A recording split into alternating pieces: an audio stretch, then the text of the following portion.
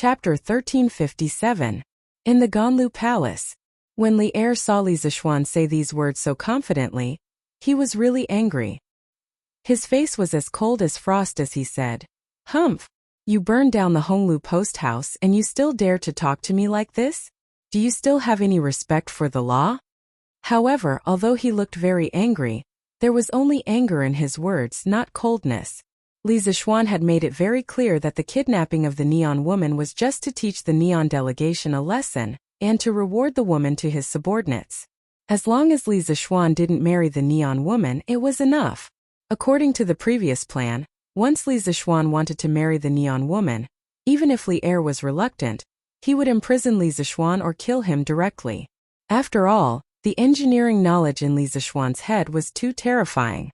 Once it spread to other countries, it would bring immeasurable losses to the Tang Empire. As the supreme ruler of the Tang Empire, Li Er would never allow this to happen. There were some things that he couldn't have, and he couldn't let other countries have either. Now that the truth was out, Li Er naturally didn't have to worry about whether to kill Li Zixuan or not. Li Zixuan smiled bitterly and said, "Your Majesty, I only asked my subordinates to steal the woman, but I didn't ask them to set the house on fire. I think the fire was accidentally set by the Neon people, and it has nothing to do with me." Since Big Brother Shanbei did not report the disappearance of Shamu to the authorities, then he would definitely take responsibility for the fire at the post house. Therefore, Li Zixuan simply pushed the boat with the current and threw the blame to Big Brother Shanbei. When Li Er heard this, he was instantly speechless. During the morning court session, the current minister of the Honglu Temple reported to him the investigation of the burning of the Neon delegation's post house last night. The Neon people admitted that they had accidentally burned down the woodshed, and were willing to pay for the loss of the post house. Of course, Li Er was skeptical about the Japanese's statement, so he just asked Li Zixuan to see if he could get a different answer from Li Zixuan. He didn't expect the result to be the same. Li Er said crossly, "Humph! Even if the fire was not set by your people as a marquis, you actually sent people to sneak into the Honglu Temple to kidnap people. You are breaking the law knowingly. I see that you are getting bolder and bolder." Li Zixuan knew that he was in the wrong, and he also understood that Li Er was not really angry, so he said, "Your Majesty, I was indeed thoughtless this time. At that time I only wanted to teach the Neon delegation a lesson, but I forgot my identity and acted a little extreme. Please punish me, Your Majesty." This was retreating in order to advance. Anyway, Old Li didn't care about the lives of the Neon people at all. Even if he admitted his mistake, he wouldn't be punished much.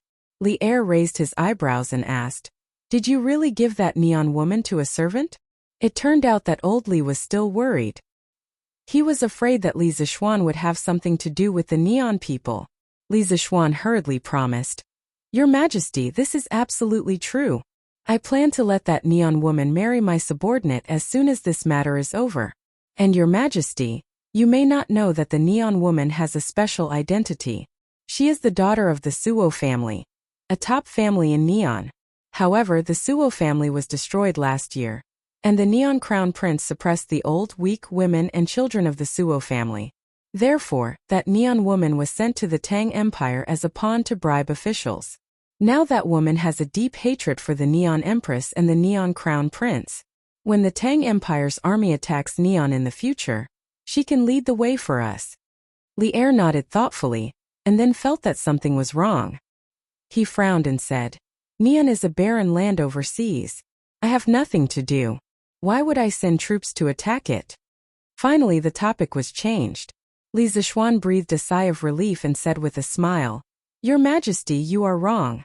Neon is rich in copper and silver mines. If we can conquer Neon, the Tang Empire will not lack silver and copper in the future." Hearing this, Li Er couldn't help but be moved. He frowned and asked, "How do you know that Neon is rich in copper and silver mines?" Li Zixuan's face froze. After a moment, he hurriedly said, "Your Majesty, my master went to Neon before he died and said that Neon was full of copper and silver. Last year, Commandery Prince Hejian also went to Neon, so he must know about this. On the other hand, Neon sent so much silver and copper to the Tang Empire last year and this year, which is enough to prove that the land is rich in silver and copper." duping Li Er into becoming interested in neon. After the Turks and Tufan were destroyed, the Tang Empire would be able to attack neon. This way, Li Er wouldn't turn his attention to Goguryeo too early. To be honest, Goguryeo was a tough nut to crack. The 4 emperors of the Sui and Tang dynasties had all sent troops to attack Goguryeo, and countless Han Chinese soldiers had died in Goguryeo. Many historians believe that Li Shimon's 3 campaigns against Goguryeo was a big failure in his life. He had made the same mistake as Emperor Yang of the Sui dynasty. Therefore, using neon as a training ground for Li Er was a very good choice. If the mountain-back big brother knew about Li Zishuan's sinister intentions, he would probably send out all the ninjas and assassins in neon to kill Li Zishuan. Sure enough, old Li's expression changed. He pondered for a moment and said, "But now, the Tang Empire has started to promote the use of paper Tang Yuan. The demand for copper is not as big as before." Li Zishuan hurriedly said, "Your Majesty, copper is not only used for coins. There are many things that require copper in engineering. For example, the telegraph machine requires a lot of copper, because copper conducts electricity better than iron. In the future, there will be more and more places that require copper." The corner of Li Er's mouth twitched. Only now did he know that Li Zishuan's telegraph machine required a lot of copper. It was really extravagant. This was mainly because in the eyes of the ancient people, copper basically meant money. However, for something like the telegraph machine, no matter how expensive it was, the more the better. Therefore, Li Er thought for a moment and said, Forget it. We will remember this matter for now. You brat, go back and reflect on yourself. The next time you do something like this, we will teach you a lesson." Li Zishuan knew that he had already planted a seed in Li Er's heart. He hurriedly cupped his hands and replied, "Yes, Your Majesty. I will reflect on myself in the coming days." After a moment of silence, Li Er said, "Since the Wa envoys are so restless and dare to blatantly bribe the courtiers, we will order all of them to go back in a few days." Li Zishuan hesitated and said, "Your Majesty, now that the Wa woman has been taken away by my men, there is no evidence for the bribery. Wa is now a vassal state of the Tang Empire. Your Majesty previously agreed to let them stay in Chang and city for half a year. If you change your mind this time, I think the courtiers will not agree." Li Er pondered for a moment and nodded. "What you said is not without reason. In that case, let them stay for a few more days. However, you have to prevent the Wa people from going to Yanhuang College to steal the technology related to the telegraph machine, the fairy lamp, and the telescope. The Yanhuang College confidentiality regulations you formulated this time is very good. In the future, Yanhuang College will implement a comprehensive confidentiality management, according to the regulations you listed in it." Through the previous rebellion, Li Er saw the role of the telegraph machine, the fairy lamp, and the telescope in war. At the same time, he also realized that these technologies should be kept strictly confidential. Otherwise, it would be the Tang Empire's turn to have a headache if other countries also had them. Li Zishuan was naturally very happy that Li Er could realize this. He cupped his hands and said, "Your Majesty, Your Majesty. Your Majesty, please rest assured that I will not let the small foreign countries covet the magical weapons of the Tang Empire." "Good. With your words, I am relieved." Li Er nodded. Suddenly, he turned his gaze to Li Zishuan and asked, "I also heard that you have a 100 trump cards project in the college? What is the meaning of this? Come and tell me." It had to be said that Li Er was quite concerned about Yanhuang College. At this moment, he had probably forgotten that he had called Li Zishuan over to denounce him. "Your Majesty, this trump cards project is a project that I specially set up to encourage the students to create some magical weapons that will benefit the world." Hearing Li Er mention the trump cards project, Li Zishuan explained in detail the contents of the project that he had introduced to the students and teachers of the college. "Your Majesty intends to start the first trump cards project, which is the Ba River Hydropower Station. Currently, the Ba River Dam is only the first step. After the dam is completed, Your Majesty will use the dam as the foundation to build a hydropower station and usher in the era of electricity for the Tang Empire." At the end, Li Zishuan revealed his first trump cards project. Li Er had heard Li Zishuan talk about the Ba River Dam before, so he was not very surprised. However, he was very interested in the concept of the trump cards project that Li Zixuan proposed. After thinking for a moment, Li Er opened his mouth and said, "This 100 trump cards project can't only be funded by the college alone. The imperial court will also transfer a portion of money to support it every year. In addition, as long as the participants make outstanding contributions, I will not be stingy with money and official rewards." This basically raised the trump cards project to the level of a country. Li Zixuan was naturally very happy. He cupped his hands and said, "Your Majesty, I thank you in advance on behalf of those students for your reward." Li Er said happily, "Kid, you are getting more and more glib-tongued. When the college has really made some great achievements, it won't be too late for you to thank me." All right. Since you have asked what you wanted to ask, you can leave." "Yes, Your Majesty, I will leave." Li Zixuan cupped his hands in acknowledgement and slowly left the Sweet Dew Hall. After leaving the palace, he couldn't help but heave a sigh of relief and said, "Phew, this can be considered a blessing in disguise, right?" He had been angrily called into the palace by Li Er, but not only had he not been punished, but the Trump Cards project had also received old Li's full support.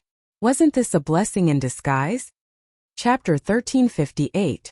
Bastard, I summoned him to the palace to punish him, but why did I let him leave the palace safely? After Li Zixuan left, Li Er came back to his senses after a long while. He was a little angry and helpless. Zhao Song, who was beside him, almost laughed out loud. He thought to himself, in the entire Tang Empire, only one official like Li Zixuan could make Li Er so mad. "Marquis, are you okay?" Peng Feiji asked worriedly as he came back to Yunshan. Li Zixuan had been in the palace for so long that he was even prepared to go to the Supreme Court to plead guilty. Fortunately, Li Zixuan had finally returned. "If something had happened to me, would I have been able to come back safely?" "His Majesty only admonished me." Li Zixuan smiled with a relaxed face and said as he walked, "One nation is just a small country. Who in the imperial court would care about losing a person? In a month, you will marry that Xiaomu of the Sui Empire. When the time comes, I will also go to the wedding." What he said was true.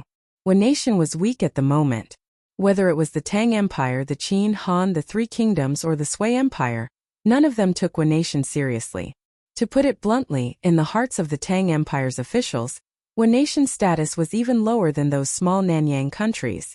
This was because the Department of Commerce had tasted great benefits from trading with those small Nanyang countries last year. "I will never forget Marquis's kindness. From now on, I am willing to go through water and tread on fire for Marquis." Although Li Zixuan made it sound easy, Peng Feiji could imagine the danger involved in Li Zixuan's visit to the palace. As a lord, it was definitely unprecedented for him to do this for his subordinate. Therefore, Peng Feiji was very touched and cupped his fists. Li Zixuan turned around and looked at Peng Feiji. He said seriously, "You don't have to thank me. But I have to say this first. Since my Xiaomu is married to you, she will be a citizen of the Tang Empire. Her heart must be with the Tang Empire.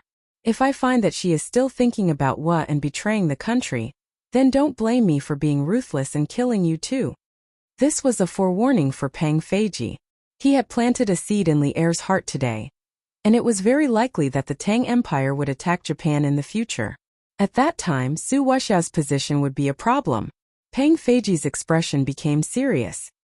He cupped his fists and said, "Marquis Feiji has not reached the point of being blinded by lust. I can still distinguish between right and wrong. When the time comes, I will do it myself, even without Marquis's help." The national honor of the Tang Empire was not to be violated. Moreover, in Peng Feiji's mind, when it came to marriage, a woman should follow the chicken or dog. Since Su Wuxiao was married to him, she naturally had to consider the problem from his point of view. "Yes, it's good that you know. But I hope that that kind of thing will never happen. She now has a deep hatred for Wa. You'd better let her acknowledge the Tang Empire from the bottom of her heart, and think that she is a citizen of the Tang Empire." "Haha, this depends on your ability," Li Zixuan said with a smile. "Yes, Marquis." Peng Feiji cupped his fists and said yes. Li Zixuan waved his hand and motioned for him to leave. At this moment, Han Yushi had already come out to welcome him. "Husband, you are back? Did His Majesty make things difficult for you?" After lunch, Li Zixuan came to the academy. Taking advantage of the students' lunch break, he gathered all the teachers of the academy and held a meeting on confidentiality. These days, everyone should have read the Yanhuang College confidentiality regulations.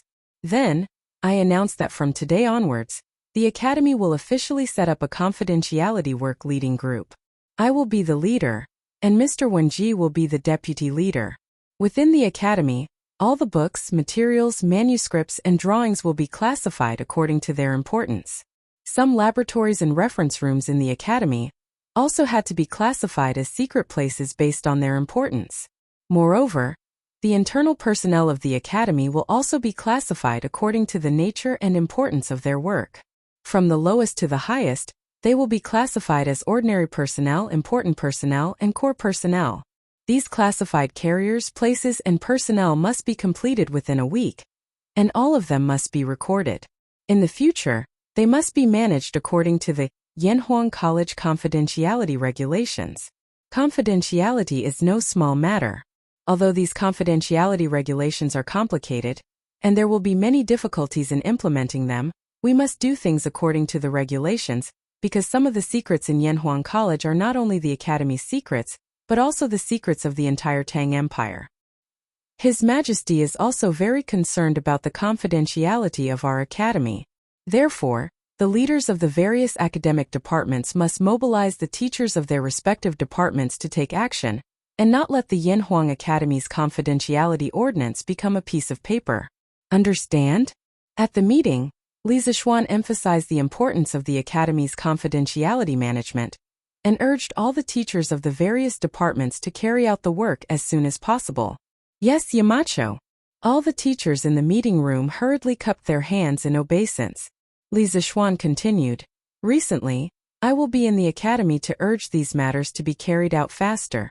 In addition, regarding the 100 Trump Cards project of the academy, this project has received high praise from His Majesty. Every year, the Imperial Court will transfer a portion of the funds to support the Academy's Trump Cards project. This is good news for us. Therefore, all the departments must begin to collect the practical and useful projects proposed by the students and summarize them to me. Then, the Academy will discuss which projects can be included in the 100 Trump Cards project. This is a long-term and very meaningful task, so please keep it in mind." "Yes, Yamacho." When they heard Li Zixuan say that the Imperial Court would vigorously support the Academy's Trump Cards project, the teachers present couldn't help but cheer. After all, this meant that they would be working for the Imperial Court in the future. Li Zixuan nodded and continued. "In addition to collecting the good ideas proposed by the students, you can also propose or participate in some of the Trump Cards projects. Not only will you be rewarded by the Academy, but you will also have a lot of bonus points in the future professional title evaluation. In addition, I announced the first Trump Card project of the Academy, the Ba River Hydropower Project. At present, the dam of the Ba River is steadily being built. After the dam is completed, a generator will be installed on the dam. This is a very good opportunity for the teachers of the physics department of Yanhuang College to gain experience. After all, you have all learned about electricity from textbooks and have never used it in practice. Therefore, this time the Ba River Hydropower Project, the students and teachers of the physics department of the academy must try their best to participate in it." Yamacho is right. The teachers and students of the academy must seize this opportunity to practice it. Mo Huai nodded in agreement. The other teachers of the academy also nodded thoughtfully. To put it bluntly, among the 5 departments of Yanhuang College, except for the economics department, the knowledge taught in the other 4 departments was forcibly instilled by Li Zixuan. There were many things that they didn't have the time or the conditions to verify in person. Therefore, the future of Yanhuang College was very long.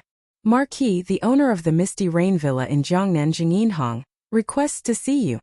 After a busy afternoon in the academy, Li Zixuan returned to the courtyard in the evening. Pang Feiji came to report to him. Li Zixuan raised his eyebrows and said in surprise, "Zheng Yinhang? Zheng Yinhang, the behind-the-scenes boss of the Wind and Thunder team? Oh right, if this Marquis remembers correctly, he was the one who bought the first Great Celestial Mirror, right?" When the Immortal Mirror was first launched last year, it swept the entire Chang'an city. In order to buy a Immortal Mirror to please girls, Xiao Yu's grandson even asked Xiao Yu to personally write a letter to Li Zixuan to open a back door for him. At that time, the Strange Taste Pavilion mainly sold small immortal mirrors, but it would launch a immortal mirror that was as tall as a person from time to time. The price was 8,888 strings of coins, which was not affordable for ordinary people. At that time, the first 2 immortal mirrors were launched. One was bought by Chao Wendong, and the other was bought by Zheng Yinhong. Of course, what Li Zixuan was most interested in was Zheng Yinhong's other identity, the boss behind the scenes of the Wind and Thunder team. It was already April. In the ranking competition in Lantian County, the Wind and Thunder team had advanced to the knockout round with the highest points in Group A, and their strength could be said to be superior to all other heroes. Next, they would compete for the Tang Empire's League 1 team in the knockout round. However, in Li Zixuan's opinion, the Wind and Thunder team would definitely win the title of League 1 team. Yes, Marquis, the boss of the Wind and Thunder team, Zheng Yinhong. He said that he has admired you for a long time, and specially came to visit you today.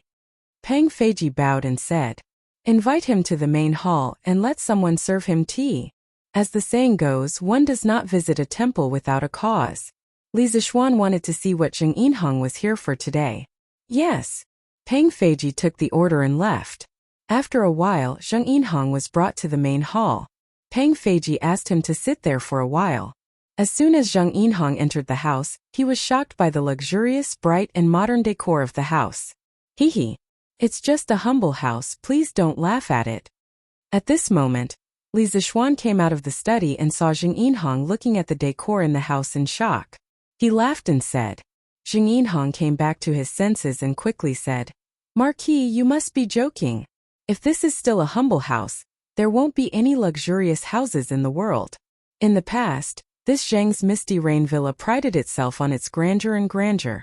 But compared to the Marquis' Villa and the Yanhuang Academy on the Cloud Mountain, it's just a rural farm. Li Zixuan laughed and said, "You're exaggerating, Villa Master Zheng. This Cloud Mountain Villa is just a little new in style, but it's not grand and magnificent." "You're too modest, Marquis."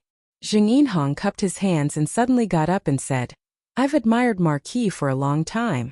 I hope Marquis won't blame me for my sudden visit." Li Zixuan waved his hand and said, "It's okay. I've heard of Villa Master Zheng's reputation.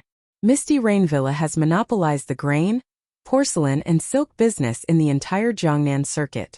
Villa Master Zheng is really good at making money." Zheng Yinhong quickly said, "Marquis, you flatter me.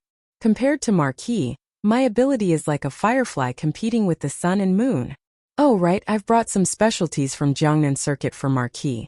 I hope Marquis will kindly accept it. Qianjun, quickly take it out." At this point, Zheng Yinhong instructed the young man behind him. Seeing Li Zixuan looking at the young man behind him, Zheng Yinhong quickly introduced him. "Oh, Marquis, this is my son. He's been ignorant since he was young, but his character is not bad. This time, I brought the Wind and Thunder team to Chang'an to participate in the competition, so I brought him with me to let him broaden his horizons. Qianjun, why don't you quickly greet Marquis?" Zhang Qianjun, who was holding a delicate wooden box, quickly bowed to Li Zixuan and said, "Greetings, Marquis."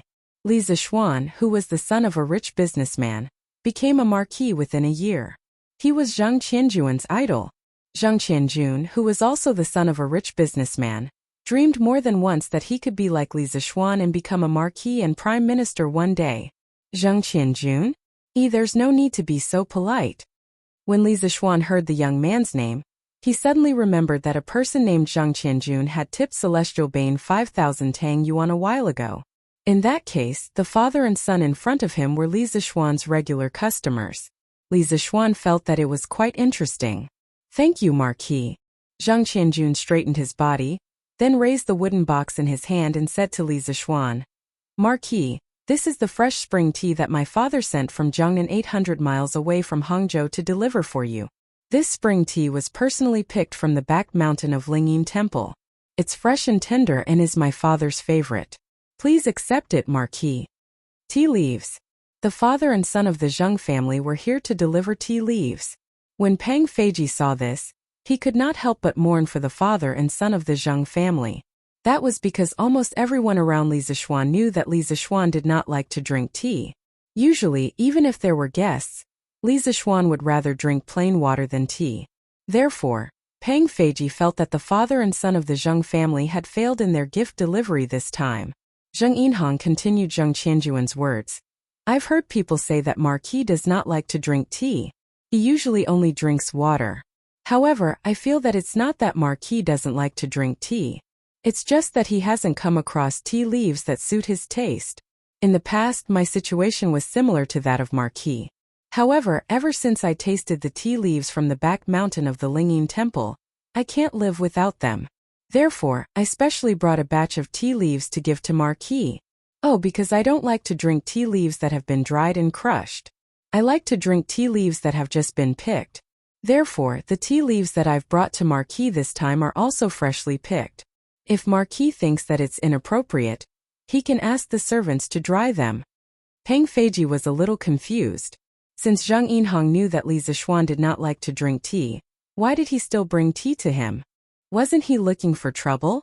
Unexpectedly, Li Zixuan took the wooden box from Zheng Qianjuan's hand with a happy face and said with a smile, "Thank you for coming here." Haha, Hangzhou spring tea? That's great. The water quality in Hangzhou is excellent. The spring tea produced by the spring rain must be of the highest quality. Heitzlord Zheng is right. The reason why I don't like to drink tea is that I haven't come across tea leaves that suit my taste. I must taste the spring tea that Heitzlord Zheng has brought to me. I just don't know if Heitzlord Zheng has any more Hangzhou spring tea leaves? Freshly picked Hangzhou spring tea leaves. Li Zixuan was so happy that he couldn't close his mouth. Finally, he didn't have to drink tasteless water anymore. It was just that the tea leaves that old Zheng gave him were a little too little. Yes. If Marquis likes it, I'll send a few more boxes to Marquis later. Zheng Yinhang was a little confused at first, but then he replied excitedly. Chapter 1359. 2-in-1 chapter. How did the people of the Tang dynasty drink tea? First, the tea leaves were ground into powder. Then the water was boiled. After the first boiling, salt was added. After the second boiling, the ground tea could be poured in and boiled. After the third boiling, the tea was divided into teacups. That was not enough. According to personal taste, scallions, ginger, dates, orange peel, dogwood, mint, and other things could be added. Spices and other things could also be added. The taste was simply too sour. In any case, after Li Zixuan tasted it once, he could not wait to avoid all the teas of this era. Because how could this be tea? It tasted worse than Chinese medicine. In fact, China's ancient tea ceremony probably started in the Tang dynasty and flourished in the Song dynasty. After the invasion of the grassland tribes in the Yuan dynasty, China's tea ceremony gradually declined. In the Ming dynasty, it showed a different scene. Generally speaking, the Tang dynasty boiled tea, the Song dynasty boiled tea, and the Song dynasty boiled tea. Whether it was boiling tea or boiling tea, people used crushed tea leaves as the raw material. However, this method was completely changed in the Ming dynasty. According to legend, Zhu Yuanzhang, the founder of the Ming dynasty, once visited the common people and saw that they were laboriously making dragon phoenix tea as a tribute to the palace. It was very difficult. If there was a slight flaw, they had to make it again. It wasted a lot of time and a lot of good materials. Therefore, in the 24th year of the Ming dynasty, Zhu Yuanzhang issued an edict to abolish dragon phoenix tea and change it to dragon phoenix tea loose tea. From then on, Tang dynasty boiled tea and Song dynasty boiled tea. When Li Zixuan first transmigrated, he regretted that he did not transmigrate to the Ming dynasty. However, after thinking about it, he felt relieved. Since the Tang dynasty was popular to boil tea leaves and not stir-fry tea, then he would lead the trend. However, since the beginning of spring this year, too many things had happened. Li Zixuan did not have time to search for good spring tea leaves to stir-fry. In the end, Zheng Yinhang took the initiative to send a batch of good, fresh, and uncrushed spring tea leaves from Hangzhou. How could he waste it? Moreover, this was spring tea from the Lingyin Temple. The Lingyin Temple, also known as the Yunlin Temple, was built in the first year of the Eastern Jin dynasty. In the Tang dynasty, the famous tea sage Lu Yu wrote the world's first monograph on tea, the classic of tea. There was a record of the tea produced by the Lingyin Temple in Hangzhou. This tea was actually the predecessor of the West Lake Longjing tea. The spring tea that Zheng Yinhong brought could also be called the Dragon Well tea after the rain. Therefore, when Li Zixuan heard that the tea leaves in the wooden box were produced in the Lingyin Temple in Hangzhou, it was not surprising that he became so excited. Haha, this marquis has always heard that Hangzhou is a beautiful place. The north peak of the Hidden Spirit Temple is even more beautiful, with clear hills and clear waters. The tea leaves produced in that place must taste very good. To tell you the truth, this marquis doesn't like to crush the tea leaves before drinking them. This is because it deviates from the original taste of the tea leaves. Brewing the tea leaves in boiling water will allow one to appreciate the true taste of the tea. Li Zixuan let Pang Feiji take the tea leaves, then looked at Zheng Yinhong and said with a face full of praise, "Marquis is really wise." I deeply agree. When I was in Jiangnan, I heard that Marquis was a master of both literature and martial arts. I didn't expect that Marquis would have such a unique understanding of tea. Marquis is really my soulmate. Zheng Yinhong secretly let out a sigh of relief, then said with a face full of joy. Li Zixuan was also in a good mood after receiving the first-rate Dragon Well tea. He laughed and said, "Haha, this marquis also regretted that we didn't meet earlier. When this marquis has finished brewing this spring tea after the rain, I will definitely invite Manor Master Zheng to Yunshan to taste it. I hope Manor Master Zheng will be free then. It is my fortune to be invited by Marquis. When the time comes, I will definitely be there on time. What's more, although this Marquis was far away in Jiangnan, I know that Marquis is a master of fine food and wine.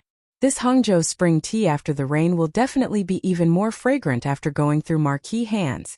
When the time comes, I will be in for a treat." Zheng Yinhong laughed and cupped his hands, then looked at the sky outside the window. He stood up and said, "It's getting late, so I won't disturb Marquis any longer. Goodbye." Li Zixuan raised his eyebrows imperceptibly. He secretly thought that this Zheng Yinhong was a little interesting. Usually, people who came to give gifts would have a request after giving them. However, this old man directly left after giving the gift, as if he was really just here to visit him. How interesting. As a mature adult, Li Zixuan naturally wouldn't be so stupid to think that Zheng Yinhong was just admiring his reputation and had simply come to see him. However, since Zheng Yinhong didn't say anything, Li Zixuan didn't need to take the initiative to ask. In any case, he had only received a box of tea leaves. If he had any excessive requests in the future, he could just refuse. But then again, he saw that this old man surnamed Zheng wasn't the kind of person who didn't know how to adapt to circumstances. He probably wouldn't make any excessive requests. In that case, this marquis won't keep Manor Master Zheng. Take care. Li Zixuan stood up and cupped his hands to send the guest off. Marquis, take care. Goodbye. After Zheng Yinhong finished speaking, he took his son out of the door. It was really as if he didn't take away a single cloud with him when he waved his sleeves. It was extremely natural and unrestrained. "My husband, why are you interested in tea leaves? Didn't you used to hate tea the most?" After Zheng Yinhong and his son left, Han Yushi came out of the side hall and walked to Li Zixuan's side. She blinked and asked curiously. Li Zixuan smiled and said, "Hey, that's because I didn't come across good tea leaves and didn't use the correct method of making tea. After these tea leaves are dried, I'll make a pot of good tea for you, my wife. At that time, my wife, you'll understand why your husband didn't drink those teas before." "Father, are we leaving just like that?" On the cement road at the foot of Cloud Mountain, the Zheng family's horse carriage galloped steadily. The smooth cement road caused the horse carriage to not jolt at all. In the horse carriage, Zheng Qianjun looked at his father puzzledly and asked. Zheng Yinhong leaned against the couch in the horse carriage and replied calmly, "Why? The sky is already dark and we're still not leaving. Don't tell me you want the marquis to keep you for dinner on Cloud Mountain?" Finishing, Zheng Yinhong closed his eyes and planned to rest. Zheng Qianjun said helplessly, "No, father. I'm saying that you came to Cloud Mountain today just to deliver tea to the marquis?" Zheng Yinhong opened his eyes and said unhappily, "Why? Don't I look like it? Do you want me to use these tea leaves to exchange for some benefits with the marquis? If I do that, I dare to guarantee that both of us will be chased out. This time the Marquis liked the tea leaves that we sent is already a great piece of news to us. If we insist on other things, it will only make the Marquis feel that we're just unscrupulous merchants and not worth befriending. At the very least, we formed a good relationship with the Marquis, and this is something that many people can't even dream of. As for other matters, when our relationship reaches a certain level, even if we don't mention it, the Marquis will also give us a few ways to get rich. Take a look at Chao Wendong, Lin Wenyuan, and the others who followed the Marquis of Yongan. Aren't they all doing better now? So Qianjun, you still need to practice your shrewdness. When befriending a gentleman, you must not be too unscrupulous. Zhang Qianjun nodded his head thoughtfully and said, Yes, father. I understand. But father, this time you sent the tea leaves to the Marquis is really too risky. But luckily you sent it right. The Marquis actually really likes fresh tea leaves. We're really lucky. Lucky? Zheng Yinhong smiled, then sighed and said, Before I came here, I spent a lot of effort to send people to gather information about the Marquis of Yong, and's likes and dislikes, and I was thinking about what I should give him. But in the end I realized that nothing I gave him was appropriate. Because the Marquis of Yong, and doesn't lack money, power, good food and wine, and it seems like he doesn't lack women. After thinking about it over and over again, father could only make such a risky move. I never expected that the Marquis would actually be just like father and like father to like fresh tea leaves and not tea leaves to make soup. Now that I think about it, we're really lucky. It's mainly because of father's courage. If it was anyone else, they would definitely not dare to take such a risk. Zhang Qianjun couldn't help but compliment, and then he changed the topic and sighed with emotion.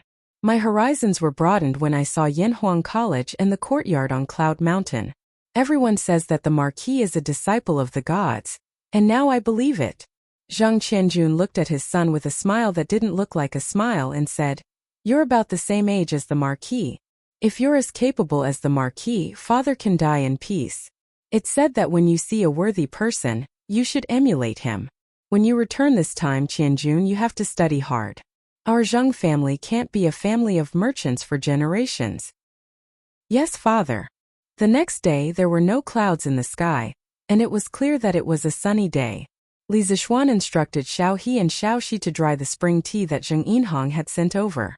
Early in the morning, 2 servants of the Zheng family delivered 10 boxes of spring tea to Li Zixuan. That's right, 10 boxes. Zheng Yinhong probably moved all of his stock over to Li Zixuan. Li Zixuan was delighted when he saw this. Anyway, he didn't mind having too much, so he let Xiao He and the rest dry it together. This process usually took about half a day.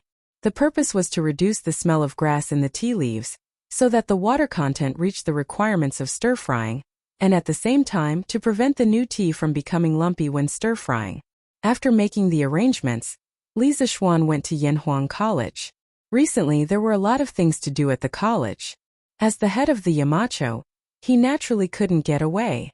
In the afternoon, Li Zixuan had just finished his lunch. When he saw that the tea leaves in the backyard were almost dried, he was excited and asked someone to bring the tea leaves to the kitchen. He wanted to personally cook the tea leaves. Husband, how can these tea leaves be stir-fried? Are you sure you didn't remember wrongly? When Han Yushi heard that Li Zixuan wanted to stir-fry the tea leaves, she immediately followed him into the kitchen and asked. Li Zixuan smiled confidently and said, Of course I didn't remember wrongly. Back then my master drank stir-fried tea leaves, not tea powder. What's so good about tea powder? Hey wife, you came at the right time. I haven't cooked for a long time, and my cooking skills have regressed. You can cook and I'll teach you from the side. Speaking of which, before getting married, Li Zixuan's culinary skills were still considered decent in the Li family. But after getting married, he basically entered a state of eating and waiting to die. Han Yushi made delicious food for him every day in a variety of ways. If he hadn't persisted in practicing his sword every morning, he would probably have become as fat as a horse long ago. As a result, he basically didn't know how to cook now. He had become a king of mouths through and through. Since husband insists on stir-frying the tea, then I'll help you stir-fry it. Han Yushi nodded, and then asked someone to help her find the apron that Li Zixuan invented. After tying it, she walked to the stove. She would never refuse Li Zixuan's request. Some people said that Li Zixuan doted on his wife, But it was better to say that Han Yushi doted on her husband.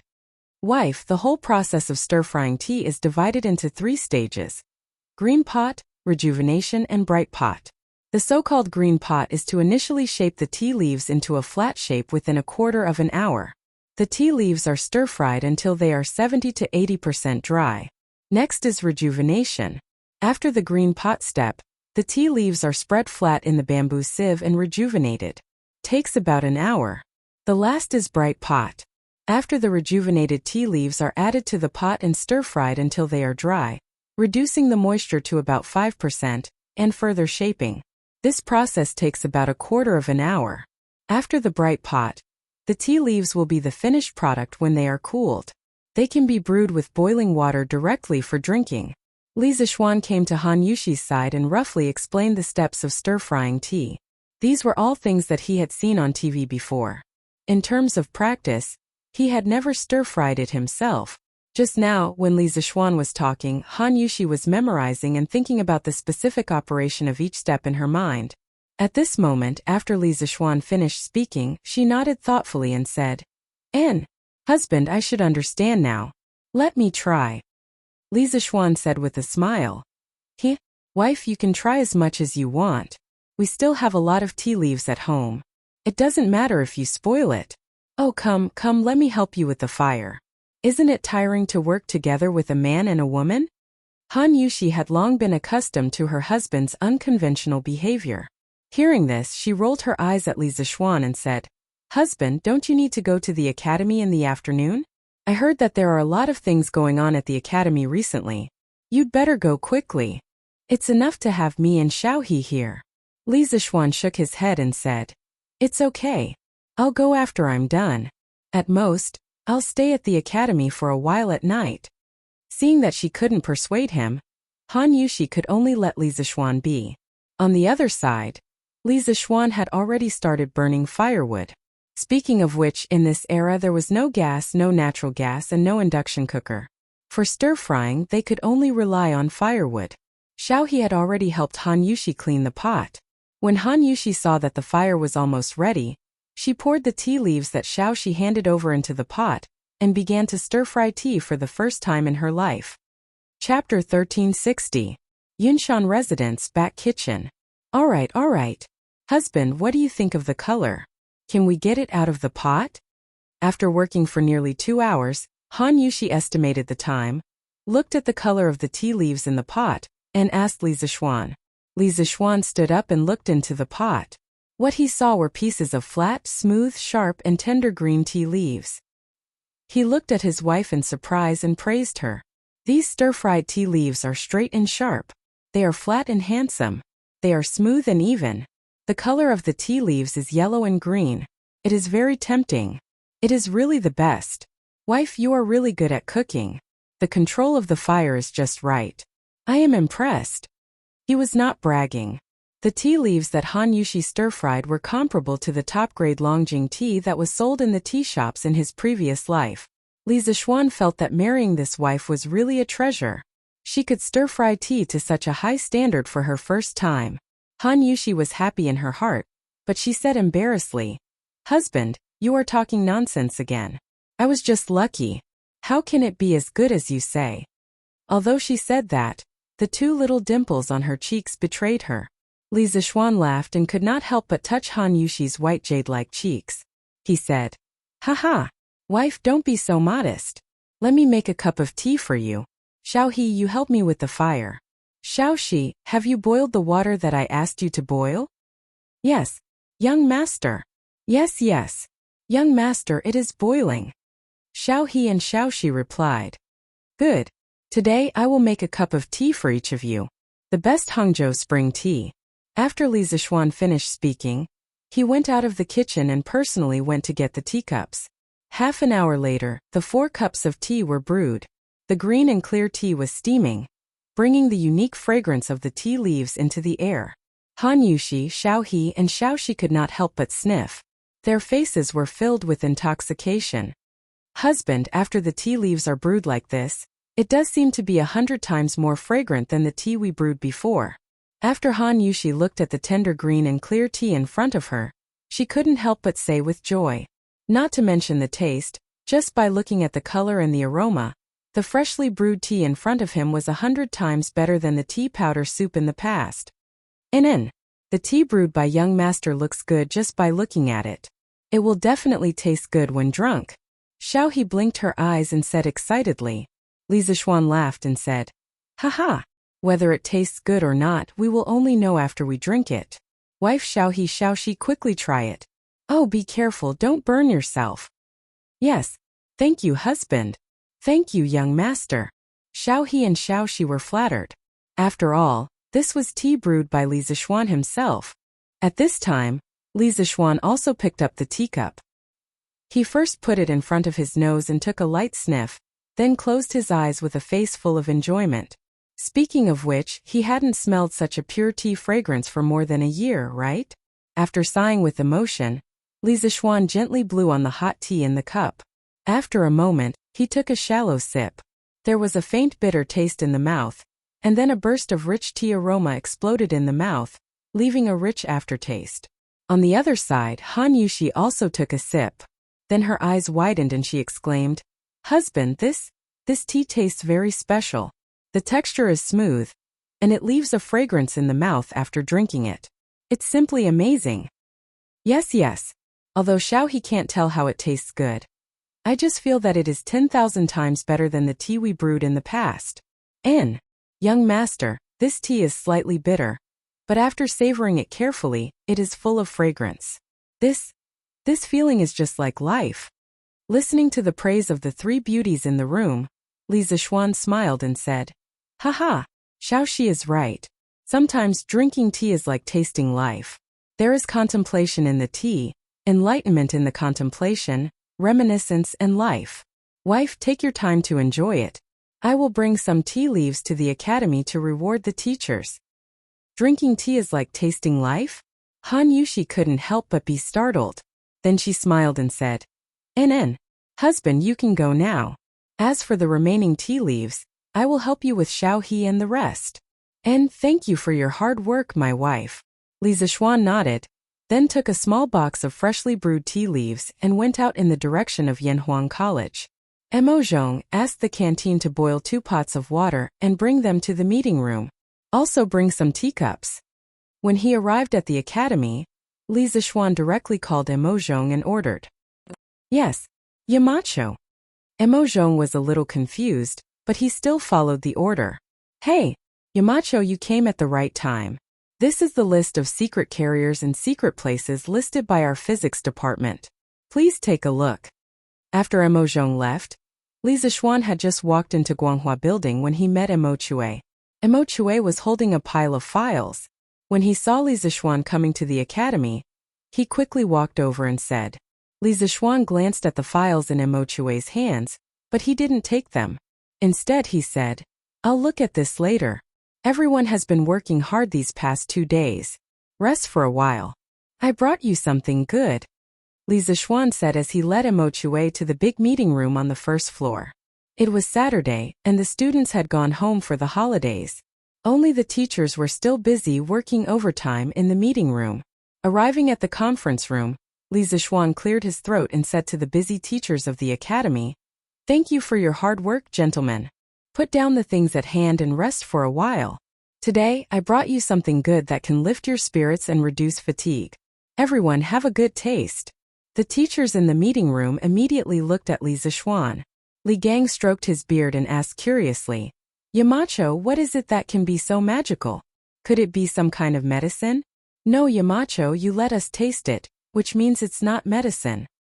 Yes, Brother Wenji's analysis is correct. It seems that the thing Yamacho is talking about is a new kind of delicacy. Then this old man wants to have a good taste. Yin Silu followed Li Gang and echoed. Hearing him say this, everyone in the room couldn't help but swallow. Delicacy, and it was brought by Li Zixuan himself. How could the taste be bad? Who in the Tang Empire didn't know that Li Zixuan was a veritable food king? Seeing this scene, Li Zixuan showed the wooden box of tea leaves in his hand and said with amusement, "Haha, you don't have to guess anymore. Here it's tea. Today I've brought you a new way to drink tea. Yamacho, here's the boiled water you asked for." At this moment, Emo Zhong and Emo Yun came in with 2 pots of steaming boiled water. Behind them were 10 or so waiters from the canteen, each carrying a tray of teacups. Give each gentleman a teacup. Emo Zhong, Emo Yun, you 2 carry the kettles and come with me. Li Zixuan gave a simple order, and the waiters in the canteen took the lead and got to work. Li Zixuan led Emo Zhong and Emo Yun to stand behind Li Gang. The old gentleman cooperatively stepped aside. Li Zixuan opened the tea box and immediately, a fragrant smell wafted out. Li Gang raised his eyebrows in surprise and couldn't help but close his eyes, greedily breathing in the tea fragrance coming from the tea box. Li Zixuan added a small pinch of tea leaves into the old gentleman's teacup, and then had Emo Zhong pour boiling water into it. The tea leaves first floated on the surface of the water, but they quickly sank. The clear water in the teacup had already turned a tender green color, and it was extremely tempting. Moreover, the rich tea fragrance coming from the teacup made the people nearby salivate. Gulp! What tea leaves are these? Why are whole leaves used instead of tea powder? Also, why are these tea leaves giving off such a rich tea fragrance just by soaking them in boiling water? Yen Silu said with a shocked expression. The Yen family had a long history of learning. What kind of tea had Yen Silu not tasted in his life? However, he had never seen a tea drinking method like Li Zixuan, where the tea leaves were directly soaked in boiling water. Moreover, the tea made with this method had a clear color and a rich aroma, which made him even more puzzled. That's right. Yamacho, why is your tea drinking method completely different from the way we used to drink tea? Ma Zhou also said with a puzzled expression. Li Zixuan added tea leaves into Yen Silu's cup next to him and said with a smile. I said at the very beginning that today I'm bringing a brand new tea drinking method to all of you. Don't worry everyone, there's a share for everyone. After that, he personally placed the tea leaves in the cups of the leaders of the 5 academic departments. At this time Emo Zhong said very perceptively, Yamacho, let me do it. I remember the amount of tea leaves you put in each cup just now. There were more than 70 teachers in this room. Li Zixuan naturally couldn't put tea leaves in every one of them. Hearing that, he went with the flow and said, that's fine. But be careful, don't burn others and don't burn yourselves. Okay. Yamacho, don't worry. Emo Zhong responded, then took the tea box and began to pour tea for the teachers in the room. After half an hour, everyone in the room was given a cup of tea. The entire conference room was suddenly filled with the fragrance of tea. At this moment, even someone with a weak nose would be intoxicated by the tea fragrance. This tea is definitely not ordinary. I Wang Wugong have drunk wine all my life and don't like to drink tea. However, after smelling this tea today, I'm actually a little hungry. Haha. Everyone please, I'll first taste this fragrant tea and see how it tastes. Wang Ji picked up the teacup and sniffed it hard. Then, he eagerly put it to his mouth and blew on it fiercely. When he felt that the tea wasn't so hot anymore, he directly took a big sip. Slurp. The sound of this old drunkard drinking tea was like slurping noodles. It really made people speechless. The texture is smooth, and it's slightly bitter. However, after tasting it carefully, one can feel the rich tea fragrance and even a hint of sweetness. Wonderful. Too wonderful. This elegant sweetness moistens my throat. I can't even bear to rinse my mouth for 3 days. This tea should only exist in heaven. It's rare to taste it in the human world. Wang Ji closed his eyes and savored it carefully.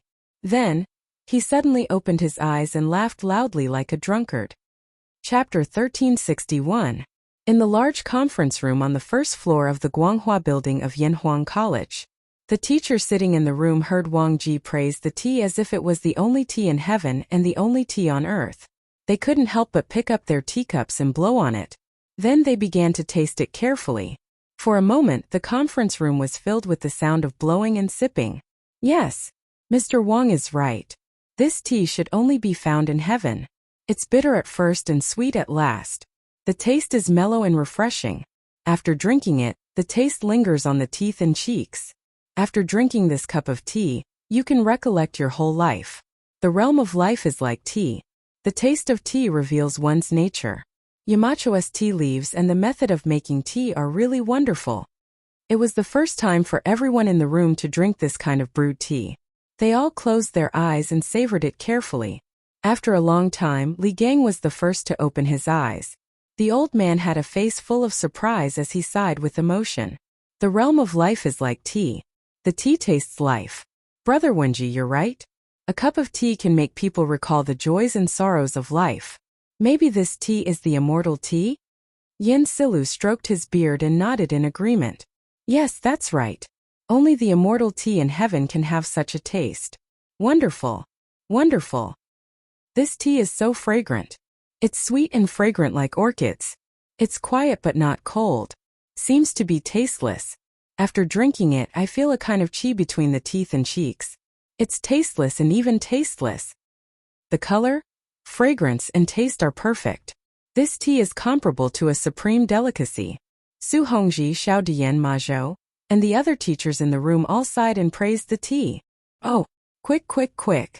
Give me another cup of water. Wouldn't it be a waste if I don't make such good tea 10 or 8 times? Wang Ji, the old drunkard, didn't have the time to sigh. He quickly downed a cup of tea and asked Mo Zhong for water. Li Zishuan was speechless. Generally, tea leaves were only soaked 3 times.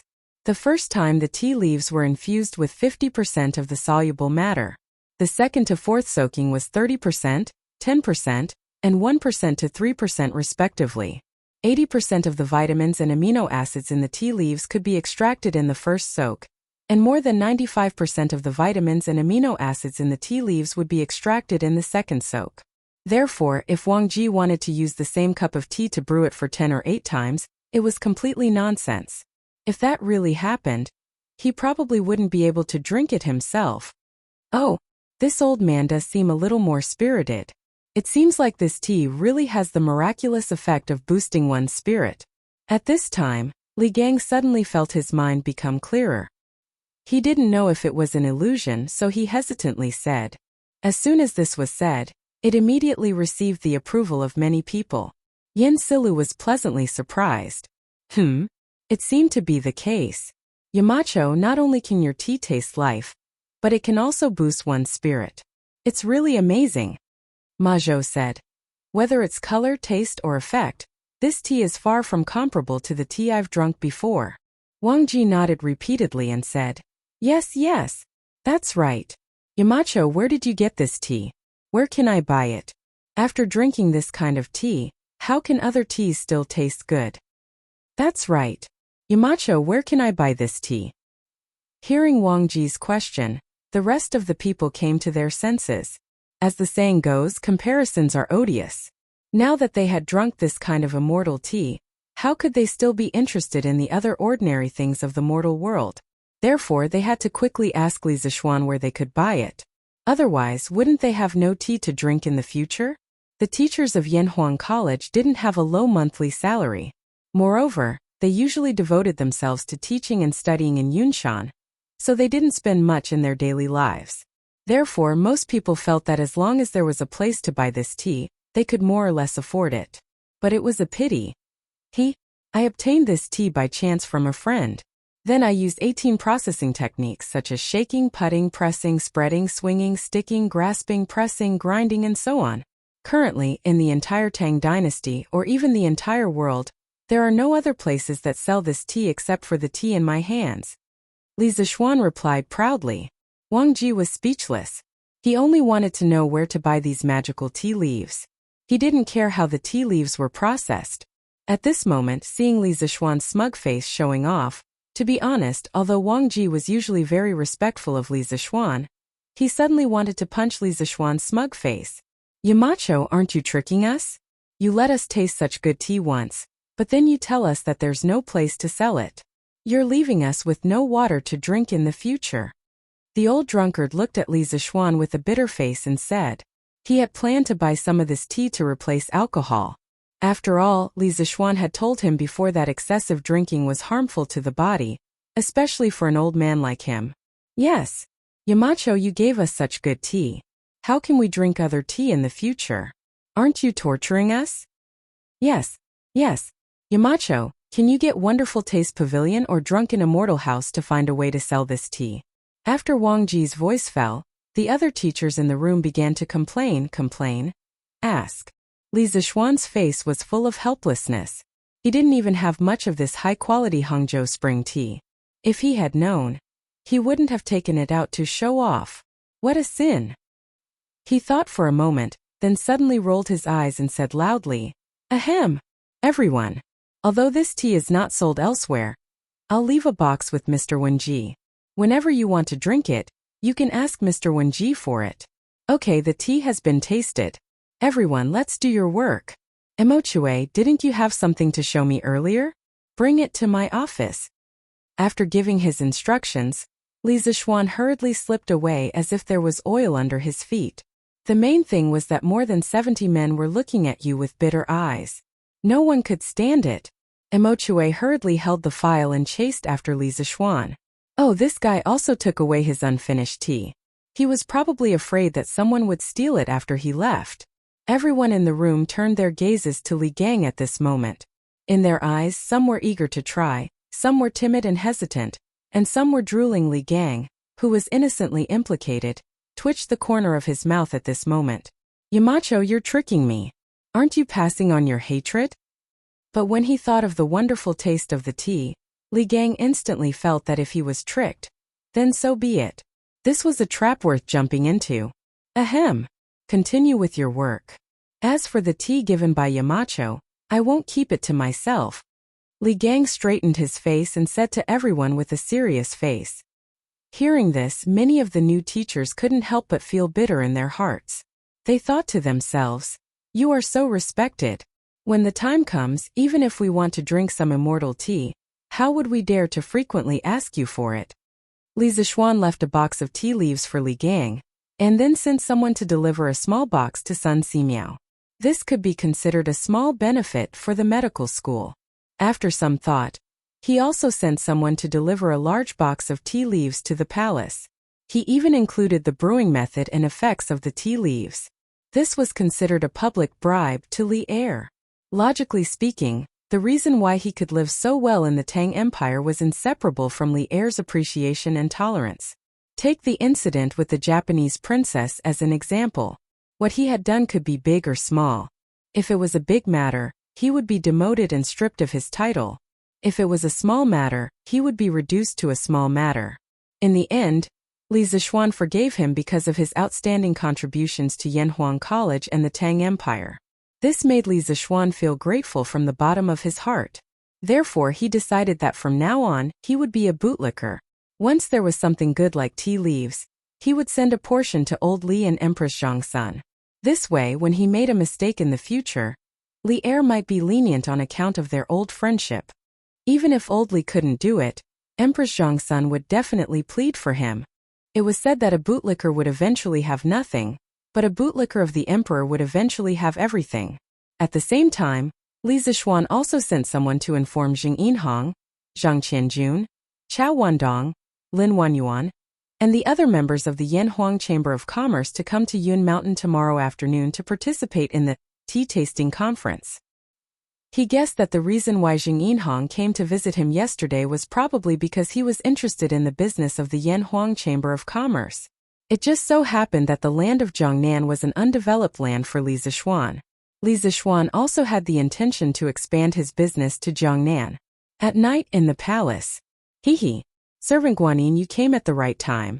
Li Zixuan sent someone to deliver a box of tea leaves. Come and have a taste.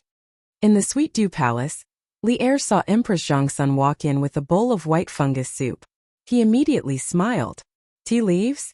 If I remember correctly, didn't that child always dislike tea leaves? Why did he send a box to the emperor?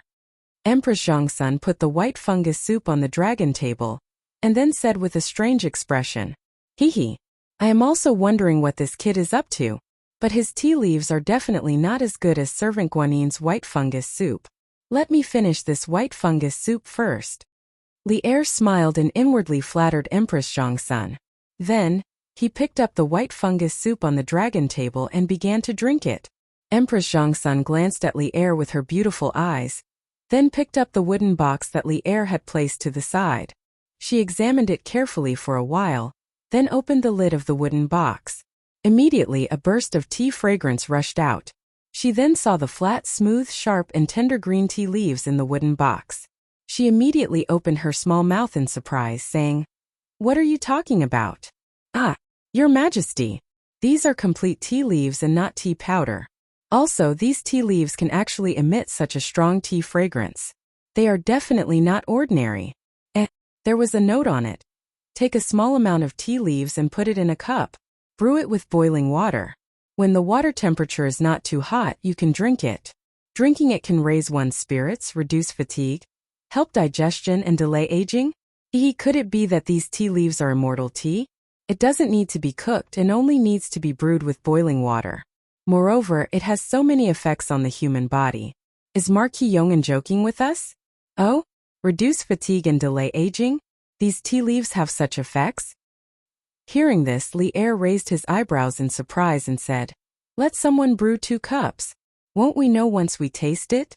If this kid is bragging, I will teach him a lesson." Empress Zhongsun covered her mouth and smiled. "Yes, Your Majesty." Then she ordered the servants to boil a pot of water in the imperial kitchen and bring it over. Nowadays, honeycomb coal and coal stoves were widely used. Of course, the imperial palace also had these. Therefore, it didn't take much time to boil a pot of water. In less than a quarter of an hour, an eunuch came in with a pot of water. Empress Zhongsun personally took it and then said with a slight smile, "Your Majesty is always busy with state affairs and has to deal with a myriad of affairs every day. Let me make a cup of tea for Your Majesty. Let's see if these tea leaves have the effect of reducing fatigue." Saying this, she took out a small handful of tea leaves from the wooden box and threw it into the jade-white teacup. Then she lifted the pot and carefully poured the boiling water into the teacup. Trickles of water flowed down from the opening of the pot and formed a small whirlpool in the teacup. The tea leaves flowed with the flow and spun on the surface of the water happily. However, they quickly sank and the color of the tea instantly turned into a tender yellow and clear color. It was extremely tempting. Li Er originally did not pay much attention to Li Zishuan's tea leaves. However, at this moment his expression finally became serious. Smelling the tea fragrance in the air and looking at the clear and tender yellow tea, Li Er could not help but say, "This tea has both color and fragrance. It's really special. Let me have a taste and see how it tastes." Saying this, he lifted the teacup and blew on it. Then he took a sip and closed his eyes to taste it carefully. It's slightly bitter when it enters the mouth, but after tasting it carefully, I can feel that there is a hint of fruity or faint floral fragrance in the tea. This feeling reminds me of my early military years. Yes, the taste is fresh, refreshing, and sweet. The tea leaves that had been boiled before cannot be compared to this tea. Furthermore, after I drank it, I did become more energetic. These tea leaves are really magical. Maid Guanyin, you should also try it. After a long while, Li Er opened his eyes and said with a bright light in his eyes, "Yes.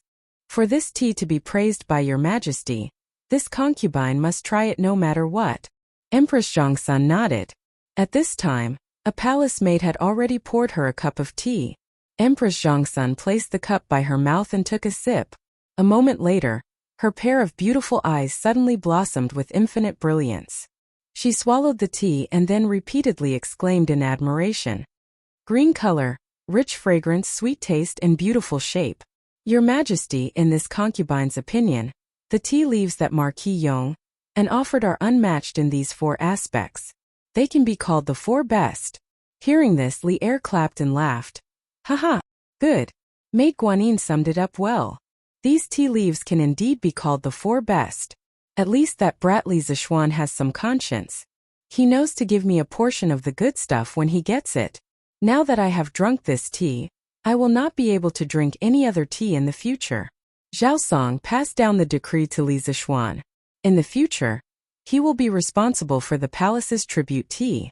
This old servant obeys the decree. Zhao Song did not know that Li Zishuan did not have many tea leaves. Hearing this, he agreed and planned to send someone to pass down the decree to Li Zishuan tomorrow. Ooh! Chapter 1362. Father, I heard that Duke Yong'an invited us to the Cloud Mountain for the tea-tasting conference? East of Chang'an City, Zheng family's mansion in the capital. Zheng Qianjun came to the study and asked Zheng Yinhong. Zheng Yinhong nodded and smiled. That's right. But this time, Qianjun, you don't have to go. Zheng Qianjun said unhappily. Why? Father. I won't ruin your plans. To be honest, he quite liked going to the Cloud Mountain, especially the tall and majestic cement building of Yanhuang College. Even though the Zheng family was rich in Jiangnan, they didn't have such a luxurious house as the one on the Cloud Mountain. Zheng Yinhong shook his head and said, I've received news that those who are attending the tea tasting conference are the major members of the Yanhuang Chamber of Commerce. They should be there to discuss business matters. Qianjun, aren't you not interested in these things? Besides, the Wind Thunder team has a match tomorrow. Someone has to watch the field. You should go to the field tomorrow. Yes, Father. Zhang Qianjun hesitated for a moment and nodded. Then his eyes suddenly lit up and he asked, Father, Marquis invited the members of the Yanhuang Chamber of Commerce. Does he want to take some of our business? It seems that Marquis likes the tea you gave him yesterday. Zheng Yinhong chuckled as he stroked his beard and said, Haha, no matter what, it's good for our family. Let's see what Duke Yong'an will do tomorrow.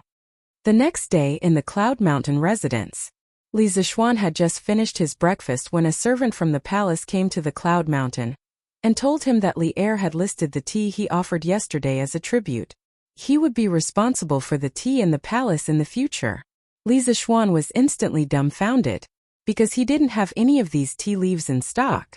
Chang'an City was located in the northwest of China. The climate was dry, but the growth of tea trees had higher requirements for sunshine, temperature, moisture, wind, and air humidity. Tea trees like diffuse light.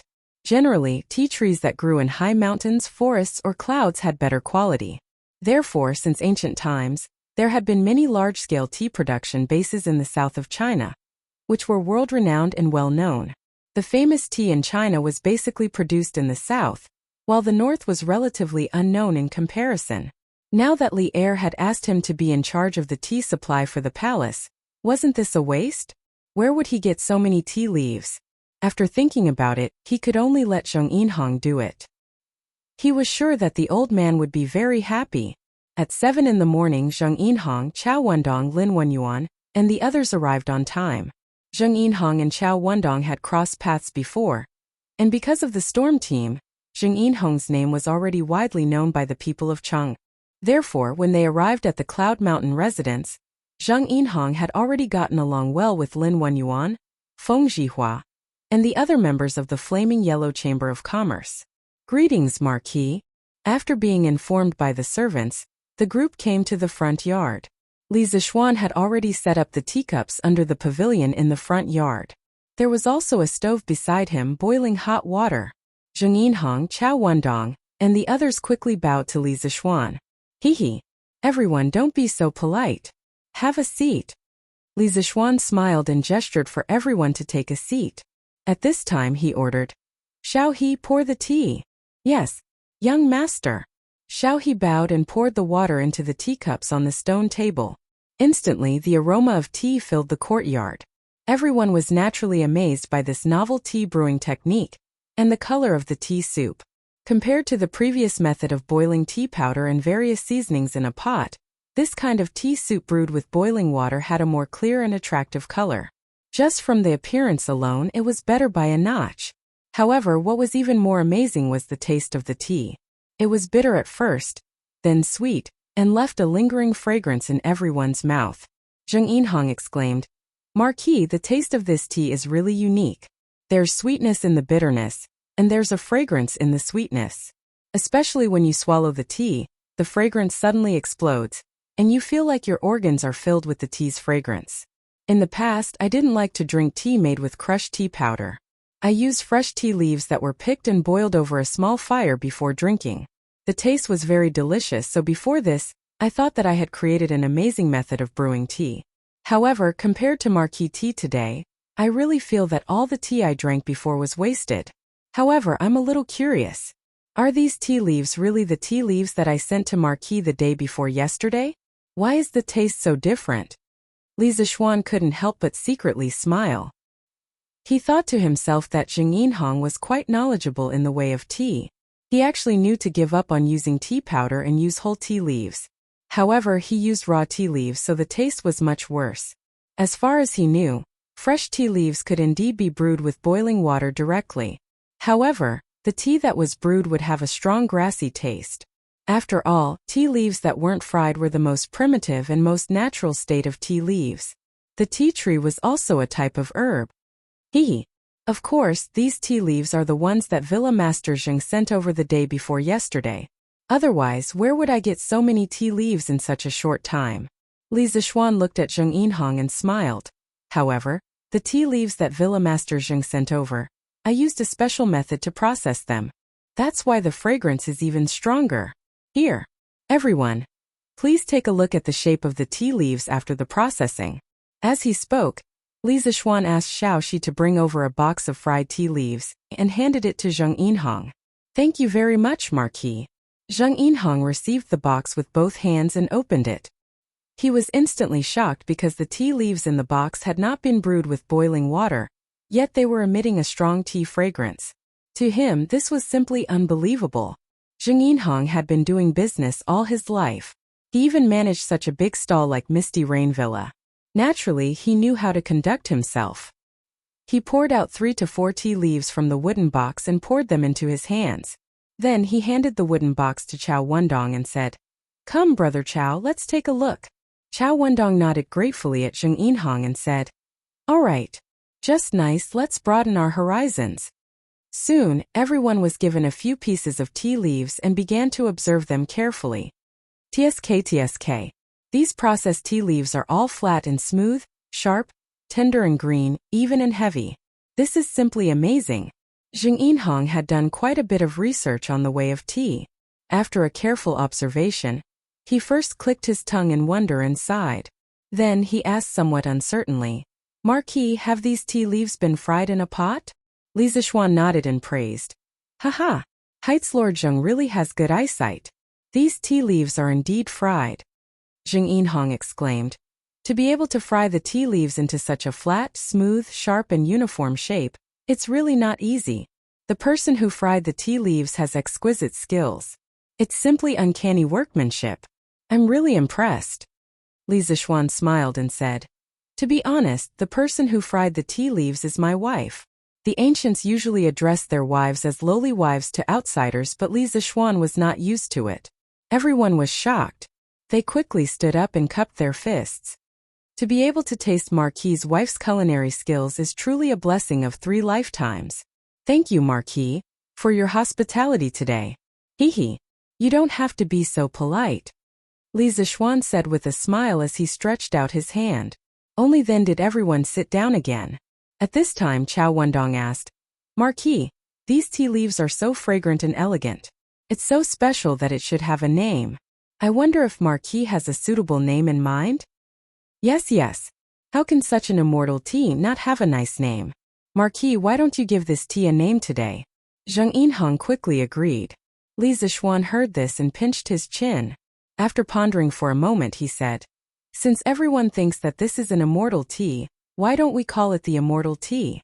Although he wanted to directly name it Westlake Longjing, at this time, Westlake had not been born yet. Moreover, he did not know if there was a Longjing village in this era. If he named it Westlake Longjing, no one would know what it meant. The predecessor of Westlake was originally the intersection of the hills and the East Sea.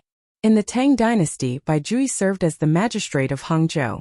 In order to improve the drinking conditions of the people of Hangzhou, he organized artificial dredging of West Lake, so that West Lake evolved from a purely natural lake to a semi-natural and semi-artificial lake. Later, in the Northern Song dynasty, when Su Dongpa served as the Zhizhou of Hangzhou, he organized the dredging of West Lake and piled it up into a long dike. Later generations named it Su Dike in commemoration. It was precisely because of historical figures like Bai Juyi, Su Dongpa, and other historical figures that not only regulated West Lake, but also praised West Lake with their own flower-making magic pen.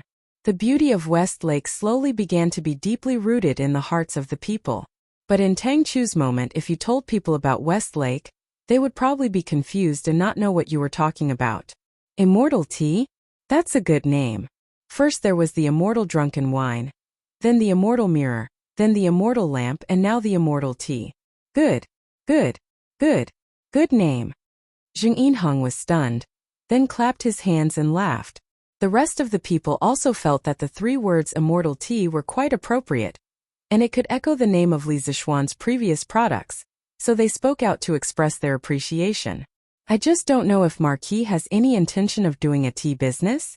With the unique stir-frying method of the immortal tea, the novel and simple brewing method, as well as its sweet and refreshing taste and texture, this Zhang dares to guarantee that as long as Marquis is willing to sell it, it will definitely become popular all over the world. Zheng Yinhong suddenly looked at Li Zishuan and said. Hearing this, everyone came back to their senses, and they all cast their gazes towards Li Zishuan, because this was a very big cake. Li Zishuan was happy. He was waiting for Zheng Yinhong to say this, so he smiled and said, Haha, of course I want to do this tea business, but I need everyone to cooperate with me. Chapter 1363. 2-in-1 chapter. Oh? Marquis, if you have any orders, I will do my best to cooperate with you. Yinshan Residence. Hearing that Li Zishuan wanted to start a tea business and needed everyone's help, Zheng Yinhong's expression changed. He quickly cupped his hands and said, We are also willing to lend Marquis a helping hand. Chao Wendong and the others also cupped their hands and said. Li Zishuan nodded and said, Good. With everyone's help, this Marquis has even more confidence in doing this tea business. First, we have to solve the problem of the source of the tea. The weather in the north is dry and not suitable for tea trees to grow, so the tea leaves must be picked from the south. Speaking of this, Li Zishuan looked at Zheng Yinhong and said, I sent the tea leaves to the palace yesterday. After His Majesty tasted it, he liked it very much and decided to list the immortal tea as a tribute tea. So, in the future, the tea leaves that the palace needs will be collected in the Jiangnan area. Tribute tea? Everyone was shocked and their hearts were in turmoil.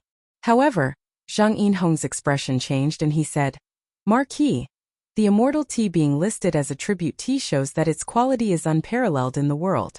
But once it is listed as a tribute tea, it should not be sold casually among the people. Hearing this, everyone came to their senses.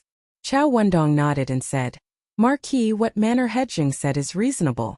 Once the immortal tea is listed as a tribute tea, how can the people enjoy it casually? Li Zishuan waved his hand and said with a smile, You can't say that. His Majesty loves the people like his children and likes to enjoy with them. Besides, we can make a batch of top-grade immortal tea and supply it to the palace. As for the lower-grade ones, we can sell them to the people. When the time comes, the immortal tea will borrow the reputation of the tribute tea and sell it to the people. In the Tang dynasty, there were no strict restrictions on the tributes to the palace. Every place only needed to deliver the tributes to the court on time. It did not mean that once something was listed as a tribute, it could not be sold among the people. For example, cucumbers had always been a tribute before the Tang dynasty and during the Tang dynasty, but could the people not eat it? Obviously not. As long as you have the money, you can definitely buy it. As for the imperial tribute tea, there had never been a precedent before. Zheng Yinhong and the others were only worried because they wanted to be absolutely sure. Marquis' move is brilliant. However, can this immortal tea also be divided into 3, 6, and 9 grades? Feng Zhihua stroked his beard and asked doubtfully. The tea leaves they used to drink were all crushed tea leaves mixed with seasonings. How could there be any concept of grading tea leaves? Li Zishuan smiled and said, Of course, tea leaves can be divided into different grades. Generally speaking, for fresh tea leaves, the shorter the buds and leaves, the more tender they are, and the smaller the angle between the buds and leaves, the better the quality of the tea leaves.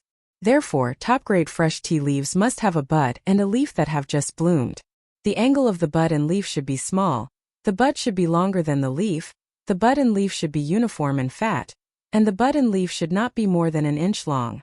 In addition, the stir-frying method should also be particular. In my opinion, after stir-frying, the tea leaves should be flat and smooth, delicate and sharp, tender and green, uniform and heavy, and the bud peak should be visible. In this way, the top-grade fresh tea leaves, coupled with the top-grade stir-frying method, will naturally become the top-grade immortal tea.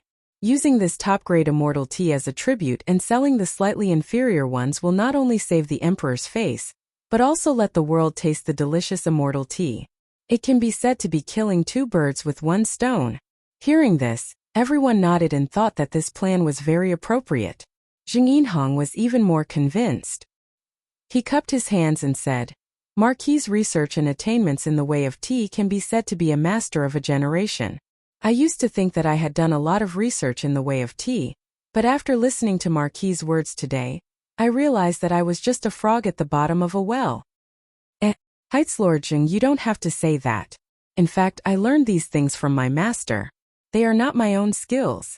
Li Zishuan smiled and then said, Heights Lord Zheng, I want to build a tea garden in the Jiangnan area, but I have been in Chang and for many years and have no time to manage the tea garden, so as long as Marquis trusts me, I am willing to manage the tea garden for Marquis. As soon as Li Zishuan finished his words, Zheng Yinhong immediately said. Qiao Wendong and the others were silent at this moment. Although they had business dealings with the south, they were not southerners after all. They were not like Zheng Yinhong, who had a large foundation and a wide network in the south. They wanted to help Li Zishuan build a tea garden in the south, but they did not have the ability to do so. Li Zishuan smiled and said, I appreciate Heights Lord Zheng's kindness. It's not that I don't trust you, but I will feel sorry for troubling Heights Lord Zheng. Therefore, I want to open a tea garden with Heights Lord Zheng, specializing in picking and frying immortal tea. I am also willing to share the frying method of the immortal tea. Together, we can build the largest, most famous and best tea garden. As soon as he said that, everyone was shocked. No one expected that Li Zishuan would be willing to share the frying method of the immortal tea. It should be known that with the reputation of the tribute tea and the excellent taste of the immortal tea, as long as Li Zishuan solved the problem of the source of the tea leaves, he could rely on the tea leaves to make endless wealth. After all, in the whole Tang Empire, no tea merchant could produce tea leaves that could compete with the immortal tea. Naturally, there was no way to compete with Li Zishuan. Zheng Yinhong was well known in the Jiangnan market. He was not a person who had not seen the world. But at this moment he could not help but be moved. He quickly bowed and said, How can I open a tea garden with you, Marquis? If Marquis needs anything, I am willing to help Marquis with all my strength. I dare not covet Marquis's frying method. Zheng Yinhong was indeed a person who had seen a big scene. In the face of huge benefits, he still kept his heart at the critical moment. He was not stupid. Although he was a powerful businessman in Jiangnan, Li Zishuan was a noble marquis. If he wanted to kill him, it would be as easy as killing an ant. After all, the social hierarchy of scholars, farmers, businessmen was not a joke. Therefore, he thought quickly and seriously considered it, but still rejected this tempting proposal. Li Zishuan couldn't help but nod in his heart when he saw this. After that, he looked at Zheng Yinhong with a spurious smile and said, Manor Lord Zheng, you're a businessman. We're talking about business right now. Fairness is the most important thing in business. Helping me build a tea garden for free isn't the way to do business. You should know that I am not short of money, and I don't like to use my power to oppress others. So, if you are willing to help, I will give you 40% of the shares. In the future, you will get 40% of the profits of the tea garden. If you are not willing to help, it doesn't matter. I will find someone else. In the face of Li Zishuan's generous offer, everyone present felt a rush of excitement. Qiao Wendong and the others all looked at Zheng Yinhong enviously. Zheng Yinhong frowned and did not speak. From his frown and serious expression, one could see that he was struggling fiercely in his heart. After a long silence, Zheng Yinhong finally opened his mouth. He bowed to Li Zishuan and said, Marquis is upright and righteous, benevolent and kind.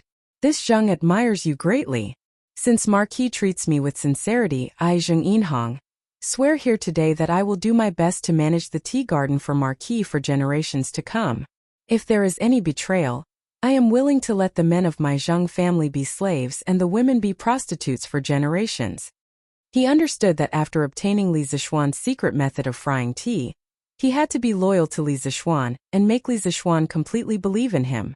Therefore, he made such a heavy oath. Everyone was moved. Li Zishuan's expression also couldn't help but change slightly.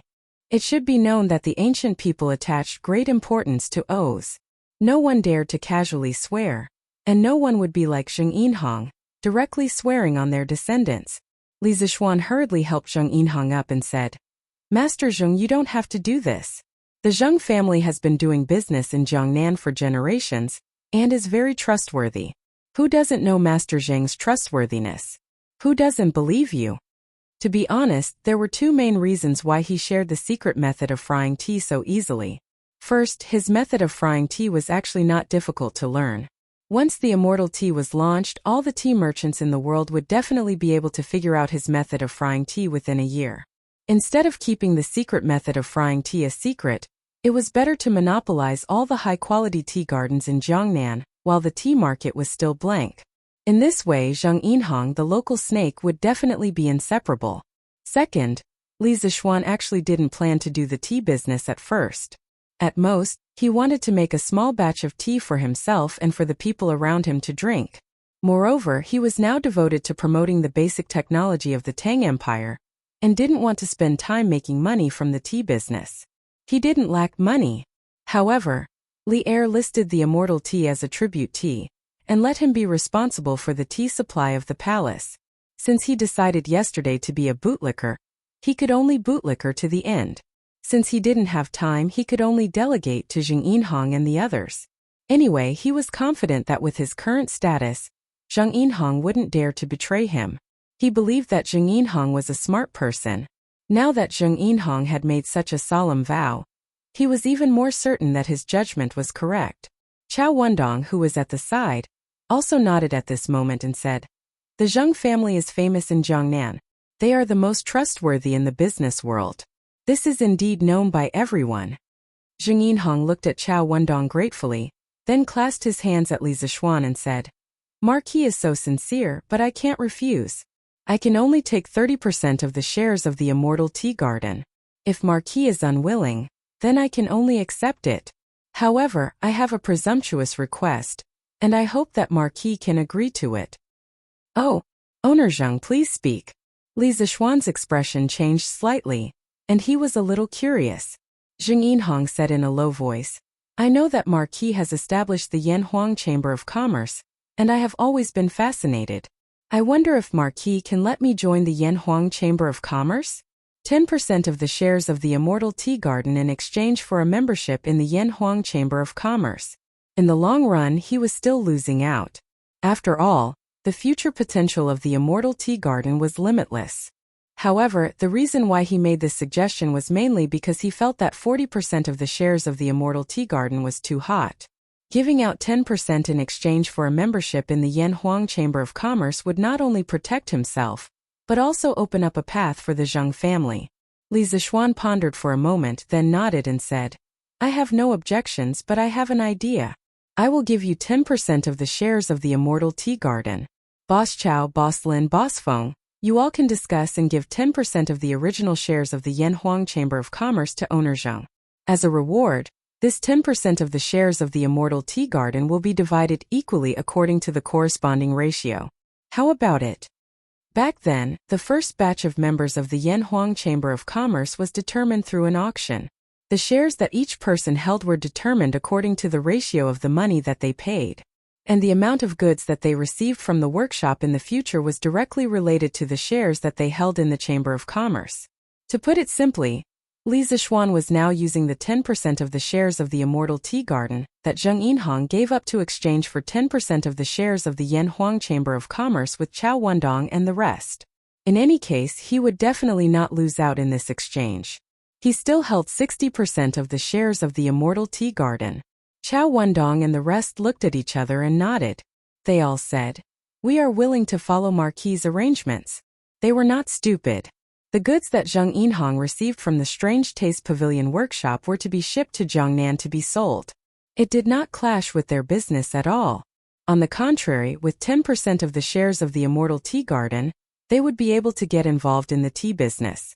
And originally, they would not have been able to get the shares of the Immortal Tea Garden, because with their connections, they would not be able to help Li Zixuan set up the Immortal Tea Garden.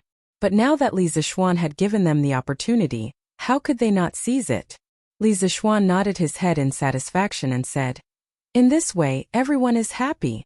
In a while, I will mark a few of the best locations for the Immortal Tea Garden on the map. When the time comes, Manor Head Zheng can help to set up the Immortal Tea Garden in these places." As for the cost of setting up the immortal tea garden, we will share it. Zheng Yinhong clasped his hands and said, Yes, Marquis. Li Zishuan smiled, then raised his teacup and said, Come, everyone. Let's use tea as wine to celebrate the addition of a new member to our flaming yellow Chamber of Commerce today.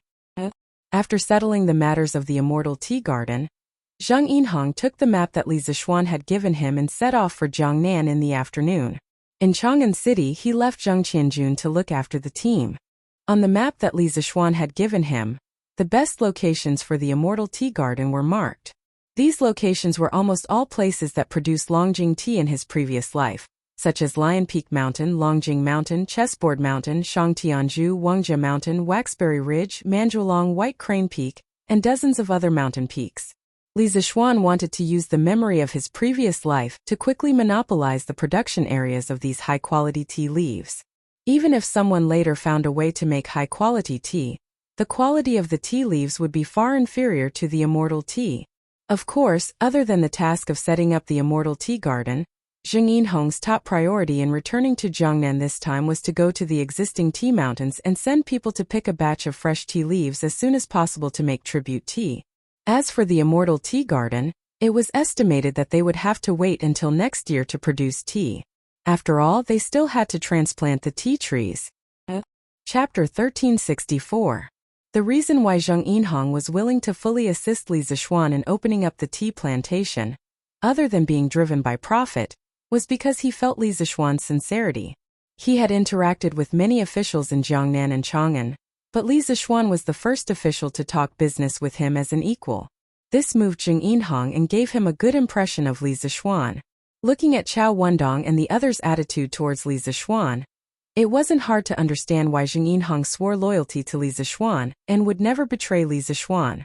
If the ruler treats me like a country knight, I will repay him like a country knight. The scholar officials were willing to die for those who knew them well. Zheng Yinhong, who had always kept his promises, was also willing to pledge his loyalty to Li Zishuan, who treated him like a national scholar. It was true that businessmen valued profit, but the businessmen of this era also yearned for recognition. Li Zishuan's sincerity and Li Zishuan's equal treatment were the most important factors that moved Zheng Yinhong to be loyal to such a superior. Zheng Yinhong felt that as long as Li Zishuan didn't fall, the Zheng family would prosper forever. At the same time, the news that Li Zishuan had a magical tea leaf and a magical tea brewing method silently spread. After all, there was no such thing as a wall that didn't have a crack. Some of the civil and military officials close to Li Zishuan took a break from their busy lives and went to Yunshan to find Li Zishuan to drink tea. Fang Xianling, Zhang Sunwuji, Qin Qiong, Chang Yaojin, Li Jing, Li Ji, Yuqi Jingda, and the others were basically in groups of 3 to 5. They said they were visiting Yanhuang College, but their real purpose was to drink tea. In the end, when Mr. Li Gang saw that his tea leaves were getting less and less, he couldn't help but reprimand this group of shameless old men. Only then did the wave of civil and military officials visit Yunshan was slightly reduced. However, Li Zishuan was bleeding profusely. After those old fellows tasted the deliciousness of the celestial tea, they all asked him for tea leaves. However, he didn't have much in stock. But these old officials treated him well, so he couldn't refuse. In the end, he could only send a small box of tea leaves from door to door. Yes, it was a small box. Li Zishuan custom-made a small wooden box. One box could be drunk about 10 times. Although it was a little stingy, it was the limit of what he could do. If he had to blame something, he could only blame the taste of the immortal tea. Think about it. Even old drunkards like Wang Ji and Chang Yaojin liked to drink tea. How could the taste be bad? It was a pity that Wei Zheng was far away in Hunan province. Otherwise, this old troll would definitely come to ask for tea leaves. Li Zishuan, who didn't have much in stock, only hoped that Zheng Yinhong could quickly send a batch of stir-fried immortal tea to Chang. Yes, he also taught Zheng Yinhong how to stir-fry the immortal tea. Jiangnan province was nearly 1,000 miles away from Chang'an. If fresh tea leaves were to be transported to Chang'an and then processed, the transportation costs would be too high. Therefore, Li Zishuan asked Zheng Yinhong to pick, stir-fry, and process the tea leaves on the spot. When the time came, the finished product would be directly sent to Chang'an. Early in the morning, Li Zixuan had just finished his sword practice and was about to go to Yanhuang College. However, at the gate of the college, he met someone he didn't expect to see. San Bao. Li Zixuan looked at the disheveled, dirty, and ragged beggar in front of him. Seeing that the beggar's face was very familiar, Li Zixuan thought seriously for a moment before he suddenly cried out in surprise. Young master! San Bao is back! San Bao is finally back! Woo woo! San Bao looked at Li Zixuan in a daze. Seeing that Li Zixuan recognized him, he immediately knelt on the ground and hugged Li Zixuan's thigh, crying and wailing. The few soldiers behind him also quickly knelt down. These people were sent by Li Zixuan to follow San Bao to search for ores. Get up! Get up quickly! What happened to you? Didn't I send you to Sichuan to search for ores? Why are you in such a sorry state? San Bao's miserable cries alarmed the people in the courtyard. Han Yuxi and Lan Er came out one after another. The guards outside the courtyard, Pang Feiji, Lu Feng, Lu Yun, and the other guards also looked over. Li Zixuan quickly pulled San Bao up from the ground and asked. It would have been better if he didn't ask. The moment he asked, San Bao cried even harder.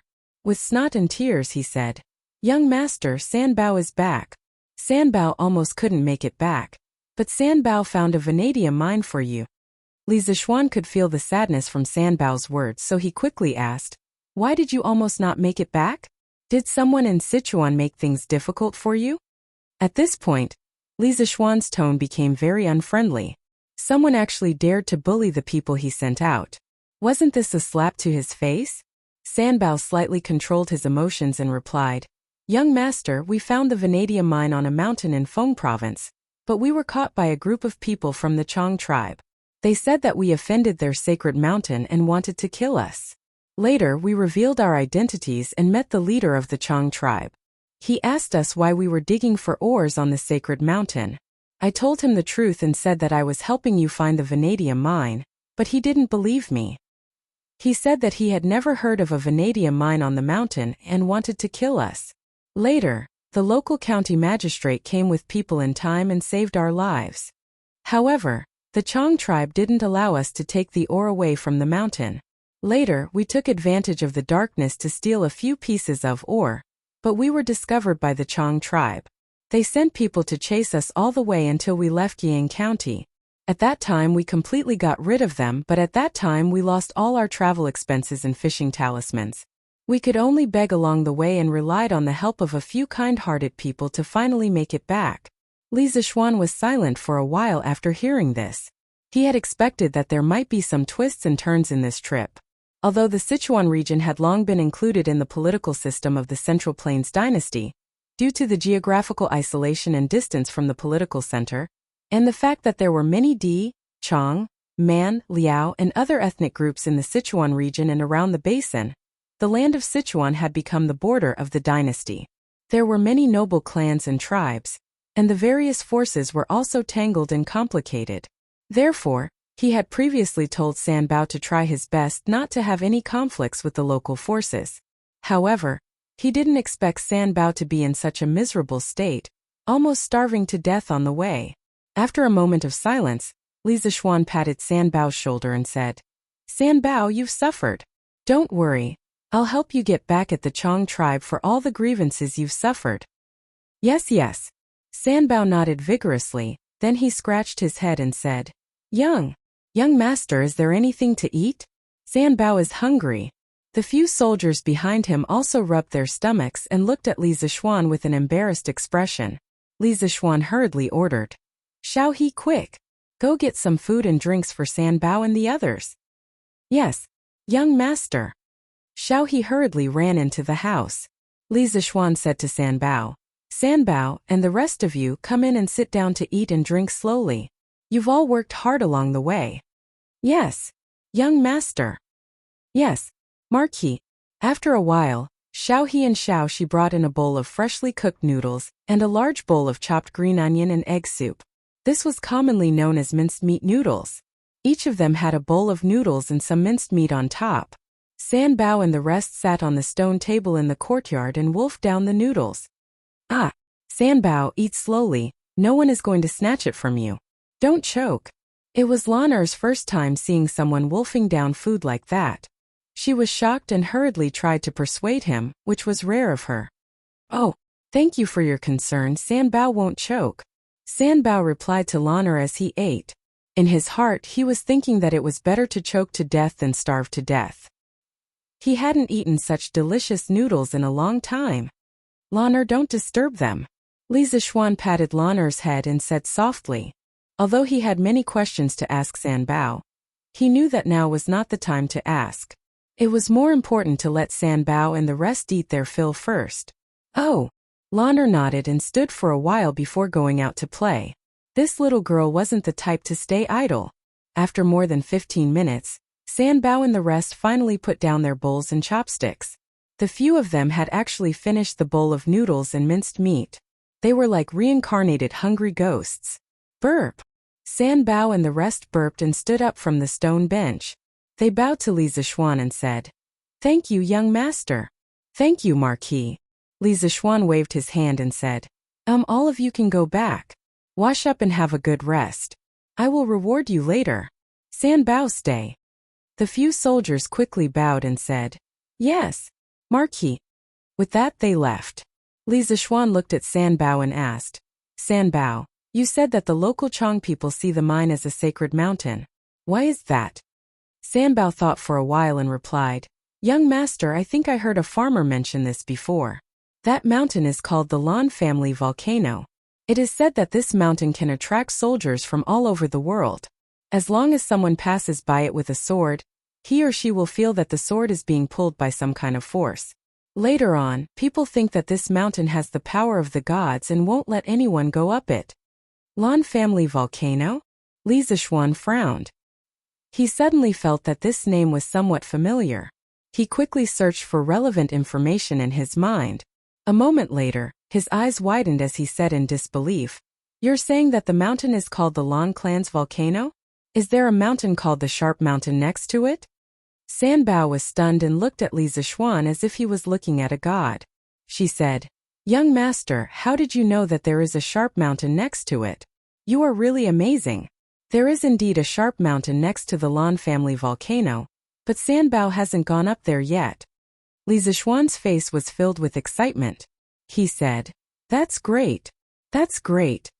He could basically conclude that the place that Sanbao and the rest went to was the modern-day Sichuan Panzihua.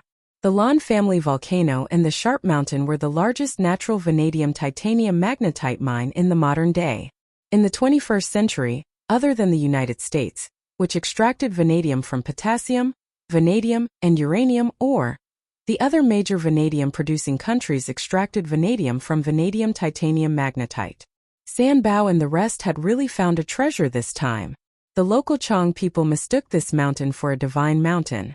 Li Zixuan thought that this was ridiculous because the magnetite in vanadium titanium magnetite was very strong. It was normal for it to attract iron swords. It had nothing to do with divine force at all. "Oh right. Young master, these are the ores that we stole from there. We dropped a lot of them when we were running for our lives. There are only 2 left." Sanbao took out 2 fist-sized dark gray stones from his clothes and handed them to Li Zixuan. Li Zixuan took the stones. From their appearance they looked like iron ores. However, upon closer inspection, the color of the stones was slightly lighter than iron ores. They were also slightly lighter than iron ores. After observing for a while, Li Zixuan looked at Sanbao and said, "If I let you lead the way, can you still remember the way?" Sanbao nodded and said, Yes. Young master, don't worry. Sanbao definitely knows the way." Li Zixuan nodded and said, Then you can go and rest first. You did a good job this time. I will definitely reward you handsomely." Sanbao revealed his bootlicker nature and said, "Hey, it is Sanbao's honor to be able to help young master. Sanbao doesn't dare to ask for a reward." Li Zixuan smiled and said, "Oh? If that's the case, then I will fulfill your wish and not reward you." Huh. The smile on Sanbao's face suddenly disappeared and was replaced with a sad face. He said pitifully, "Young master." Sanbao just, "Haha. All right. You should go back and rest. As for the reward you deserve, this young master will definitely not give you a single copper coin less." Li Zixuan laughed and said. Han Yuxi and the rest also smiled. Sanbao scratched his head and realized that Li Zixuan was just teasing him. He was not angry. Instead, he smiled and bowed. Sanbao thanks young master. Li Zixuan nodded and said something to his wife before leaving with the vanadium titanium magnetite. Mr. Wang, please come with me for a while. After arriving at the academy, Li Zixuan went to the chemistry department's office and found Wang Ji. Oh, Yamacho. I'll be right there. Wang Ji was memorizing the Yanhuang College's confidentiality regulations. When he heard Wang Ji, he quickly put down the booklet and followed Li Zixuan out of the office. Speaking of which, whether it was the students or the teachers in the academy, they would take out the academy's confidentiality regulations and madly memorize them whenever they were free.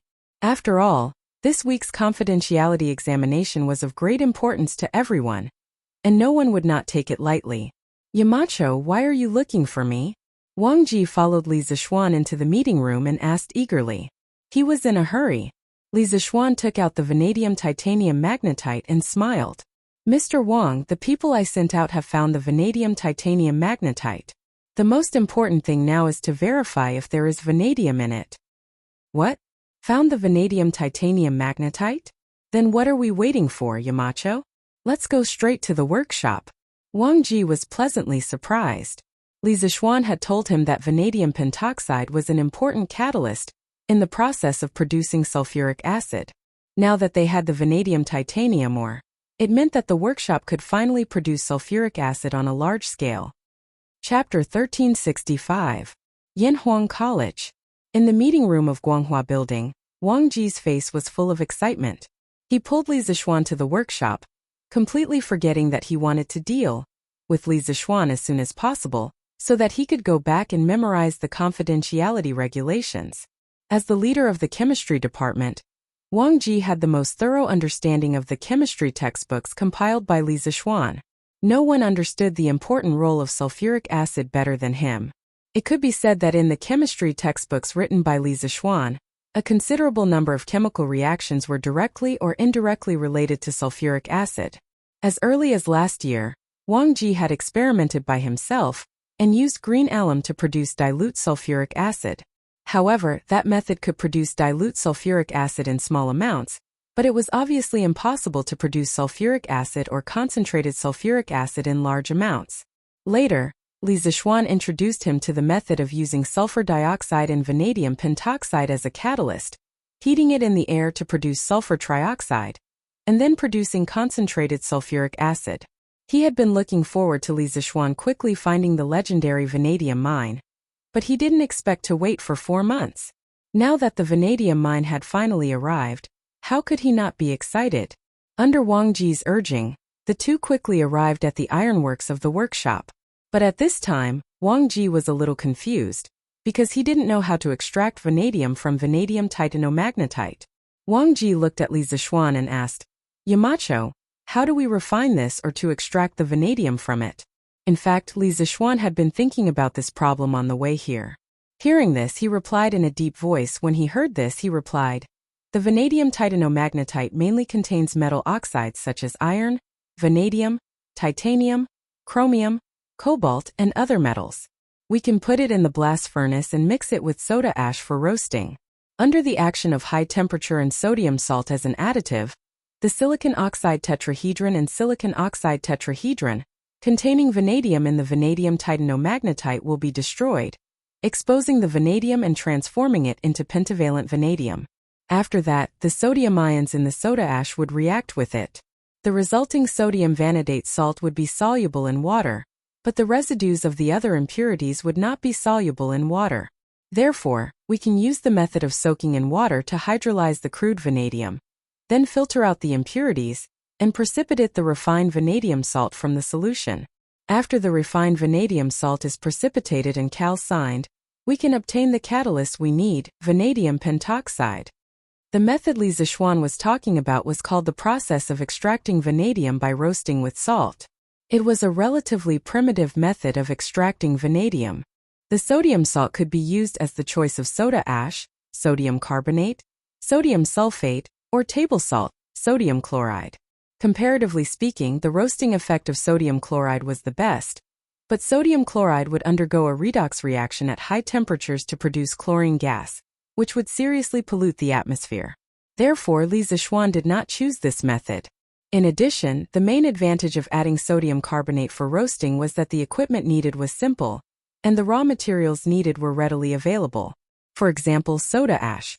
Although no one in ancient times could synthesize it artificially, there was a lot of soda ash in nature. However, the drawback of this method was also obvious, and that was waste.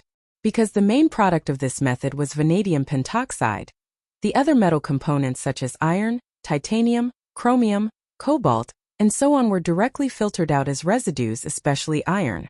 It should be known that the iron content of vanadium titanomagnetite was as high as 20% to 30%, but the vanadium content was less than 2%. Therefore, this method of extracting vanadium was a great waste for iron. However, Li Zixuan did not care about this now. What he needed was vanadium, not iron. Wang Ji now had a good foundation in chemistry, but after listening to Li Zixuan's theory of the vanadium extraction process, he still could not quite catch up. He stood there for a long time before he finally reacted. Then he nodded and said, "Since Yamacho has a method, then I will do it. However, I still need Yamacho's guidance from the side." An old man in his 40s or 50s asking for guidance from a young man in his teens. This scene was strange no matter how one looked at it. However, when Wang Ji said this, his tone was natural and there was no awkwardness at all. He admitted that he was far inferior to Li Zixuan in chemistry. Good. Then let's begin. Li Zixuan nodded and said.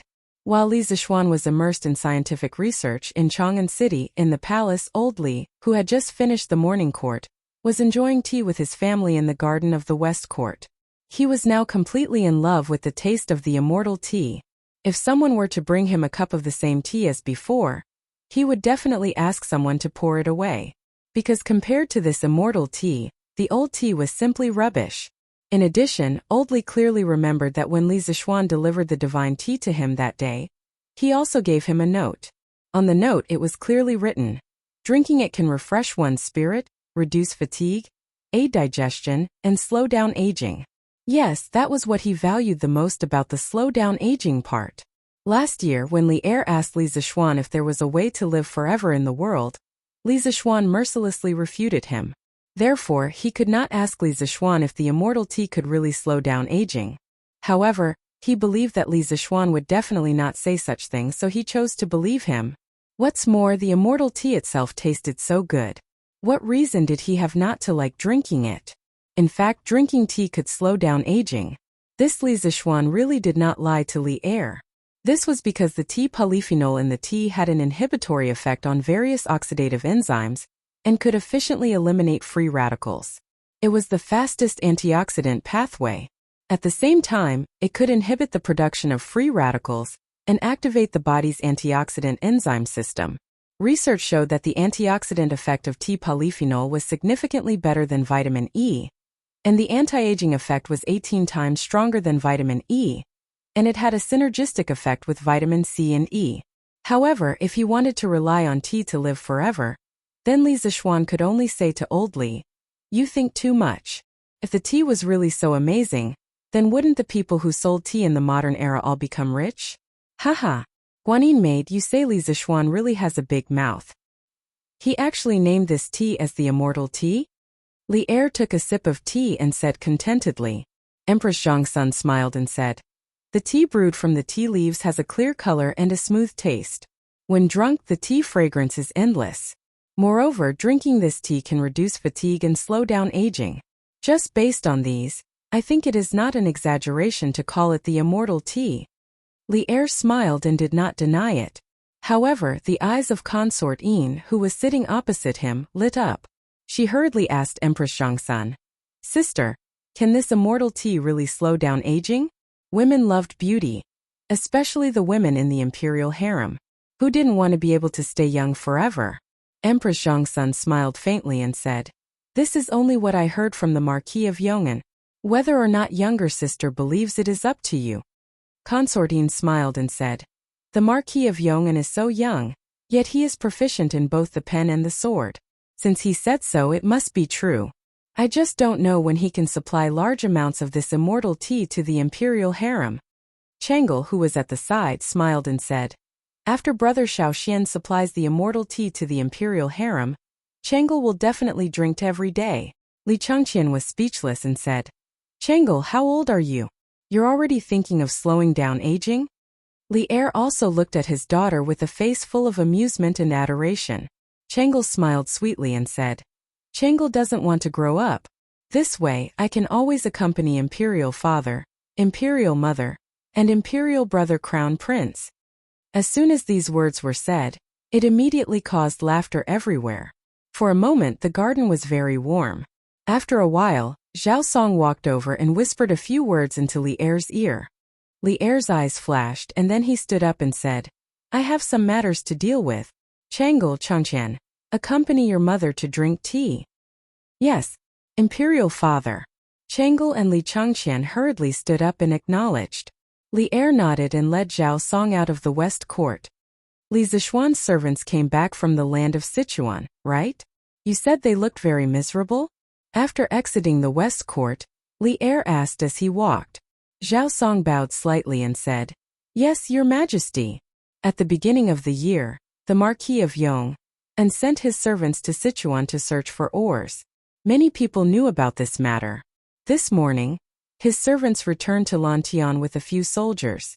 Their clothes were tattered and they looked very miserable. Li Er frowned and said, Did they encounter bandits on the way? Or did they encounter an accident in Sichuan? But they have Li Zishuan's fish talismans. What kind of accident could they encounter in Sichuan? Could it be that the situation in Sichuan has changed? Thinking of this, Li Er's expression became incomparably grim. After all, the Tang Empire had just experienced a rebellion. He had to be cautious. Zhao Song's face darkened, and he did not dare to reply. Li Er continued to ask, Where is Li Zishuan now? His subordinates have suffered such grievances. How can he sit still? Zhao Song replied, Your Majesty, the Marquis of Yong'an is currently in the workshop. He must be refining the ores that his servants brought back. Oh! Li Er could not help but heave a sigh of relief.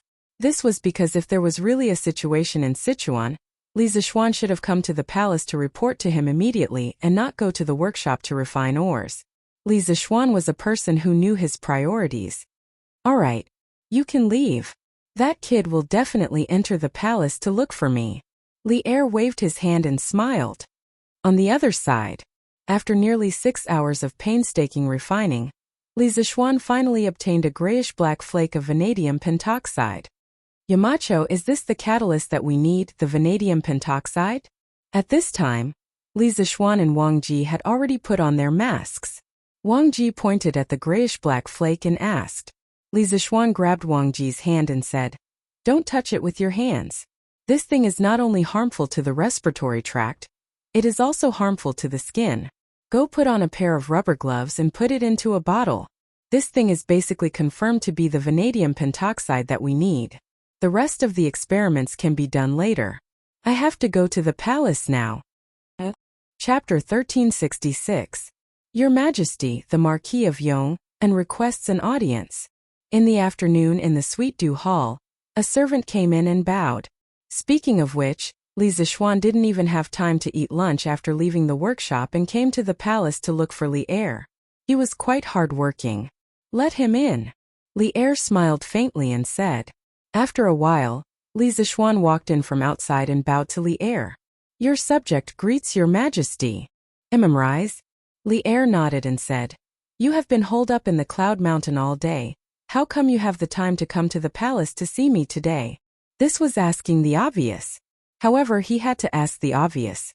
If he directly said the purpose of Li Zishuan's visit, Li Zishuan would definitely think that he was being monitored, and there would be hostility between the ruler and his subject. Old Li wasn't that stupid. Li Zishuan cupped his hands and said, Your Majesty, your subject is here today to ask for the mining rights of an ore vein. Your Majesty, please grant me. A while ago, when Guan City was breached and the Chui family's rebel army was annihilated, Li Er not only promoted Li Zishuan to an official position, but also rewarded Li Zishuan with the mining rights of 3 mineral veins. However, at that time Li Zixuan did not specify which 3 mineral veins they were. It was basically equivalent to Li giving him a blank check that he could fill in at will. Today, Li Zixuan wanted to write the name of the Lan family's volcano mineral vein on this check. When Li Er heard this, he couldn't help but laugh. He said, "Yo, are you here to collect a debt from me? Tell me, what vein do you want? Gold mine, silver mine, or copper mine?" Li Zixuan bowed and said, "Your Majesty, your subject doesn't want gold, silver, or copper mines. Your subject only wants a vanadium titanium magnetite or vein in Jiannan province. Your Majesty, please grant me this." After the Qin dynasty destroyed Ba and Shu, they implemented the county system in Sichuan and established Ba County and Shu County in the former Ba and Shu regions. In the first year of Zhongguan, Li Er abolished the state and county system and changed Yi province to Jiannan province. Jiannan Dao was one of the 10 Daos under the heavens. It mainly referred to the 30-plus prefectures and hundreds of counties in the Sichuan region. Li Er was puzzled. Vanadium titanium magnetite? What kind of mine is this? What was its use? Why have I never heard of it? Although he had heard from Zhao Song that Li Zixuan had sent people to Sichuan to look for ores, he did not know what kind of ores Li Zixuan was looking for, let alone what vanadium titanomagnetite was. Li Zixuan cupped his hands and said, "Your Majesty, your humble servant's workshop needs a catalyst called vanadium pentoxide. With it, your humble servant's workshop can mass-produce sulfuric acid. As one of the 3 acids and 2 bases in engineering, sulfuric acid has a wide range of uses. It wouldn't be an exaggeration to call it the cornerstone of Great Tang's industrial industry, and the catalyst can be extracted from vanadium titanium magnetite." Although Li Er had not done any in-depth research on chemistry, this was the first time he had seen Li Zixuan introduce something to him so seriously. Thus, he could not help but pay more attention to this vanadium titanomagnetite. "Your Majesty does not know much about engineering. Can you tell me what the sulfuric acid is used for? And that vanadium mine, other than producing sulfuric acid, what else can it be used for?" Asking questions when he did not understand was what made Li Er different from other monarchs. In terms of magnanimity, there were very few monarchs who could compare to him. Furthermore, in the Sichuan region, there were many noble clans and tribes. The various powers were tangled and complicated. Li had to get a clear understanding of the matter, so that he could weigh whether the vanadium mine in Sichuan was worth mining or not. Li Zixuan thought for a while and picked out some things that Li Er could understand. He answered, "Your Majesty, sulfuric acid has a wide range of uses. In the future, it can be used to make more powerful gunpowder, extract stone paint, and make fertilizer that can increase the yield of crops. In the future, sulfuric acid can be used to refine copper and increase the purity of copper. In the future, the generators in the Ba River hydropower station will require refined copper. Furthermore, with sulfuric acid, your humble servant can also make batteries. As for the stone paint, it was petroleum. Before Shan Kuo's Dream Creek writings, there were records of petroleum in the book of the former Han." Hearing this, Li Er's face was filled with shock. He muttered, "More powerful gunpowder? There is more powerful gunpowder in this world? Fertilizer that can increase the yield of crops? Also, what are the batteries that you mentioned just now?" The things that Li Zixuan said were all inconceivable to Li Er. He couldn't help but be shocked. Li Zixuan smiled and replied, "Your Majesty, the gunpowder that your humble servant offered earlier was the most primitive, simplest, and of course, the weakest type of gunpowder. The gunpowder that your humble servant mentioned just now is more than 10 times more powerful. Just 100 caddies is enough to destroy half a city. As for the fertilizer that can increase the yield of crops, it can increase the yield of crops by 30 to 40%.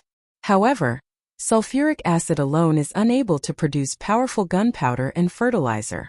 The industrial foundation of the workshop is still needed. As for the batteries, once we have sulfuric acid, we can immediately start making them.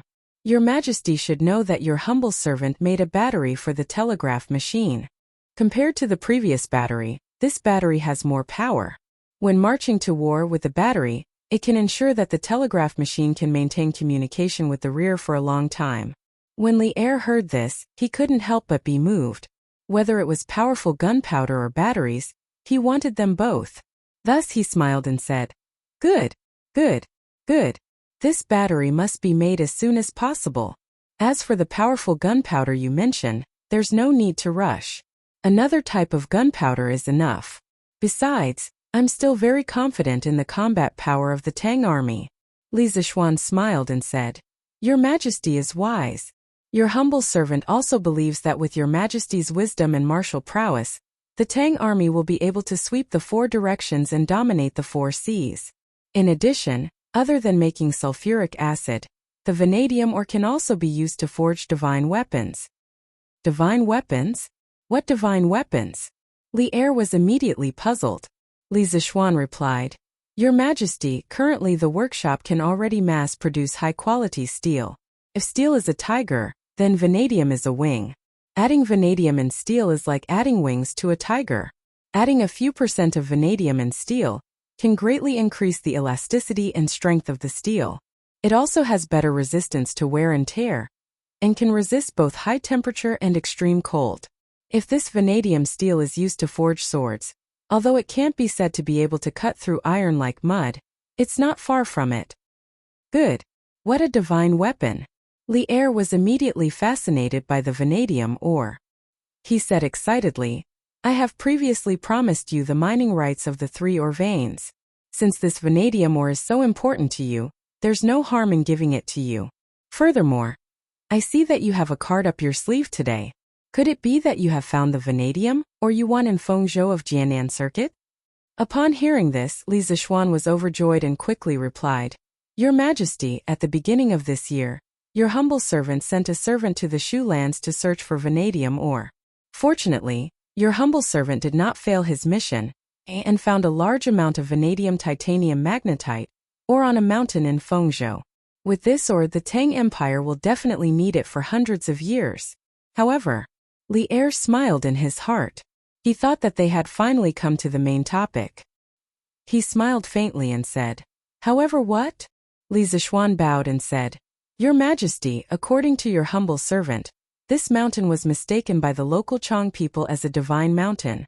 They do not allow outsiders to invade the divine mountain, let alone mine from it. Therefore, Li Er frowned and said, Divine mountain? Is there a reason behind this? In reply to your Majesty, this is nothing but nonsense. The local Chang people found that the mountain was very attractive to the soldiers, and thought that there was a divine force behind it. However, it was just the strong magnetic force of the vanadium titanium magnetite ore in the mountain. However, the Shu lands are isolated and most of the locals believe in the power of ghosts and gods. Therefore, it would not be easy to explain to them clearly. For this reason, your humble servant in general were almost killed by the local Chang people. Your Majesty, please uphold justice for your humble servant. Li Zishuan bowed and said in a deep voice, The Chang people. Li Er's face gradually darkened.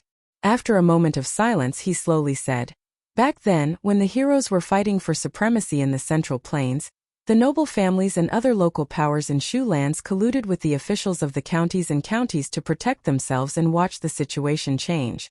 After my imperial father took control of Shu lands, he sent letters to the various counties.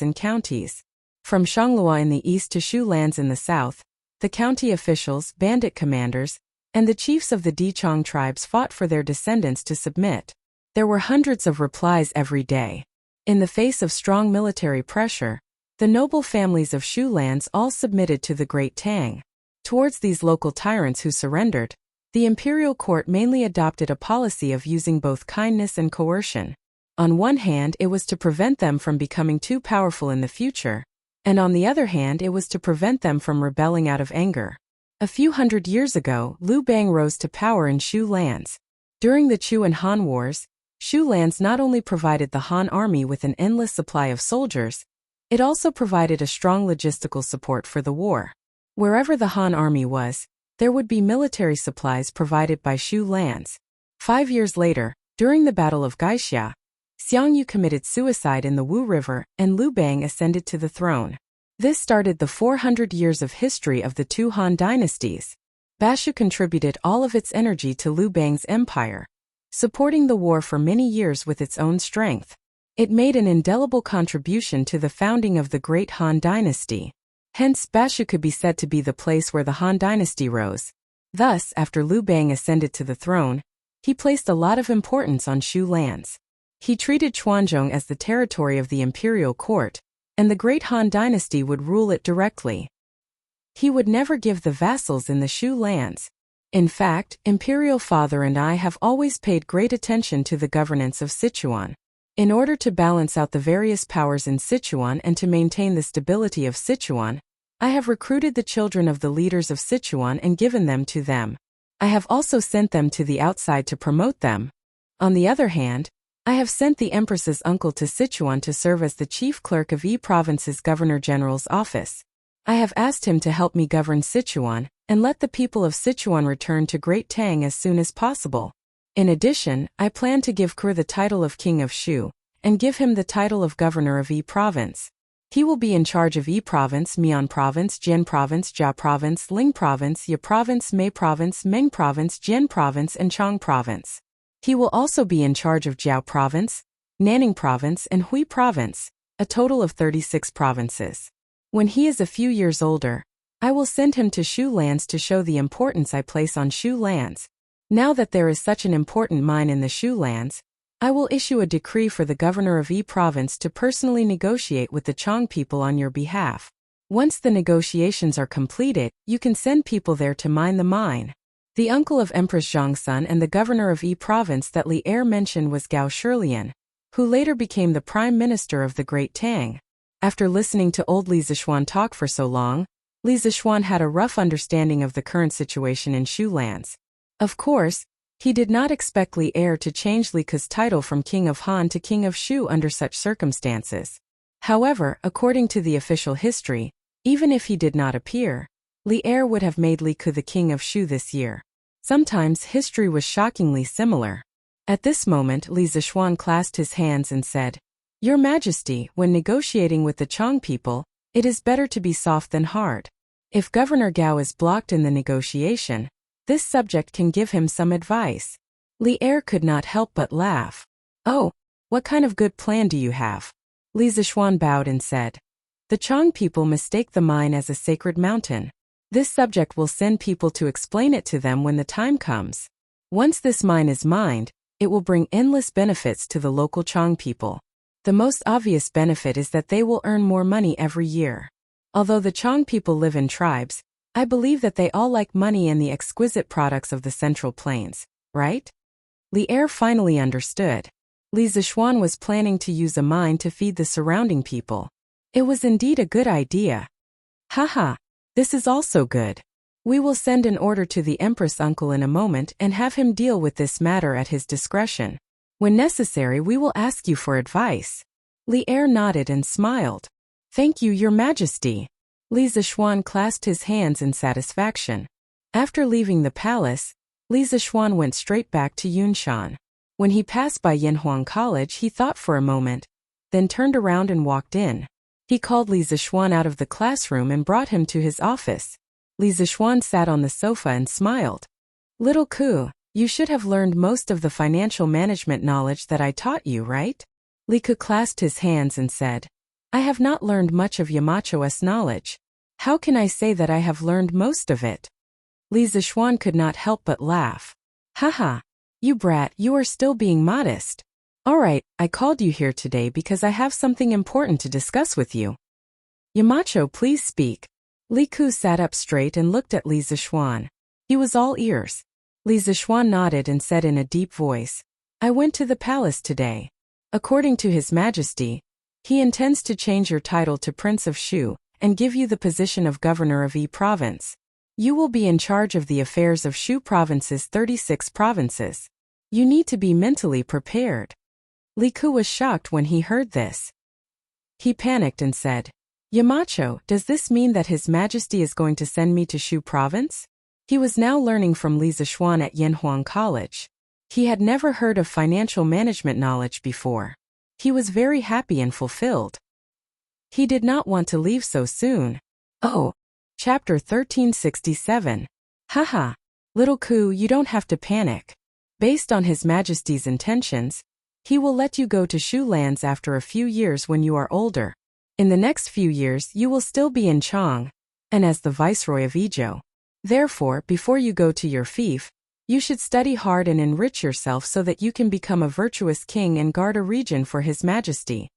In the Yamacho's office in Yanhuang College, Li Zixuan looked at Li Ku and earnestly instructed. Li Zixuan was very satisfied with Li Ku as his student. Li Ku was very talented and could learn everything with just one lesson. He was proficient in both the pen and the sword and had the demeanor of a gentleman. Li Zixuan had high hopes for Li Ku. In the future, Li Ku would definitely be one of the students who would bring Yanhuang College to greater heights. Li Ku stood up and bowed respectfully to Li Zixuan. I will follow Yamacho's teachings and never forget them. Li Zixuan nodded and asked, Little Ku, do you not want to go to Shu lands? Li Ku was stunned when he heard this. After a moment he shook his head and said softly, So what if I want to go? So what if I don't want to go?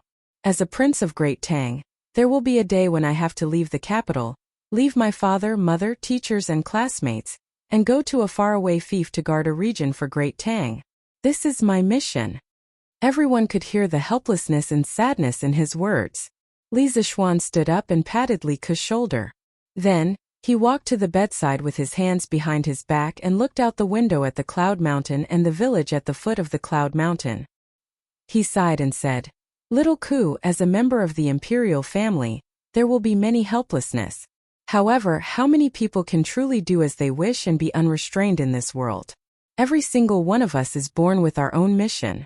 While you are lamenting the helplessness of fate, you don't know how many people in the world are envious of you. They are envious that you are a member of the royal family.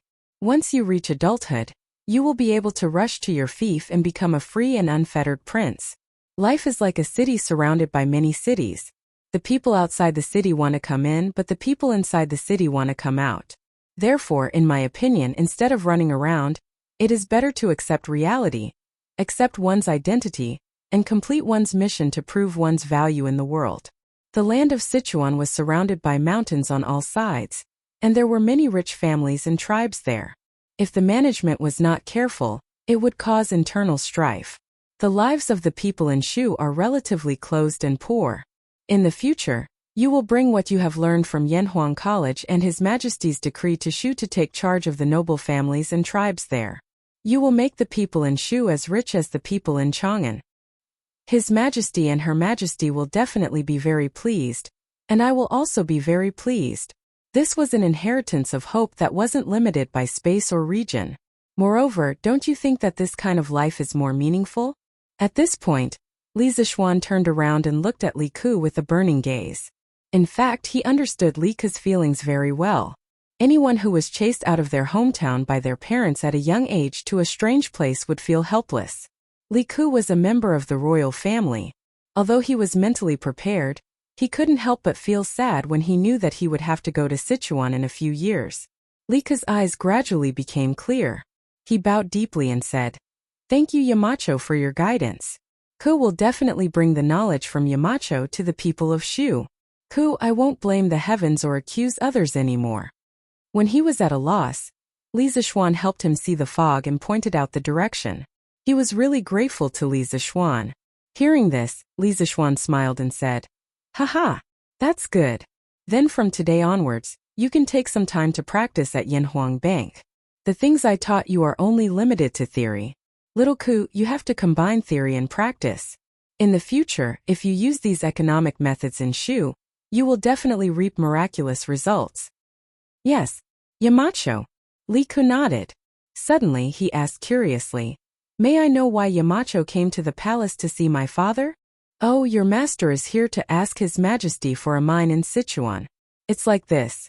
Hearing Li Ku's question, Li Zixuan briefly explained the matter of the vanadium titanium magnetite mine in Feng province. Hearing this, Li Ku cupped his hands and said, Mountain Elder, don't worry. When I go to Shu lands to take up my post, I will definitely take care of the people there so that Mountain Elder can mine in Shu lands without worries. Li Zixuan laughed and said, Haha, then your master will thank your Highness King of Shu first. Haha. Sure enough, in the afternoon, a group of soldiers brought Li Er's imperial edict out of Chang'an City and headed towards Sichuan. In the evening, a few eunuchs came to Yunshan and invited Li Ke back to Chang, and from Yanhuang College. They said that Li Ke had to attend the morning assembly tomorrow. Li Zishuan guessed that tomorrow morning, Old Li would definitely announce that Li Ke was going to be the king of Shu. At night in the palace. In the Ganlu Palace, Li Er looked at the map of Sichuan on the dragon table and was in a daze. At this moment, Zhao Song walked in from outside and stood beside Li Er. He whispered, "Your Majesty, the spy sent to Zheng and Yuezhou a few days ago has returned." Hearing this, Li Er could not help but be shocked. He quickly recovered and asked, "How was it? Did you finally use biological father and mother?" Zhao Song bowed slightly and answered, "Your Majesty, according to the spy's report, Miss Li Yu's father is called Fu Lingyan and her mother is called Lu Yixue. It is said that Fu Lingyan was originally a rich family in Taiyuan. In the third year of the Sui dynasty's day, the world was in chaos and Taiyuan was also affected. In order to avoid the war, Fu Lingyan brought his wife and daughter and fled to Qiyun village in Yuezhou. They stayed there for more than 10 years. However, Fu Lingyan and Lu Yixue passed away last year. Miss Li Yu came to Chang'an from Yuezhou alone. By chance she met Meng Wenhao. After that, she became friends with the Marquis of Yong, and became a reporter in Datong Daily's editorial department. 3 years of day. Li Er frowned and seemed to have thought of something. Then he asked doubtfully, "She is just a young girl. After losing her parents, why would she come all the way to Chang'an?" Zhao Song bowed and said, "I heard from an old woman in Qiyun village that Li Yu is not Fu Lingyan and Lu Yixue's biological daughter. She is an adopted daughter. Li Yu must have come all the way to Chang, and to find her biological father and mother. However, the other villagers in Qiyun village do not know about this. Only the old woman said so. No one knows if it is true or not." "Not biological. She is definitely not biological." Li Er stood up and began to pace back and forth with his hands behind his back. After a while, Li Er waved his hand and said, "All right. I know everything. You may leave first." "Yes, Your Majesty." Zhao Song bowed and left. In the hall, only Li Er's soft sigh was left. Li Yu, are you related to him or not?" On Yunshan Mountain, Li Zishuan was thinking about making light bulbs. Previously, when Mo Lingwei had made the microscope, Li Zishuan had said that he wanted to make a light source that was more convenient and stable than the sun. He was talking about light bulbs. Otherwise, relying solely on the reflected sunlight to provide illumination for the microscope would greatly limit the application of the microscope. Therefore, Li Zishuan planned to start making light bulbs. It just so happened that the hydropower station would be completed in a few months. At that time, the first electrical appliance would definitely be light bulbs. After all, it was easier to make these things. Li Zishuan quickly fell asleep as he pondered over the method to make light bulbs in his heart. The next day, early morning, Li Zishuan woke up from his sleep and found that Han Yushi had woken up earlier than him. Wife, what are you planting in this flower pot?" Han Yushi was using a small shovel to loosen the soil for the flower pot. Li Zishuan was curious and quickly went forward to ask, "Ah, husband, you're up?" When Han Yushi heard the sound, she quickly turned around and replied with a smile, "Husband, I'm planting Baidizi. In our yard there are orchids, peonies and azaleas, but only Baidizi is missing. I asked someone to buy this flower seed from a merchant in Shi City. It's already April now, so it's just right to plant this." "Baidizi? What flower is this?" When Li Zishuan heard this, he was puzzled and couldn't help but walk forward. "Husband, don't you know about Baidizi? The Baidizi flower is snow white and looks like a silkworm cocoon. The silk in the cocoon is as fine as silk. It's especially beautiful when it blooms." Han Yushi looked up at Li Zishuan and said with a smile, "It's snow white and looks like a silkworm cocoon? Wife, let your husband take a look at this Baidizi seed." Li Zishuan still didn't understand what Baidizi flower was. He went forward and asked Han Yushi for some Baidizi flower seeds. He put them in his hand and examined them carefully. He saw that the seed coat of the seeds was black, and there was a layer of white hair on the seed coat. When he peeled off the seed coat, there was a layer of milky white membrane like endosperm attached to the seed coat. Seeing this, Li Zishuan suddenly exclaimed, "Cotton? Baidizi is actually cotton?" In his previous life, he wasn't a spoiled rich second generation who lived in seclusion. He was a village boy through and through. Of course, he had seen cotton seeds before, which was why he was able to recognize it at a glance. In addition, he had long known that cotton was an ornamental flower in the Tang dynasty, but he didn't know that the white dye Z was actually cotton. Husband, what is cotton? What does Bai Dizi have to do with cotton? Han Yushi asked curiously. Li Zishuan shook his head and said excitedly, Wife, you just said that Bai Dizi flower seeds were bought from the Western barbarian merchants. Is it true? How many seeds do they have? It was no wonder that he was excited. Cotton was too important for people in this era. Before cotton was planted on a large scale in ancient China, people could only rely on white clothes and coarse cloth to keep warm in winter. If it weren't for the honeycomb coal and coal stove made by Li Zishuan last winter, many people near Chang'an City would have frozen to death like in previous years. Han Yushi replied with a smile. Husband, Bai Dizi flower seeds were indeed bought from the Western barbarian merchants. They should have a lot of seeds. Husband, how many do you need? I'll ask someone to buy some for you. Of course, I want as many as you have. Wife, to tell you the truth, this Bai Dizi flower seed can be used to make cotton padded clothes. It has an excellent cold resistance effect. As long as we can plant Bai Dizi on a large scale in the future, people won't have to suffer in winter anymore. Li Zishuan said with a smile. Han Yushi was shocked and said, Husband, you want to use Bai Dizi to make clothes? Isn't that too extravagant? Even if it's made, I'm afraid ordinary people can't afford it. Li Zishuan asked curiously, Why? Is this Bai Dizi flower very expensive? Han Yushi nodded and said, Of course it's expensive, husband. This Bai Dizi flower costs at least a few dozen copper coins. If it's used to make clothes, how many Bai Dizi flowers would it cost? There were such clothes among the commoners, but they were only worn by wealthy merchants who were worth a lot of money. I heard from mother and father that we used to have clothes made of Bai Dizi in our residence, but we didn't take them out last winter because we had heating in our house. It was generally believed that cotton spread to the Central Plains from the north and south. The South Road was the earliest Asian cotton from India. It spread to Hainan Island in Guangdong and Guangxi through Southeast Asia. According to historical records, it spread to Fujian, Guangdong, Sichuan, and other regions at least during the Qin and Han dynasties. The second route was from India to Yunnan through Myanmar. It was around the Qin and Han dynasties. The third route was from Africa to Xinjiang and Hushi corridor through West Asia. It was around the northern and southern dynasties. The North Road was the western region in ancient books. During the Song and Yuan dynasties, cotton spread to the Yangtze River and Yellow River valleys. By the 13th century, cotton from the North Road had spread to the Wei River valleys in Shaanxi. In fact, as early as the Warring States period, according to Shangshu, some tribes in the South China Sea region began to offer cotton as tribute to the Central Plains. During the Emperor Wu's era, the Yu tribe in Hainan Island had skilled cotton weaving techniques. In China during the Tang dynasty, cotton cultivation began to be popularized, but at that time it was still regarded as a precious flower. The Bai Dizi clothes made of cotton were exclusive to officials and nobles. It was still far from being able to wear clothes to keep out the cold for ordinary people. Therefore, although cotton had already spread to China before the Ming dynasty, it only entered millions of households in the later part of the Ming dynasty. Before that, the terrifying no cotton in winter thing was the real suffering of the ancient people in China. So expensive?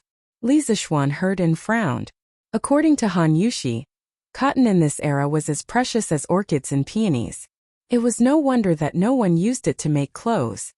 No matter how expensive it is, we have to buy it. Wife, how many Bai Dizi seeds can we buy from the merchants in the western region? Li Zishuan gritted his teeth and said, the reason why cotton was expensive now was that it had not been widely planted. Once it was planted on a large scale and then bred, he would definitely have a lot of cotton in 2 to 3 years. The price of cotton would also be quickly suppressed by him. Chapter 1368. Husband, you want to plant a large number of white dye seeds? In the Yunshan residence, Han Yushi looked at Li Zishuan and asked with a smile. Li Zishuan smiled and said, Yes, wife, you're right. I want Lantian County to be filled with white dye seeds. Ah, so many. I'm afraid the Hu merchants don't have enough seeds, right? However, other than the Hu merchants, the Nanyang Sea merchants will also have seeds. As the right commissioner of the Department of Shipping, you can ask someone. Han Yushi was shocked when she heard that. She frowned and said, Nanyang Sea merchants. That's right. Wife, if you didn't mention it, I wouldn't have thought of it. You're really my lucky star. Haha. Li Zixuan scratched Han Yushi's nose and laughed. After breakfast, Li Zixuan immediately sent someone to invite Feng Zhihua. At 5 in the morning, Feng Zhihua arrived at Yunshan. Marquis, you summoned me here today. Do you have something important to instruct me? Feng Zhihua cupped his hands respectfully and said. Although he was originally a wealthy merchant in Chang'an City, and his family was rich and did not have to worry about food and drink, it was precisely because of Li Zixuan that his wealth had risen to another level. Not only did he have money now, but he also had a status, the title of righteous merchant of the world, given by the imperial court. Even if he met the local officials, he did not have to be as humble as before. Feng Zhihua knew in his heart who had given him all this, so he had always been grateful and respectful to Li Zixuan. Li Zixuan smiled and said, Boss Feng, please take a seat first. Xiao He quickly served Boss Feng tea. Yes, young master. Xiao He received the order and left. Feng Zhihua was instantly flattered and said, Hey, Marquis, you don't have to do this. Li Zixuan waved his hand and said with a smile, Haha, Boss Feng, you don't have to be so courteous. You're a guest from afar. Besides, this Marquis called you here because I have something to ask of you. Feng Zhihua said seriously, This Feng's glory, splendor, and wealth were all bestowed upon me by Marquis. If Marquis has any orders, this Feng will definitely do his best. Haha, Mr. Feng is so righteous. Come on. Have some tea first. Li Zixuan nodded to himself. At this moment, Xiao He brought 2 cups of immortal tea, so he greeted her with a smile. Thank you, Marquis. After you, Marquis. Feng Zhihua extended his hand and said politely, Haha, there's no need to be so particular about that. Please, let's go together. Speaking of immortal tea, only Li Zixuan or officials close to Li Zixuan in the vicinity of Chang'an City had some. It was not easy to get a cup. Although Feng Zhihua held shares in the immortal tea garden, he had already finished the stock. Now that he came to Cloud Mountain to discuss matters with Li Zixuan, he could freeload a cup of immortal tea to drink. The two of them drank a few sips of tea. Li Zixuan went straight to the point and said, Boss Feng, this time I'm looking for you to ask if you can get a batch of white stack flower seeds from the Nanyang Sea merchants as soon as possible. Feng Zhihua looked puzzled and asked, Marquis, if you want white stack flower seeds, the barbarian merchants in Chang'an City West have them. Why do you have to buy them from the Nanyang Sea merchants? Li Zixuan shook his head and said, Of course I know that the barbarian merchants have them, but the amount of white stack flower seeds I need is too large. The barbarian merchants can't satisfy me, so I want to buy more from the small Nanyang Sea countries. Currently, the Department of Shipping is in charge of the trade between the small Nanyang Sea countries and the Tang Empire. Coincidentally, I also have the position of Secretary of the Department of Shipping. I believe it will be more convenient. Feng Zhihua asked carefully, May I ask, Marquis, how many white stack flower seeds do you need? Li Zixuan calculated in his heart and said, Naturally, the more the better. I don't think it's too much even if it's a few thousand or 10,000 caddies. Lantian County had a few 100,000 mu of fertile land. Moreover, there were many mountain ranges in Lantian County. The people could be encouraged to cultivate the barren mountains. Cotton did not need too much water to grow. It could survive in the barren mountains. According to Li Zixuan's experience in his previous life, 1 mu of land required about 1 to 2 kilograms of cotton seeds. Even if Feng Zhihua bought 10,000 caddies of seeds, it could only be planted in a few thousand mu of land. There was no need for fertile land at all. A few thousand to 10,000 caddies? Feng Zhihua was so shocked that his wrist trembled and he almost threw the teacup away. He could not help but exclaim, Marquis, this is the first time I've heard of flower seeds being bought by caddies. Forgive me for asking, but Marquis, why are you buying so many white stack flower seeds? You must know that this thing is not cheap. In the Western market, 1 tael of white stack flower seeds is sold for 400 copper coins. This 1,000 caddies is 8,000 strings of cash. 10,000 caddies is 80,000 strings of cash. One caddy in the Tang dynasty was equal to 16 taels of silver. 80,000 strings of cash? Li Zishuan calculated in his heart.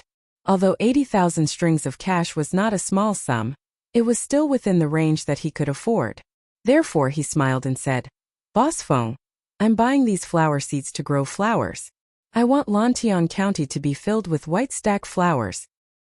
Spending 80,000 strings of cash just to grow flowers? At this moment Feng Jihua's heart was crumbling. He was speechless. With such a rich and willful boss, what else could he say? If it was someone else, he would probably have scolded him. Seeing Feng Jihua's speechless expression, Li Zishuan did not intend to continue beating around the bush with him. Therefore he smiled and said, "Hee. To be honest, I intend to introduce a large number of white stack flowers into Lantian County. After a few generations of cultivation and planting, Tang Dynasty's white stack flowers will no longer need to be bought from the Hu merchants or Nanyang Sea merchants. The harvested white stack flowers can be used to make cotton-padded clothes. This way, the people of Lantian County will no longer suffer from the cold during winter." When Feng Jihua heard this, his heart trembled. He never expected that Li Zishuan's purpose of buying white stack flower seeds was so that the people could wear clothes made of white stack flowers in winter. This was crazy. Marquis's benevolence, I am deeply impressed. For the people of Lantian County to be able to become Marquis's people, it is a blessing that they have cultivated for several lifetimes. I envy them from the bottom of my heart. If it weren't for the mundane affairs in Chang'an City, I would also want to move to Lantian County. When the time comes under Marquis's leadership, my family will also be able to wear clothes made of white stack flowers. Feng Jihua stood up, bowed, and said in a heartfelt manner. As for the last two sentences, they were both a joke and also the truth. If he was asked to come to Lantian County before he had made a name for himself, he would definitely be more than willing. Hee. Boss Feng, stop joking. Li Zishuan waved his hand and said, "Then about the Nanyang Sea merchants, can Boss Feng help me to contact them as soon as possible? I can give you a warrant and inform Commandery Prince Hejian to make things convenient for you." Feng Jihua clasped his hands and said, "I am willing to do anything for Marquis. Last year when I went out to sea, I did not die and got to know many sea merchants. Today, I will go back to my residence to make some arrangements. Tomorrow, I will lead the fleet down south to the Guangdong port to buy white stack flower seeds from the sea merchants." Li Zishuan stood up and said, "In that case, thank you very much, Boss Feng. If Boss Feng can send back a batch of white stack flower seeds as soon as possible, I will definitely reward you handsomely." "I don't dare to accept your reward. It is my honor to be able to serve Marquis." Feng Jihua's eyes suddenly flashed and said, "Marquis, the amount of white stack flower seeds you need this time is too large. I'm afraid it will be inconvenient to carry copper coins for the transaction. In my opinion, why don't you bring a batch of porcelain, colored glass, and divine mirror and other valuable items for the transaction? These items are very popular with the merchants from the small Nanyang countries. The price they offer is usually several times more expensive than what we sell in Tang Dynasty. This way, Marquis, you can also save a lot of money." Li Zishuan's eyes lit up and he clapped his hands and said, "That's right. Why didn't I think of this? How about this? I will let the workshop take out a batch of colored glass cups, and divine mirror worth 80,000 strings of coins and give them to Boss Feng to exchange for 10,000 caddies of white stack flower seeds. If it is not enough, I will make up for it. If there is any extra, it will be Boss Feng's hard work fee. Of course, no matter what, I will remember this favor from you." These glass products were worthless to Li Zishuan, but to the aristocrats of the small Nanyang countries, they were priceless treasures. This time they could be used to exchange for cotton seeds. Li Zishuan felt that this business was really worth it. Feng Jihua wanted to reject, but Li Zishuan waved his hand and said, "Boss Feng, you don't have to reject. You have spent a lot of money on this trip to Guangdong. How can a businessman suffer a loss?" Although Feng Jihua took the waterway this time, the cost of the journey was not small. The maintenance of the boat and the hiring of craftsmen, laborers, and sailors all cost money. Since Li Zishuan had said so, Feng Jihua could only helplessly cup his hands and say, "All right, I will try my best to bring back more white stack flower seeds for Marquis." Chang'an City Imperial Palace. In the morning court, Li Er announced a major event. He appointed Li Ku as the king of Shu and appointed him as the governor of Yi province. He would be in charge of the affairs of the 36 provinces in Jiannan province. 4 years later, he would be appointed to the Shu lands. The protectorate of Yi province, which had been empty for a long time, finally had a highest-ranking officer today. Moreover, it was a prince that Li Er doted on quite a lot. After eliminating the rebel army of Jiannan province, Li Er made this decision again. It could be said that there was a hidden meaning behind it. This was an official announcement to the world that he, Li Er, was starting to manage the land of Shu. The new workshop of Strange Interest Pavilion, which was near Plum Village in Lantian County, also started to move. Carriage after carriage of precious colored glass cups, colored glass lamps, and divine mirrors were pulled out of the workshop and headed to the pier downstream of the Ba River. The Feng family's fleet was already waiting at the pier. These shiny treasures blinded the titanium eyes of many passers-by along the way. People were naturally amazed by Li Zishuan's generosity, but Li Zishuan did not care at all. This was because these shiny things were made of sand. Using sand to exchange for cotton seeds, no matter how you looked at it, was a profit. Besides, since the workshop launched all kinds of colored glass devices last year, the high-end colored glass market in Tang Dynasty had begun to reach saturation. This saturation did not mean that every household had bought a colored glass device, but that those who could afford it had already bought it. The price of colored glass was likely to be adjusted slightly in the future, so that more people who wanted to buy colored glass could afford it. Therefore, by selling such a large batch of colored glass products to a small country in Nanyang, they could still earn a large premium. At the same time, all the white-fold flower seeds in the hands of the Hu merchants in Shi City were all bought by a group of people around noon. This caused the rich ladies in Chang'an City who loved white-fold flower seeds but did not have the time to buy them to curse in their hearts. They did not know which bastard had bought all the white-fold flower seeds. That bastard was naturally Li Zishuan.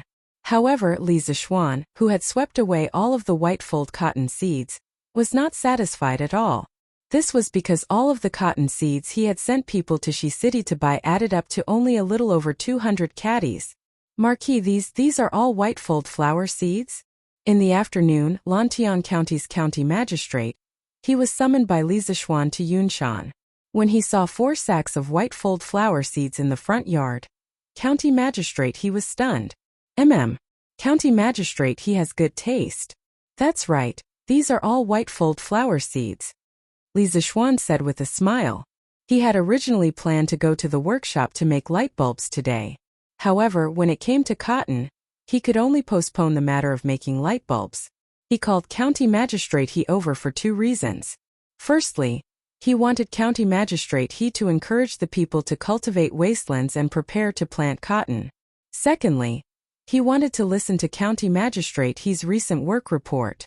Good taste. County Magistrate He wanted to curse. He thought to himself, do I need you to praise me for having good taste?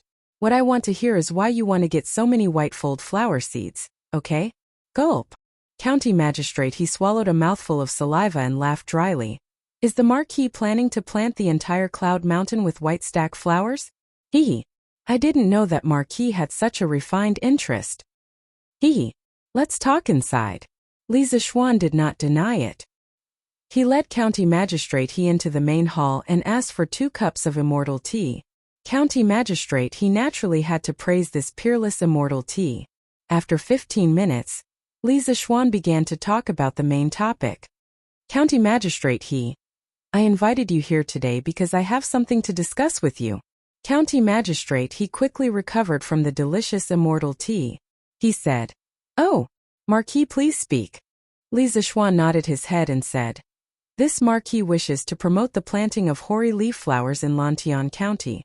Soon, there will be over 10,000 caddies of hoary leaf flowers being transported over from Guangdong.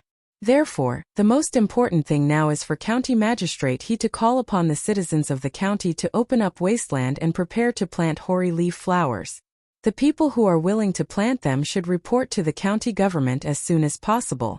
If the wastelands can be cultivated before the seeds arrive, every household can receive 1 pound of white-fold flower seeds for free. Tens of thousands of pounds of white fold flower seeds? All for free.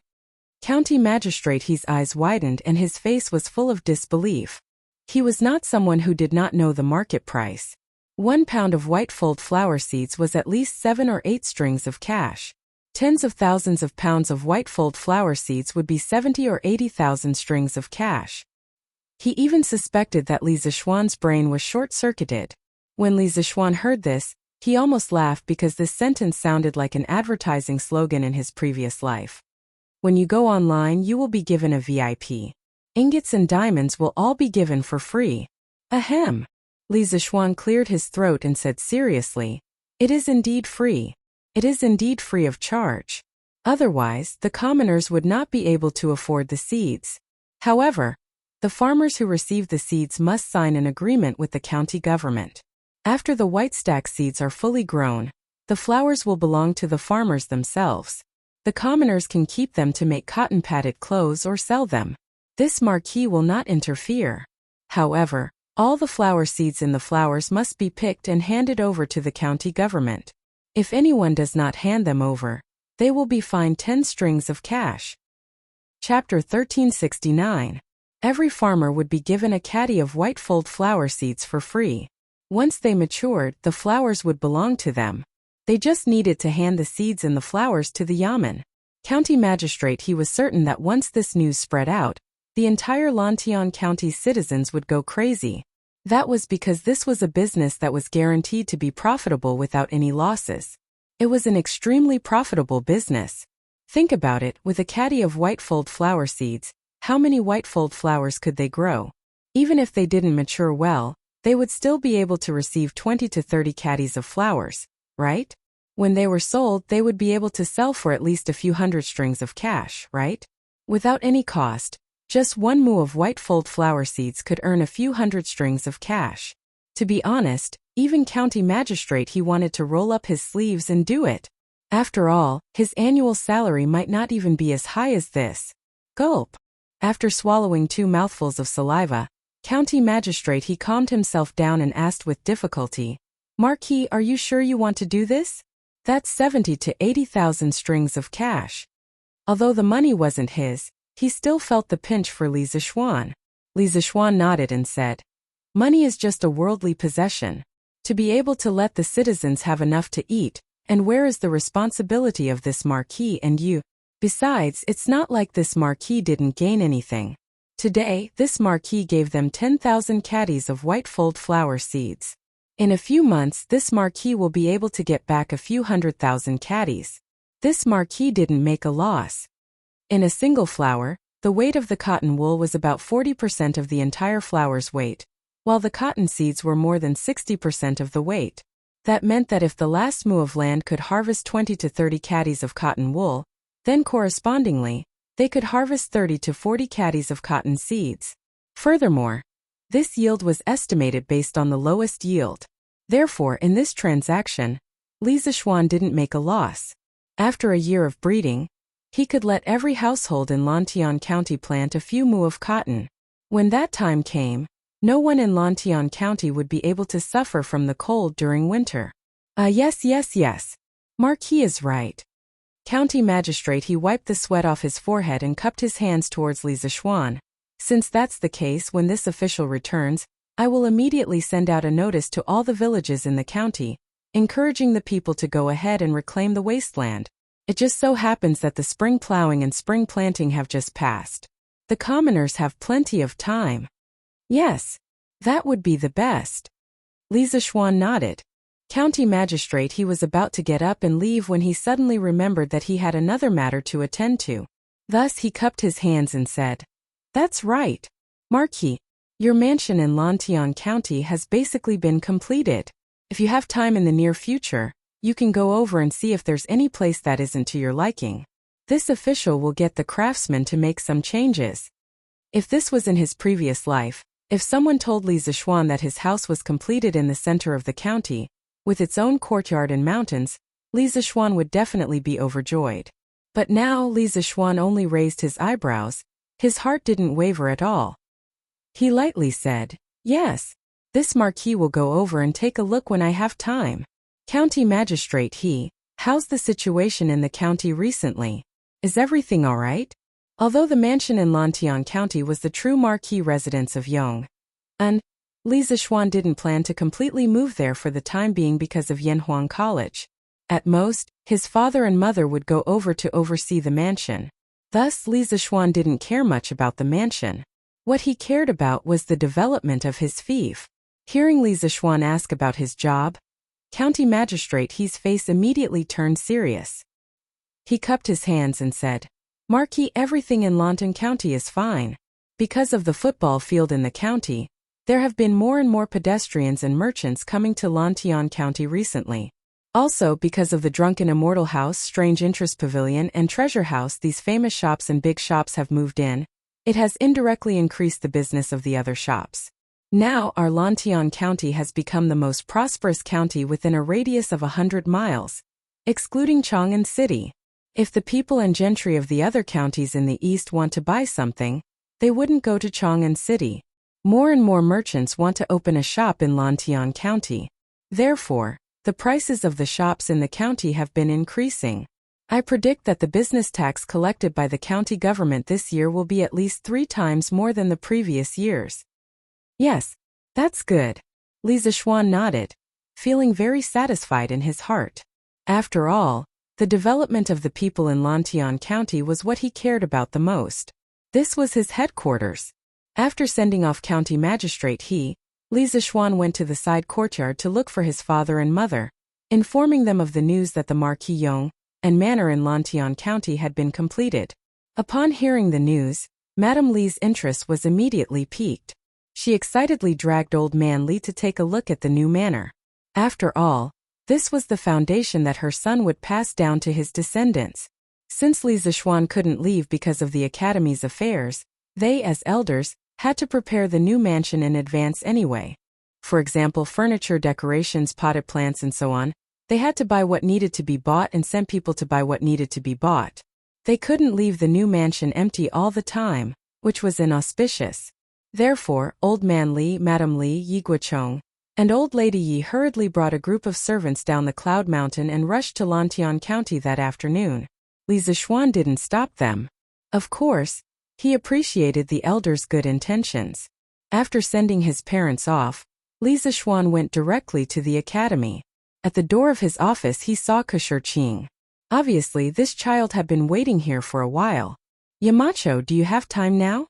I have something to talk to you about. Seeing Li Zishuan, Qing's face lit up and he quickly cupped his hands. Li Zishuan was bewildered. He didn't know why Qing didn't even go to class and came to find him. But he still nodded and said, Yes, come in. Li Zishuan didn't rashly blame Qing for skipping class. He planned to wait until Qing finished talking about what he wanted to say before making a decision. The two of them entered the office. Li Zishuan poured 2 cups of tea and handed one to Qing. Qing was flattered. Recently, when the teachers of the academy taught, they would usually bring a cup of tea into the classroom in advance. The fragrance of the tea made all the students in the classroom drool. He heard from Li Tai, Chang Chumo, and the other nobles that this tea was called immortal tea. It was created by Li Zishuan and was currently not sold outside. Qing didn't expect Li Zishuan to be so generous and directly give him a cup of immortal tea. How could he not be flattered? Thank you, Yamacho. Qing took the tea and cupped his hands in thanks. Hee. Now you can tell me why you're looking for me. Li Zishuan's expression didn't change. He had always been very generous to his students. What was a cup of tea to him? Qing quickly put down the teacup and said with a serious face, Yamacho, I heard from Mr. Wang that you found a vanadium mine on the Lan family's volcano in Pangzhou. However, the local Chang people stopped you from mining it. Is this true? Li Zishuan was stunned and said with some doubt, It is true. But Qing, why are you asking this? Qing cupped his hands and said, Yamacho, I'm from Bashu. My parents left their hometown to bring me to Beijing to study. My family is also from Chang. Li Zishuan heard this and was shocked. He said with some disbelief, Qing, you're saying that you're from Chang? Qing nodded and said, That's right. I grew up in the Chang tribe. The Chang people live in poverty and rely on the mountains to survive. Due to geographical reasons, the Chang tribe has been isolated from the outside world for generations. Although everyone's life is poor, there is no oppression and no corrupt officials. The people are happy and content. However, the Chang people only pursue food and clothing for generations. No one knows how to read or study. My father is not from Chang. He was a scholar in Kaifeng. Because he was in love with my mother, he lived with her in the Chang tribe. My father taught me to read and write since I was young. He wanted me to be a scholar in the future. When I was 12 years old, I was recognized by a scholar in Bashu. He recommended me to the Imperial College. I didn't disappoint him. I passed the Imperial College's examination and entered the School of Mathematics. Later on, I met Yamacho. My parents were worried about leaving me alone in Chang, so they followed me. I know the Chang tribe that Yamacho's servant met in Bashu. Their leader is called Xiaofeng. This tribe is the largest Chang tribe in Bashu. If Yamacho wants to mine there, I can go to Shu and persuade their leader. Xiaofeng. When Li Zixuan heard the name of the Chang tribe in Bashu, he almost jumped up. He wanted to ask Ku Shiqing if Xiaofeng knew the 18 dragons subduing palms. That's right. His name is Xiaofeng. Does Yamacho know this Chang leader? Ku Shiqing asked curiously when he saw Li Zixuan's big reaction. Ahem. Li Zixuan shook his head to get rid of the nonsensical thoughts in his head and asked, I don't know him. I don't know him. Shiqing, which Qiao and Feng is this Xiaofeng? Ku Shiqing poured 2 drops of tea on the table and wrote Xiaofeng on it. Yamacho. It's this Xiaofeng. Li Zixuan looked at it and realized that he had misunderstood. He straightened his face and said, Ahem. Shiqing. I'm very touched that you volunteered to go to Bashu to help me persuade the Chang people. But how is your relationship with the Chang tribe in Bashu? Will they make things difficult for you? Will they listen to you? Ku Shiqing's volunteering made Li Zixuan feel relieved. Before this, he had been thinking about who to send to persuade the Chang people in Bashu. Even so, he had to make sure that Ku Shiqing wouldn't be in danger. After all, Sanbao and the others had almost died in the hands of the Chang people in Bashu. Chapter 1370. Yamacho, don't worry. We, the Chang people, won't hurt the Chang people. Yinhuang College, Yamacho's office. After hearing Li Zixuan's worries, Ku Shiqing quickly explained. A few years ago, I was admitted to the Imperial College. This caused quite a stir in the Chang tribe in Sichuan. Ever since the Imperial Court started the Imperial examinations and established the Imperial College, no one in the Chang tribe has ever been admitted to the Imperial College. Therefore, if I can persuade them and explain to Chief Xiaofeng why the Lan family's volcano can attract soldiers, they will not stop you from sending people to mine. Li Zixuan couldn't help but smile. So, Shiqing, you have been the pride of your tribe since you were young. Not bad, not bad. Since you took the initiative to volunteer today, I, as the Yamacho, have no reason to refuse. However, this is an important matter. I still need to get your parents' approval. Otherwise, you still can't go to Sichuan. Ku Shiqing cupped his hands and said, Of course. Yamacho, don't worry. I will definitely be able to persuade my parents. Li Zixuan nodded and said, In the morning assembly today, His Majesty has already changed the King of Han to the King of Shu and appointed him as the governor of Izhou. I believe you can also see His Majesty's determination to govern Shu. If you can mediate and let the Chang people and the Imperial Court turn weapons of war into gifts of jade and silk, it will be a good thing.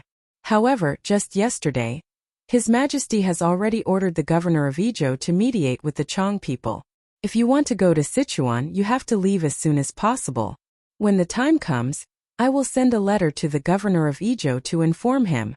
Ku Shiqing's eyes lit up and said, Yamacho, are you talking about Governor Gao? Li Zixuan nodded and said, Yes, it is Governor Gao. Shiqing, do you know him? Ku Shiqing nodded excitedly and said, Although I have never met him, Shiqing has heard of Governor Gao's name. In the past few years, I have been studying in Chang'an and have not returned to Shu County. However, I have been paying attention to the news there. The people of Shu County were frivolous. They were afraid of ghosts and hated the sick. Most of them did not personally serve their sick parents. Instead, they used sticks to pick up food and passed it to them from afar. It was said that after Chief Gao took office, due to his influence the customs were changed.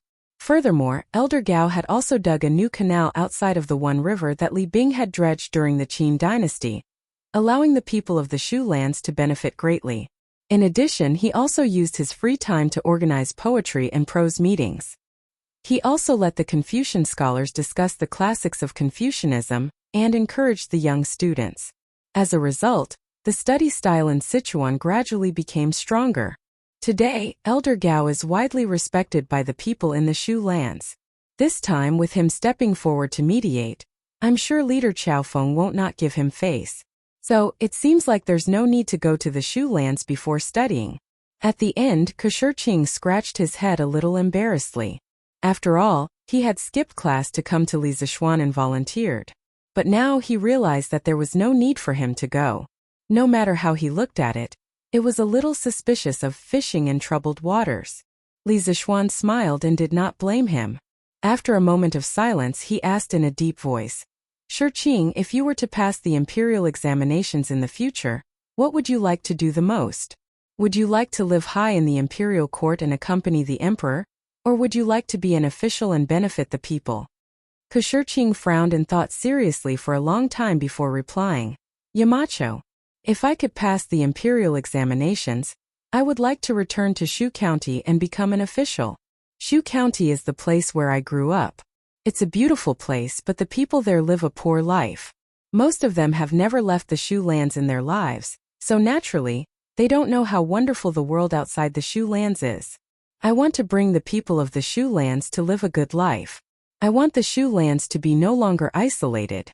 I hope that the good things in Chang'an City can also be found in the Shu lands, such as the carriages, bicycles, and the Celestial Mirror of Wonders Pavilion. Although these things have been sold to all the states and counties in the world, I believe that these things are rare in the Shu lands now. As the people of the Tang Empire, I think that the people of the Shu lands are no different from the people of Chang'an. They should also live a good life, and use the advanced engineering products created by Yamacho. If there's a chance, I will definitely benefit the people of my hometown in the future. Li Zishuan stood up and patted Ke shoulder. He laughed and said, Haha, good. The most important thing is to not forget your roots. Shirqing, I'm very pleased that you have such thoughts. The Shu lands have been isolated for many years. This is true. This time, I'm mining the vanadium mine in Feng province. I've thought of using the mine to help the people in the surrounding areas become rich. When the time comes, I'll pay for them to build roads and bridges. If they're willing to help, they'll be able to get a good salary. So, if your parents agree, I still hope that you can make a trip to Shu lands. As a local, you should know the customs of the people there the best. If you can get the tribal power there to be understood, I can even let the people of the Yanhuang Chamber of Commerce open a shop there and bring all the fine goods from Chang'an City over. This way, the communication between the Shu lands and the Central Plains will become more frequent, and the lives of the people will become better. What? Yamacho, are you serious? Ke was pleasantly surprised. If that was the case, then more than half of his dreams had been realized by Li Zishuan. Li Zishuan smiled and said, A gentleman's promise is worth 1,000 gold. What I said, of course, is true. That's great. That's great. Thank you, Yamacho. I'll go back and discuss with my parents. Tomorrow I'll leave for the Shu lands. When the time comes, I'll definitely pass on Yamacho's goodwill to Chief Qiaofeng. I'm sure he won't refuse. Ke was extremely excited as he cupped his hands towards Li Zishuan. Then he suddenly thought of something and his face darkened. He said, I don't seem to be able to leave for Shu lands recently. Previously, the headmaster said that for the next 4 weeks, there will be a secret exam every Friday. Those who fail 4 times will be expelled from the academy. No matter what, the students have to wait until the exam ends this Friday before they can leave. Li Zishuan heard this and secretly praised this child's meticulousness. He thought for a while and asked, Shirqing, how's your memorization of the secret exam from the school? If I let you take the exam now, are you confident? Ke frowned and thought for a moment. He gritted his teeth and cupped his hands. Return to Yamacho, I'm confident. Li Zishuan smiled and said, That's good. There's still some time before school ends. You can start the exam now. I'll grade your exam tonight. If you pass, you can go home tomorrow and persuade your parents. If you don't pass, then you don't have to go to Shu Lands this time. Although he wanted Kushurching to go back and discuss with his parents tonight, he had emphasized the importance of confidentiality in front of all the teachers and students of the school last week. As the one who set the rules, how could he open the back door for Kushurching at this time? Kushurching nodded heavily and said, "Yes, Yamacho." Li Zishuan turned around and took out a sealed document from the drawer. After opening it, he took out a test paper. Then he took a pencil from the pen holder on the table and handed it to Kushurching. He said, "Find a place in this office and start the exam. The exam will last for an hour." He had already prepared the exam papers for the Academy's confidentiality exam. He even prepared 4 sets. It just so happened that there was 1 set per week. Kushurching should be the first person other than him to see the exam papers. Kushurching took the test paper and nodded. "Okay, Yamacho. Husband, aren't you going to sleep yet?" After dinner, Li Zishuan went straight to the study. Han Yushi glanced into the study when she passed by and asked, "Wife, you go to sleep first. I'll go to sleep after I finish grading this exam." Li Zishuan looked up and said softly, this exam paper was naturally the confidential exam paper that Kushurching had just finished in the afternoon. Then husband, don't stay up too late." Han Yushi nodded and went upstairs to sleep. Li Zishuan's gaze returned to the exam paper. He gently stroked the red pen on every part of the exam paper. Fill in the blanks, multiple choice questions, decision questions, short answer questions. He read 10 lines at a glance and finished grading in about 10 minutes. 99 points. Not bad, not bad. This Kushurching's foundation is really good. No wonder before I went to the Imperial College, he was the best in the School of Mathematics. He is a good seedling. Looking at the bright red, 99 points on the exam paper, Li Zishuan praised. In this way, Kushurching could leave the academy tomorrow and go home to discuss the trip to Sichuan with his parents. In fact, letting Kushurching go to Sichuan was not Li Zishuan's plan. It was just added at the last minute. Kushurching had the ability and the dream. As a Yamacho, Li Zishuan naturally had to give his student a stage to realize his dream. What was Li Zishuan's dream when he had just transmigrated? Li Zishuan would definitely answer that he wanted to be a carefree marquis, and then rely on his wealth to live a life of luxury with his wife. But now, he was a marquis and a Yamacho of the academy. His dream was to help his student realize his dream. He wanted to be a dream godfather, and let his student become the most outstanding person no matter where he went. He wanted to have students all over the world. When that time came, he would become the most powerful person in the world. Because by then, any student would be able to hold their own. The next morning, Li Zishuan arrived at Yanhuang College. Coincidentally, Kushurching was waiting for him in front of Guanghua Building. It was time for the students to have their breakfast. Yamacho. When Kushurching saw Li Zishuan walking towards him, he hurriedly went up and greeted him nervously. Li Zishuan smiled and said, "Why? Are you worried that you didn't pass the exam?"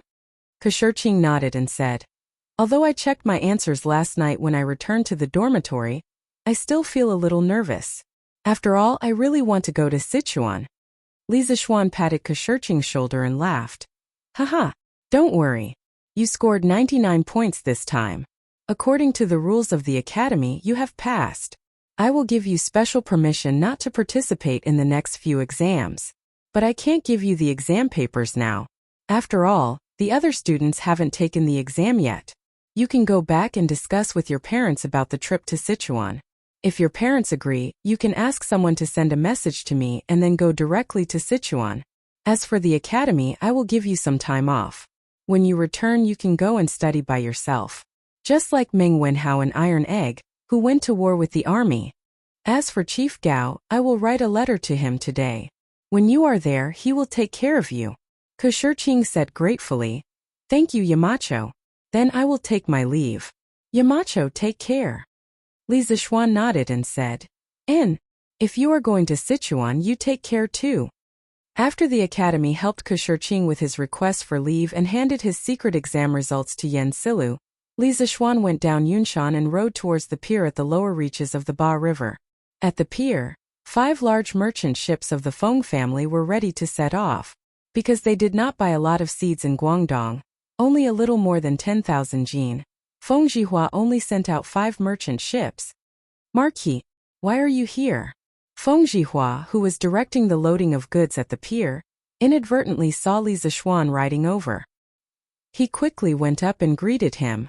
Li Zixuan dismounted from his horse and said with a smile, Boss Feng has acted righteously this time and personally helped this marquis go to Guangdong to purchase the white stack flower seeds. This marquis has to send Boss Feng off no matter what. Feng Zhihua was flattered and said, Thank you, Marquis, for sending me off. Haha. It's my pleasure, it's my pleasure.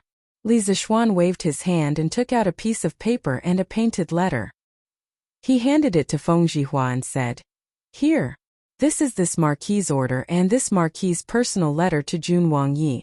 Thinking that sending someone to deliver the letter would not be as fast as sending it by sea, I will have to trouble Boss Feng to personally deliver this letter to Jun Wangyi. When the royal prince sees this letter, he will definitely make it convenient for you. The convenience he was talking about was not asking Li Xiaogong to open a back door for Feng Zhihua. He, Li Zixuan, was not someone who likes special treatment. For this sea trade, he would not let Feng Zhihua pay any less of the taxes that should be paid in Guangdong. The reason why he still needed to write a letter was because he wanted to borrow the power of the Department of Commerce to get the small countries in Nanyang to ship more white stack flowers to Guangdong to sell. Feng Zhihua took the warrant and the letter with both hands and said, Marquis, don't worry. I will personally deliver this letter to the royal prince of Hejian. Coincidentally, at this time, all the goods on the dock had been loaded. A red sun jumped out of the horizon and shone on the surface of the Ba River, reflecting the clear and crystalline waves. Feng Zhihua cupped his fists and said, Marquis, the time has come, the fleet should set sail. This Feng will bid farewell here. This time, I will definitely bring back as many white stack flowers as possible for the Marquis. Marquis, may we meet again? Li Zixuan also cupped his fist and said, See you later. Feng Zhihua nodded and then turned to walk towards the big ship. Raise the anchor, raise the sail, set sail. A moment later, the sailors on the big ship shouted and the fleet of 5 big ships finally set sail towards the east. Chapter 1371. After watching the fleet leave, Li Zixuan went straight to the workshop. His family had bought over 200 caddies of cotton seeds from the Hu people yesterday. These few days, he had to start making arrangements for the servants in the residence to start growing the seeds. And growing the seeds required a type of machine, a nutrient bowl manufacturing machine.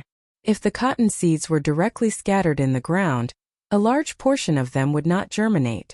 The survival rate was extremely low. In his previous life, Li Zixuan was also a villager. He had experienced the entire process of growing cotton. He remembered that when his family was growing cotton, they had to first plant the cotton seeds in a nutrient bowl. After the seeds germinated, the seedlings would be transplanted into the ground. The so-called nutrition bowl was to load the loose, fertile soil that was easy to retain water and fertilizer, germ-free and seedless into the machine for making nutrition bowls. Through the machine, cup-shaped nutrition bowls with a diameter of 11 centimeters and a height of 10 to 12 centimeters were manufactured.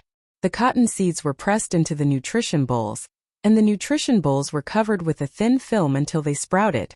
After the cotton seeds germinated, they would be transplanted into the ground along with the nutrient bowl, and the job would be done.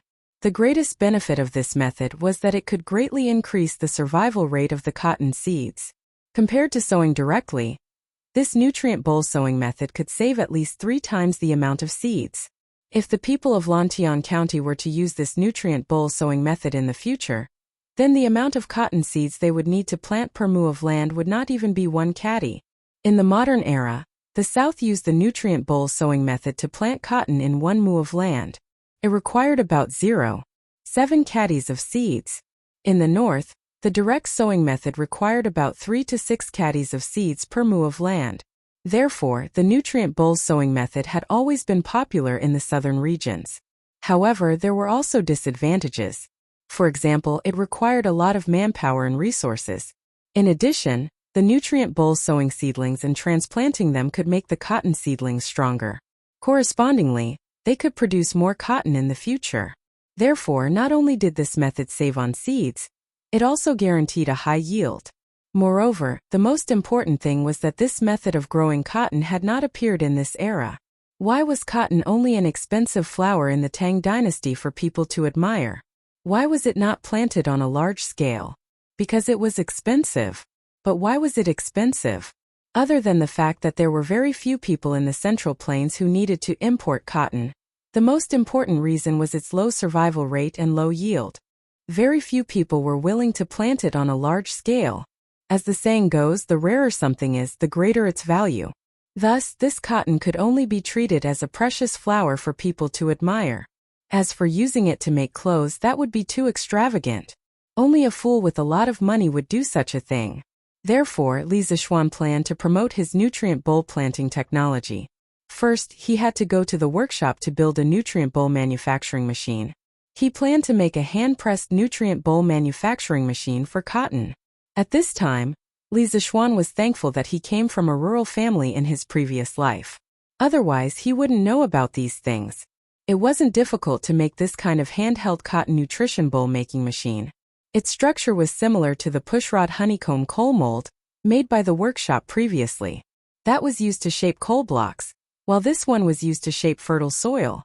Therefore, Li Zishuan came to the workshop and explained it to Faubert. Faubert immediately understood and promised that the hand-pressed cotton nutrition bowl machine would be ready and sent to Yunshan Mountain by noon. Only then did Li Zishuan return to Cloud Mountain in satisfaction. At the same time, dozens of Yamen runners ran out of Lantian County. Each one of them held a notice and ran to the villages in all directions. The people from the county Yamen came to put up notices? What's going on? The Yamen runners actually came to our Yu family manor to put up notices. It's really too strange. On the wall at the entrance of the Yu family manor, the commoners looked at the notice that had just been put up and gathered together to discuss it. In the past, if the Yamen needed to announce something to the commoners, they only needed to put up notices in key places in the city. It was very rare to see a notice directly sent to the village like today. It was no wonder that these villagers felt it was strange. However, it could also be seen that county magistrate, he was very attentive to Li Zishuan's orders this time. Elementary Scholar Yu. Where is Elementary Scholar Yu? Quickly let Elementary Scholar Yu see what's written on the notice. He's coming, he's coming.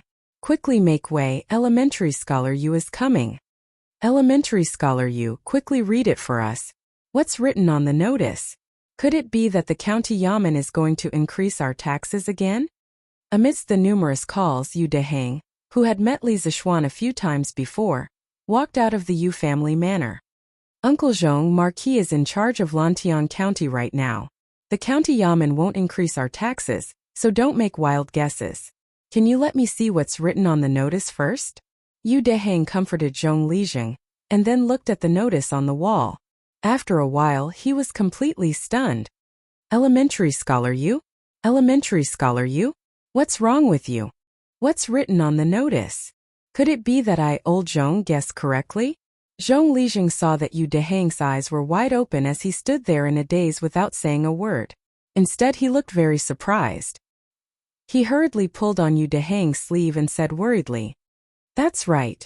Elementary Scholar Yu. What's written on the notice?" The commoners were also anxious and started to shout. Yu Deheng, who was in a state of shock, finally came to his senses.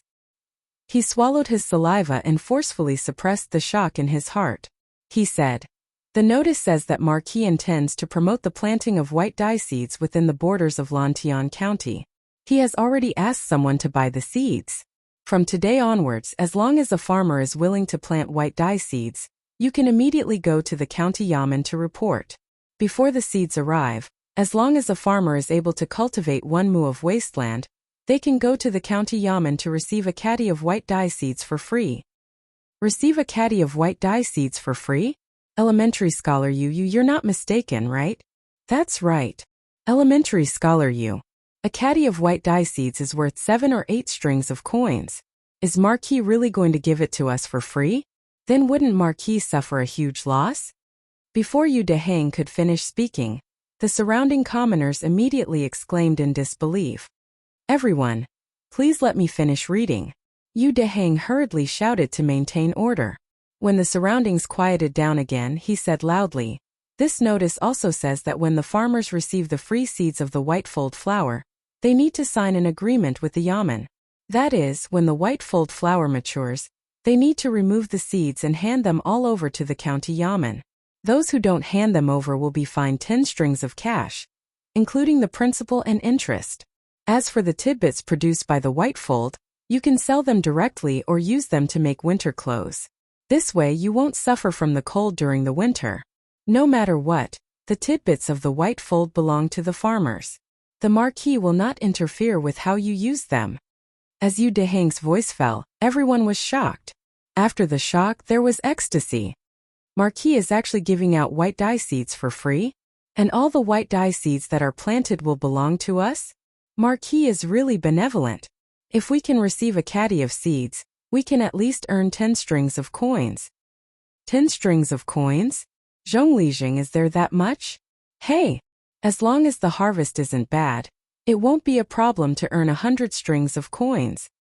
Haha! What are we waiting for? Quickly go to the county yamen to register. Last time when Marquis promoted the greenhouse vegetables, our Yu family village didn't get to see the white dye seeds this time. No matter what, we can't miss it. That's right. That's right. Quickly go to the county yamen to register. If we're late, we might not get it. Go quickly. Go quickly. Suddenly, the group of people rushed out like a swarm of bees. They didn't even have time to put down the shovels, hoes, and other farming tools on their shoulders as they rushed directly in the direction of Lantian County. Hey, hey, hey! Wait for me!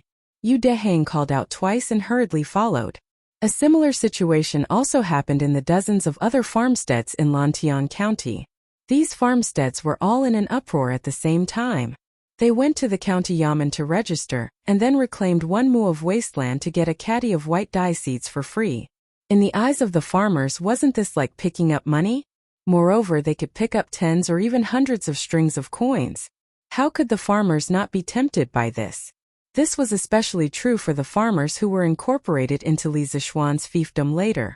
When Li Zishuan promoted the greenhouse vegetables, they didn't belong to Li Zishuan's fiefdom. Naturally, they didn't enjoy the first wave of dividends. Now that the second wave of dividends was finally here, of course, they had to desperately grab hold of it. Of course, they weren't the only ones who wanted to grab hold of it. The farmers of the 8 farmsteads who had followed Li Zishuan in the beginning were even more enthusiastic. Because of the greenhouse vegetables incident last time, they firmly believed that following Li Zishuan would bring them benefits. As long as it was Li Zishuan's decision, they would unconditionally support it. They would definitely make a lot of money. Therefore, on all the roads and small paths in Lantian County, farmers could be seen running wildly everywhere. It was like ants returning to their nest. The black mass of ants came from all directions and rushed towards their nest, Lantian County. On the street in front of the Lantian County's yamen entrance, 3 rows of tables had already been set up. 1 row of tables faced the street in the west, another row faced the street in the east, and another row faced the street in the south. The farmers who came from all directions could line up in 3 different directions to register. This way they could save a lot of time. County Magistrate. They're here. They're here. The commoners are here. But why did they bring their shovels and hoes over? County Magistrate, he led a group of county officials and waited at the entrance of the county yamen. Suddenly, the county official became excited as he hurriedly asked County Magistrate But after seeing the equipment of the farmers, the official was dumbfounded. If someone who wasn't in the know saw this, they would think that these commoners were coming to the county yamen to rebel. County Magistrate, he stroked his beard and said with a smile, "Let the bailiffs register properly and prevent commoners from other counties from mixing in. This is Marquis's kindness to our county's commoners. We can't let people from other counties take advantage of this. Understand?" The official hurriedly cupped his hands and said, "Yes, County Magistrate." While they were talking, dozens of farmers had already run over.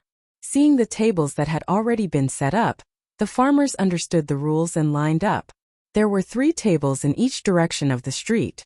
There were a total of 9 tables, which meant that they could line up in 9 lines. Sir, I want to plant white stack flowers. I want to register. What's your name? Which village are you from? My name is Lu Mang from Liujia village. Good. I've already registered for you. Marquis will be able to buy the seeds back in half a month. Before that, you have to cultivate a mu of wasteland. It's best if it's a hillside that's facing the sun. That way the harvest will be better. Do you understand? Understood. Understood. Thank you for your reminder. Next. The quiet entrance of the county yamen suddenly became lively. It was not an exaggeration to say that it was a boiling cauldron of voices. The commoners in Guangqing County who woke up early saw this scene and couldn't help but be stunned. Hey, what are they doing? Why are they all gathered at the county yamen? It seems that they are all farmers from outside the county. Farmers? What are they doing here at the county yamen? I know. I just saw the notice at the county yamen. It said that Marquis intends to promote the planting of white stack flowers in Lantian County. Those who are willing to plant can register at the county yamen. As long as they can cultivate a mu of wasteland within the stipulated time, they will be able to get a gene of white stack flower seeds for free. What? A gene of white stack flower seeds for free? Is there such a good thing in this world? No, I want to register too. Bah! Boss Wang, what are you so happy about? Do you have any fields at home? Don't tell me you want to take the seeds and sell them for money? The notice said that after receiving the seeds, you have to sign an agreement with the county yamen. When the harvest time comes, the white stack flowers will belong to the commoners. However, all the seeds must be removed and handed over to the county yamen. If you don't hand it over, you will be fined 10 strings of coins. Boss Wang, if you receive it now, you will have to pay 10 strings of coins in the future. Oh, so that's how it is. Then this old man won't receive it. I'll leave the opportunity to these farmers. Tisk tsk. This time the farmers outside the city are going to be rich. With a gene of seeds, the white stack flower seeds can be sold for dozens of strings of coins. Sigh, what a pity. Who asked us to not be farmers? At this moment, these city dwellers began to envy the farmers. It was really strange. As time passed, the lines of farmers in the 3 directions grew longer and longer. The line in the south was about to reach the city gates. Tens of thousands of farmers outside the city suddenly flooded into Lantian County. This city that wasn't considered big suddenly became crowded. Those businessmen who came to Lantian County to do business or those who came to watch the football match saw this scene and began to inquire about what had happened. It didn't matter if they didn't ask, but once they did, they were so shocked that their jaws dropped. Everyone couldn't help but sigh at the good welfare of the citizens of Lantian County. From time to time, Li Zishuan would give red packets to the citizens. Furthermore, it was the kind of red packets that were worth hundreds of strings of coins. And the matter here quickly spread to the other counties. Chapter 1372. Have you heard? The Marquis of Yong and wants to give every farmer in Lantian County a caddy of white-fold flower seeds for free. What? Why is Marquis giving so many white-fold flower seeds to the farmers? Seeds! The Marquis said that the white stack flower catkins will belong to the farmers. The farmers can use them to make cotton-padded clothes or sell them for money. When the time comes, we just need to hand in the seeds. Oh my God! There's such a good thing. Can we get the flower seeds if we go? Tisk! In your dreams. We are from Xinfeng County, the Marquis of Yong, and only gives them to the farmers in Lantian County. Lantian County. It's Lantian County again. Last year, Marquis only promoted the greenhouse vegetables in Lantian County. At that time, the farmers who planted the greenhouse vegetables earned hundreds of strings of coins. A few months ago, when Marquis was building the dam, he also prioritized the young adults in Lantian County. I heard that not only are there meat for every meal, but the wages are also high. Now Marquis wants to plant white-fold flower seeds to make winter clothes for the people of Lantian County. Why didn't His Majesty give Xinfeng County to the Marquis of Yong? And as a fief? Sigh. Who said it wasn't? Last year, matchmaker Zhao recommended a kid from Lantian County to my daughter, but my wife didn't agree. Now it's his turn to disagree. This prodigal woman. Haha. Old Wang, your wife has no taste. It's not that I want to criticize you, but this kind of woman needs to be taught a lesson. Yes, she needs to be taught a lesson. Haha, serves you right for being unlucky. Look at my 2 daughters, they married to Lantian County at the beginning of the year. Now they're living a good life. After the greenhouse vegetables and dam building incident, Li Zishuan came up with another, benefiting the people policy, which caused a huge uproar among the people in the surrounding counties of Chang. Although there were no newspapers to promote it, the current momentum of public opinion was even more terrifying than being on the headlines of the newspapers. Not only the people in the surrounding counties of Chang'an City were discussing it, the people in Chang'an City were also discussing it. At this moment, all the citizens only had one thought in their minds, and that was to regret that they were not Lantian people in this life. If he was also a citizen of Lantian County, then wouldn't he be able to enjoy the benefits of Li Zishuan's benefiting the people policy? In an instant, countless people had a strong yearning for Lantian County. Of course, the ladies of the prestigious families in Chang'an City finally understood who had bought all the white stack flowers in the West Market yesterday. The beauties couldn't help but sigh at Li Zishuan's generosity. He actually used them as ornamental white flowers to make winter clothes for the people in his fief. What? Little Xian wanted the people in his fief to plant white stack flowers? What's the point of growing this thing? Do you want to watch? Chang Yaojin had just finished the morning court when he heard the news. He stared at his second son, Chang Chuliang, and asked. Chang Chuliang's forehead was full of black lines. He said, Father, even if the Marquis of Yong'an wanted to see white stack flowers, he wouldn't go so far as to let his subordinates plant them all over Lantian County, right? I heard that he wanted the commoners to make winter clothes out of white paper. Oh, Chang Yaojin nodded and suddenly laughed. Hey, this kid's idea is really strange. Using white paper to make clothes for the commoners? That's too extravagant. How many seeds did he say he wanted to buy? 10,000 caddies? TSK. 70 to 80,000 strings of coins, that's really generous. Chang Chuliang asked tentatively, Father, then should we follow this time? Last year, when Li Zishuan promoted the planting of greenhouse vegetables in his fief, Old Cheng's and Old Qin's families also promoted it. Although there was a difference of half a month, their families' farmers earned a lot of money because of it. The Cheng family also gained a good reputation for being benevolent. Now that Li Zishuan wanted to promote the planting of white stack flowers, should the Cheng family follow? Chang Yaojin frowned and said, White stack flowers are not easy to grow. Since little Xian dares to promote it, he might have a better way to grow it. As for 70 to 80,000 strings of coins TSK, the Cheng family can't afford it. However, the Cheng family only has 700 farmers, and a caddy of seeds per family is only 700 caddies. After pondering for a moment, Chang Yaojin gritted his teeth and said, Then we'll buy it. Chuliang, get Butler Liang to tell the barbarian merchants in Shi City to quickly find a way to get me 700 caddies of white stack flower seeds. Otherwise, I'll smash their shops.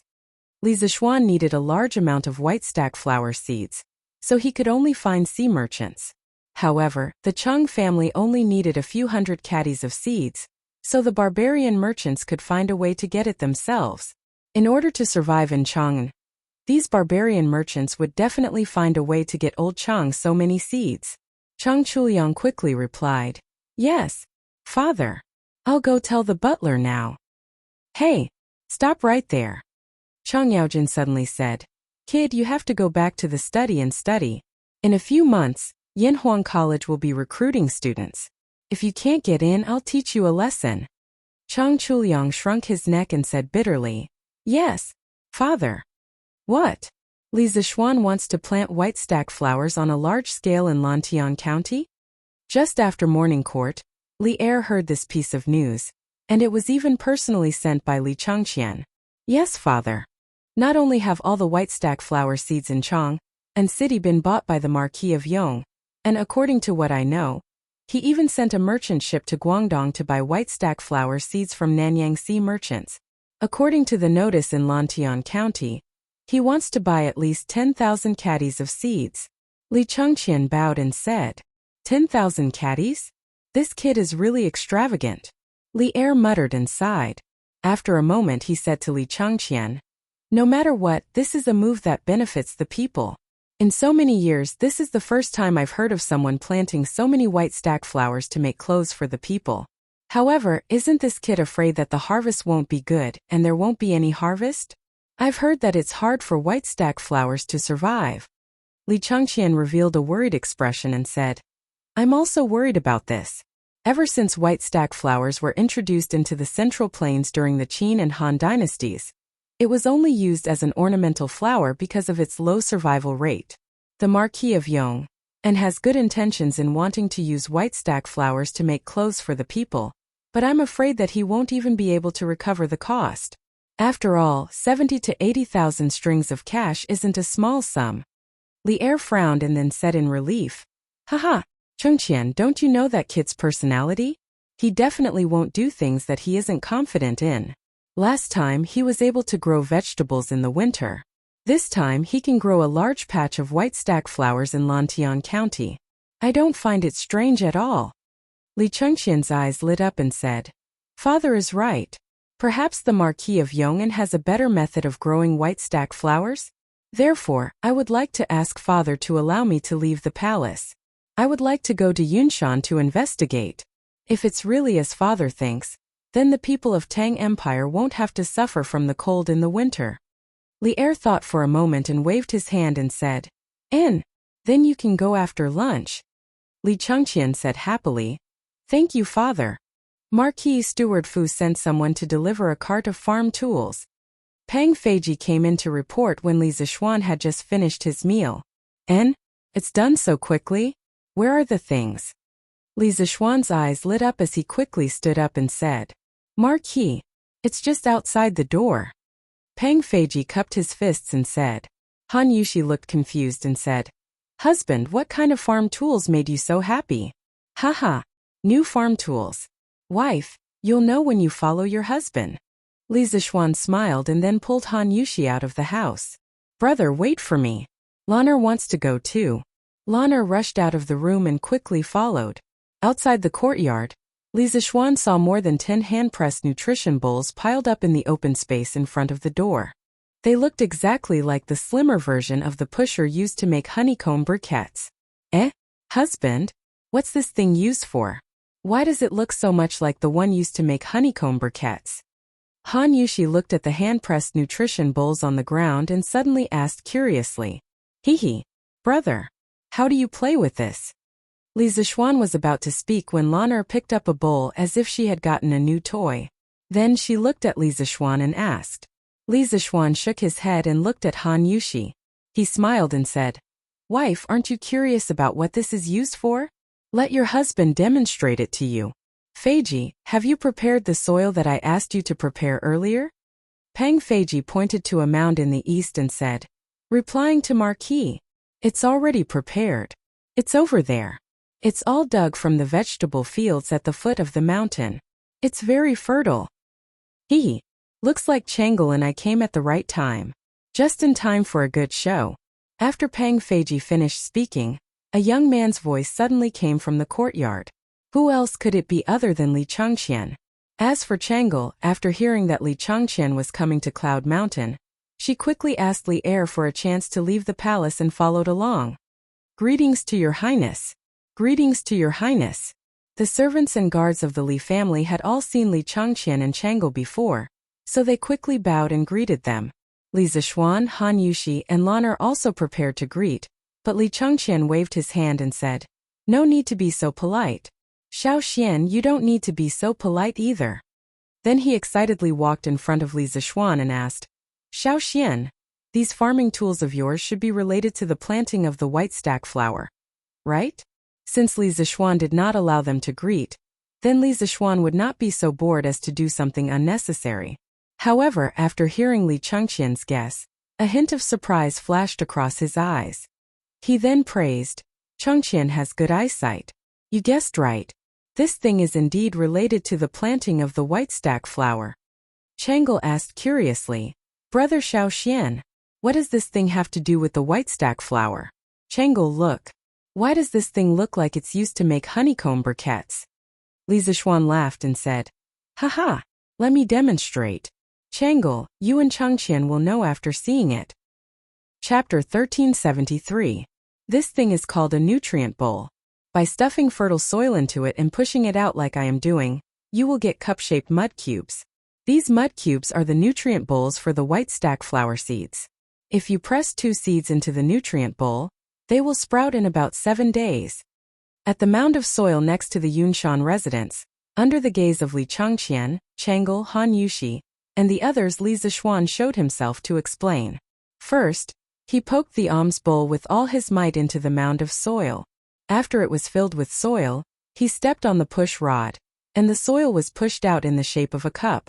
This was the nutrition bowl. Then, Li Zishuan took out 2 seeds and pressed them into the circular pit, in the center of the nutrient bowl. The entire process was completed. Hee. This is fun. Brother Lan'er will help you. Seeing Li Zishuan easily make a cup-shaped mud cube, Lan'er's interest was immediately piqued. She excitedly rushed over to give it a try. Li Zishuan was speechless. You are just a little taller than the alms. How can you play with it? Go to the side and watch. Don't dirty your clothes. Lan'er pouted. I won't. Brother, you look down on me. Lan'er will make one for you to see. After saying that, the little girl imitated Li Zishuan's previous actions. She picked up the alms and poked it into the mound of dirt. Hee. This thing is indeed interesting. I will give it a try too. Perhaps the innocent Lan'er had awakened Li Changqian's childish nature. This fellow also eagerly picked up the alms and walked towards the mound of dirt. Brother Crown Prince. Wait for me. Chang'e also wants to try. It was rare for Chang'e to come out, so she naturally wanted to play to her heart's content. She followed closely behind Li Changqian with the alms, and walked towards the mound of dirt with the alms. Your Highness, you can't. The leader of the Eastern Palace Guards who followed Li Changqian hesitated for a moment before stepping forward to stop him. Li Changqian waved his hand and said, It's fine. I'm just giving it a try. There is no danger. When the guard heard that, he did not continue to stop him. Brother Little Xian, can you teach Chang'e one more time? Chang'e carried the alms bowl and walked to Li Zishuan's side, smiling sweetly. Looking at this bright and beautiful smile, how could Li Zishuan say no? He nodded helplessly and said, All right then. Chang'e, I'll demonstrate it to you again. First, push the alms bowl into the mound with all your strength. You must use all your strength, or else the soil won't be able to fill the alms bowl, and the nutrition bowl you push out will be incomplete. Bang bang bang. Li Zishuan, Chang'e and Lan'er all followed Li Zishuan and poked the alms bowl into the mound. After a while, Li Zishuan continued. When you think it's about time, step on this push rod and push the dirt out. Yes, that's it. It might take some effort. Wow. I'm done. Brother Little Xian, take a look and see if this nutrition bowl is done correctly. Unexpectedly, Chang'e had finished it before Li Changqian. The little girl held the freshly made nutrition bowl in her hands and came to Li Zishuan, asking excitedly, Very well done. The shape is very standard, and the soil is very sturdy. Li Zishuan nodded and praised. Thank you for your praise, Brother Little Xian. After receiving Li Zishuan's affirmation, Chang'e's beautiful little face instantly beamed like a flower. At this moment, Li Changqian's first nutrition bowl was also completed. However, it was a failure with a bumpy bottom and an incomplete exterior. It was obvious that Li Changqian did not use enough strength when filling the soil inside. Changqian, this is about the same level as Lan'er's. I think you have to find time to train, or else your body will only become weaker and weaker. Look at your physical strength now. It's not even as good as Chang'e's. Upon seeing this, Li Zishuan immediately teased. Li Changqian immediately blushed and retorted, Little Xian, what nonsense are you talking about? I just didn't do it seriously just now. If you don't believe me, I'll make another one for you. As a man, he could not tolerate others saying that he was weak. In order to protect his dignity as a man, Li Changqian resolutely began the second nutrition bowl's production. Bam bam bam. This time Li Changqian peeled with all his might. From the looks of it, he could not wait to crush the entire cloud mountain. With a clang, a flawless nutrition bowl was pushed out from the bowl-making device. Li Changqian immediately said proudly, Hey, Little Xian. How was it? I told you that it was just a coincidence, right? After saying that, he could not help but secretly take 2 deep breaths. Speaking of which, he had been learning how to rule the country from Li Er all day long in the palace. He indeed lacked training. Li Zishuan saw through him but did not expose him. He did not refute him. Li Chengqian put down the bowl-making device and asked, Little Xian, you still haven't said why you want to plant the seeds in this nutrition bowl? This prince feels that it's more convenient to just directly bury the seeds in the ground. Hearing Li Chengqian's question, Changel also stopped what she was doing and shifted her gaze to Li Zishuan. Clearly, she had the same doubts as Li Chengqian. Li Zishuan muttered to himself for a moment and said, Simply speaking, for the white dye seed to germinate, it needs sufficient nutrients, water and suitable temperature. If the seeds were directly buried in the ground, then there is a possibility that less than 1 in 10 will survive. This is because the nutrients in the ground might not be enough. Furthermore, the night is still a little cold. This is why the survival rate of the white dye seed is so low. Li Chengqian nodded his head as if he understood and then asked, Little Xian, the reason why this thing is called a nutrition bowl is because the nutrients in the soil are very sufficient, right? Li Zishuan nodded his head and praised. That's right. The nutrients in the nutrition bowl are indeed very sufficient.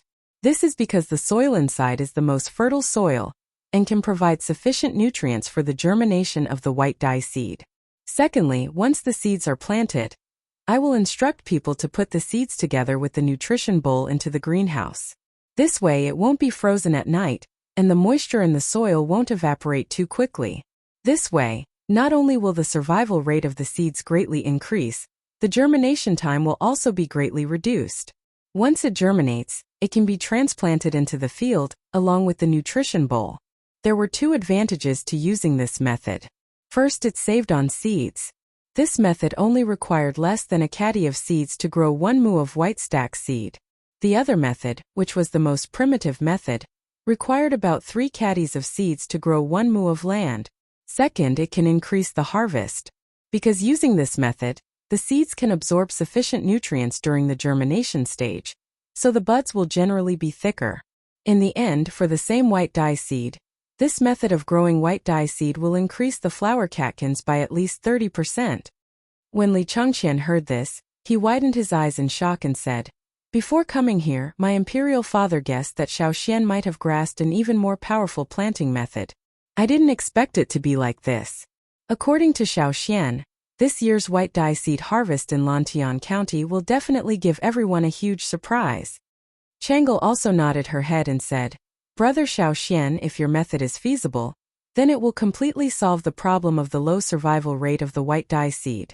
In the future, the other provinces and counties in Great Tang can also follow this method.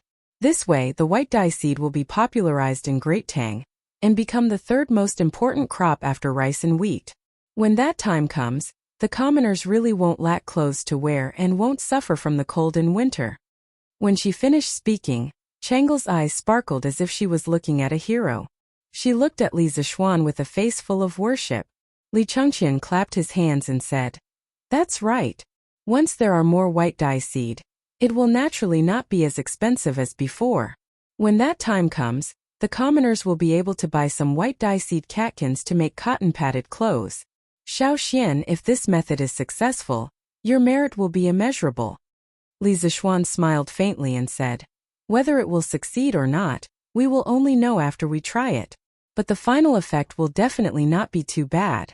After saying that, Li Zishuan distributed the alms bowl utensils that Faubert had sent over to the servants and guards to make the nutrition alms bowls.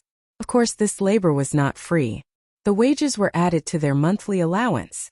Speaking of which, he now had 200 jin of white dye seed. If he planted all of them, he could plant at least 200 to 300 mu. Therefore, the servants and guards of the Li residence would be very busy this time. Ai, Xiaoxian, did you notice that Changel's physical strength is really much better than before? Li Zishuan called everyone into the house. Li Chengqian dragged Li Zishuan to the back. At this moment he suddenly said sneakily. Li Zishuan looked carefully and saw that although Changel had personally made a few nutrition alms bowls, her complexion was still normal. Her face was not red, and her heart was not out of breath. Indeed, as Li Changqian said, her physical strength was much better than before. He turned his head to look at Li Changqian and joked. What? Changqian, do you admit that your physical strength is not as good as Changle's? Generally, a weak body means a weak kidney. This kidney deficiency is not scary, but you have to pay attention to recuperation and exercise. Stop. Stop. Li Changqian almost vomited blood. He hurriedly said, Xiao Xian, you are the one with a weak kidney. I'm talking to you about serious matters. Don't interrupt. Get to the point. Li Zishuan put away his smile and said seriously, Changle has my Taoist qi in her body now. Although she has not learned fighting moves, her physical strength is naturally much stronger than ordinary people. This is not surprising. A few months ago, Changle's qi disease flared up. Li Zishuan used his own qi to cure it. In addition, Changle usually practiced Tai Chi very seriously, so she had already cultivated qi.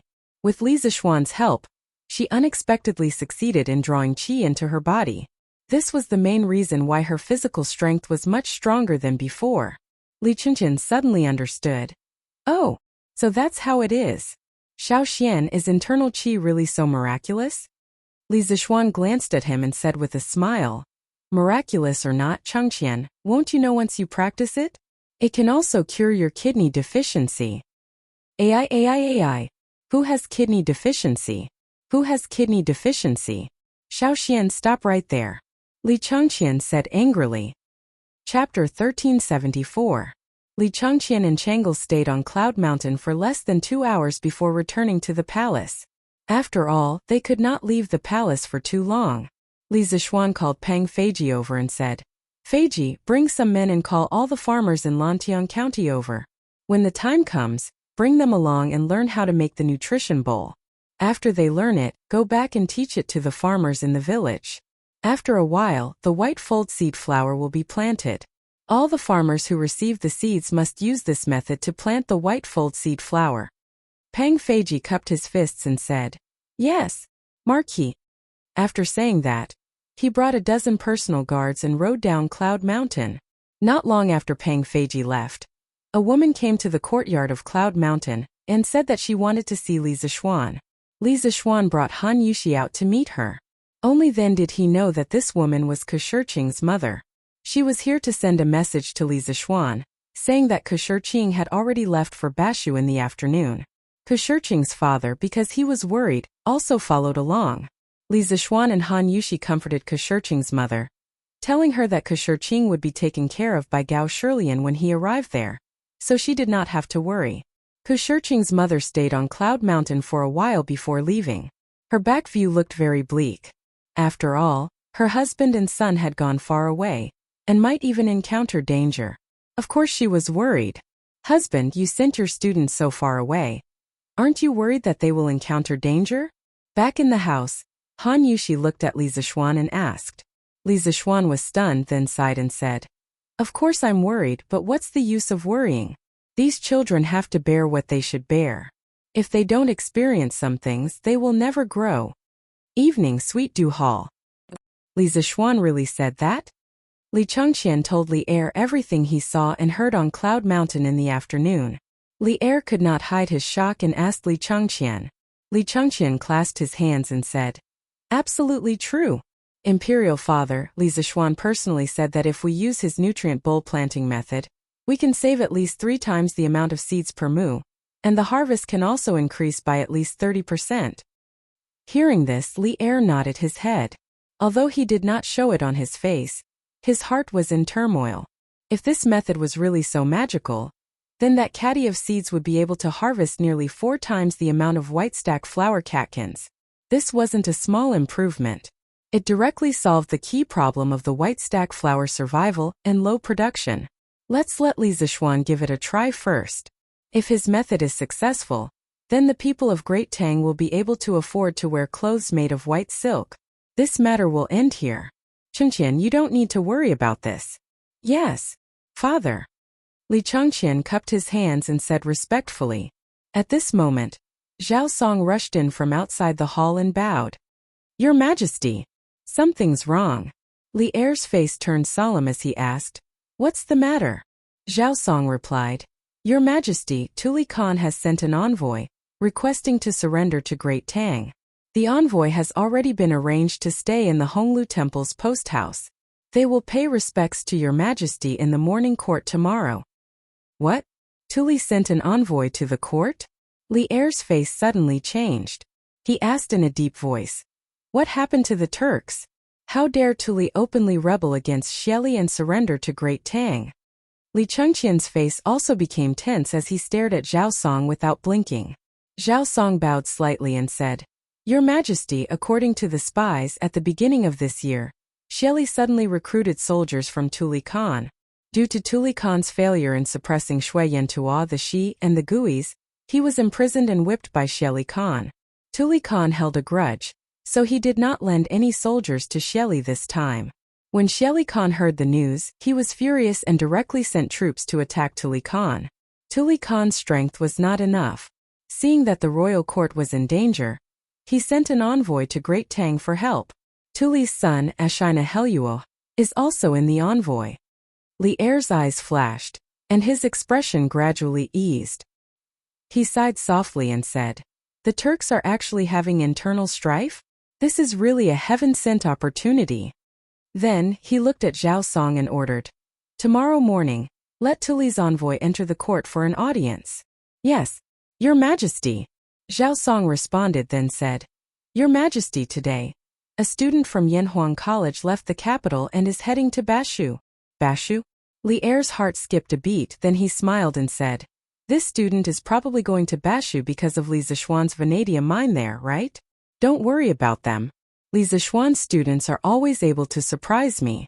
Last time it was Meng Wenhao and Han Li. Let's see what kind of surprise this child can bring me this time.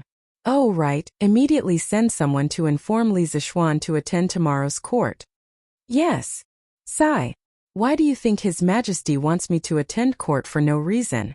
TSK, doesn't he know that I live far away? I'll have to travel through the night again today. The next morning before dawn, Li Zishuan was already dressed and washed up with Han Yushi's help. Although he wasn't sleepy, he had to leave before dawn. Li Zishuan couldn't help but grumble softly. When Han Yushi heard that, she couldn't help but giggle. She helped Li Zishuan comb his hair and said with a smile, Husband, other people have studied hard for decades in hopes of being able to enter the imperial court one day. But why do you look like you have a deep grudge when you hear that you have to attend morning court? Li Zishuan pinched Han Yushi's fair fingers and said with a naughty smile, What does the poem say? Oh, it's the harem of 3,000 beauties. From then on, the emperor won't attend morning court.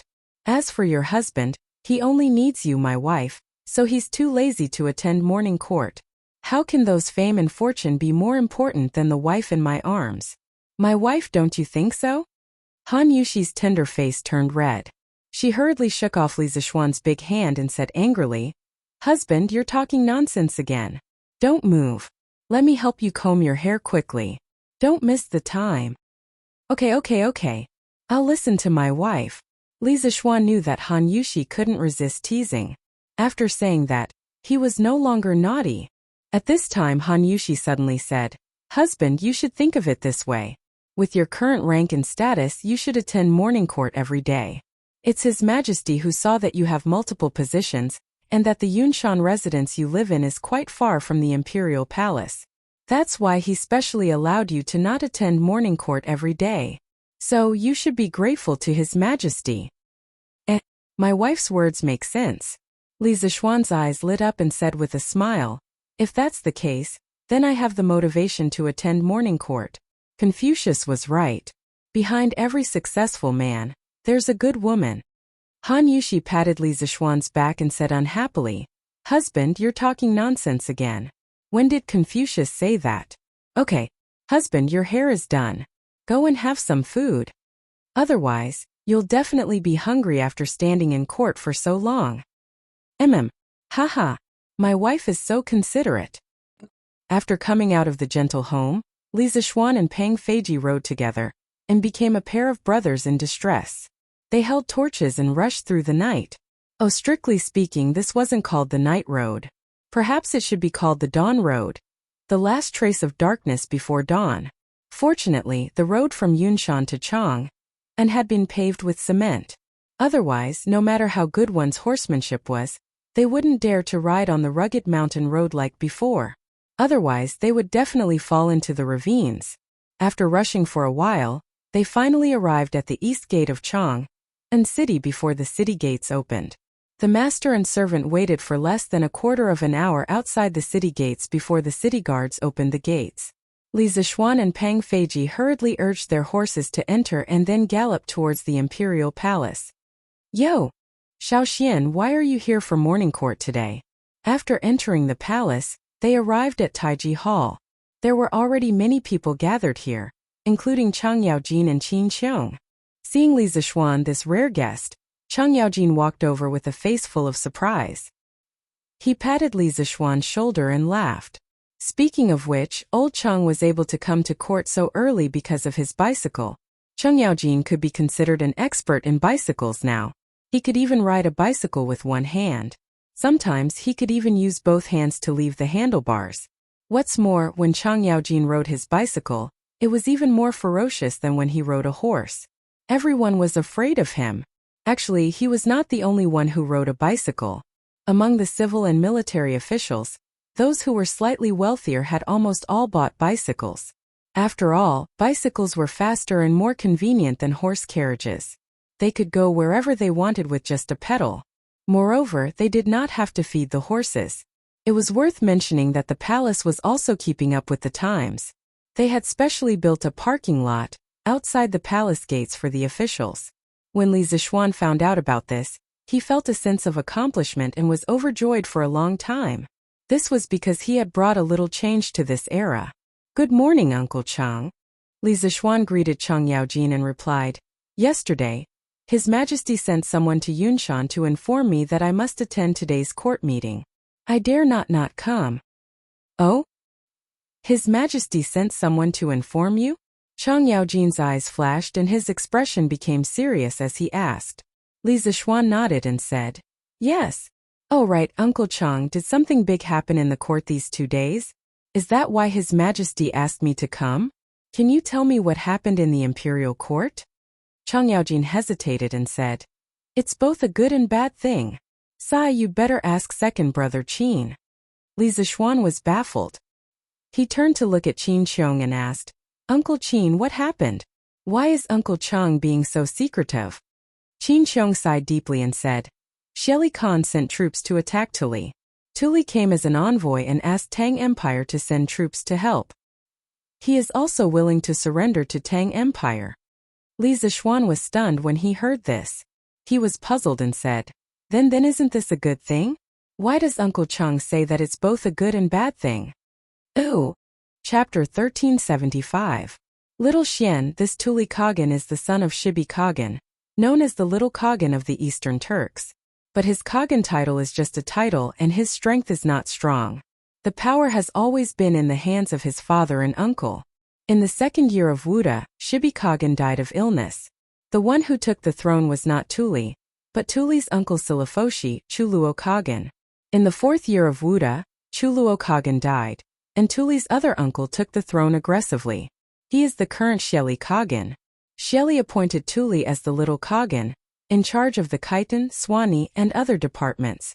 Because Tuli Khagan did not have a fixed tax on his subordinates resented him.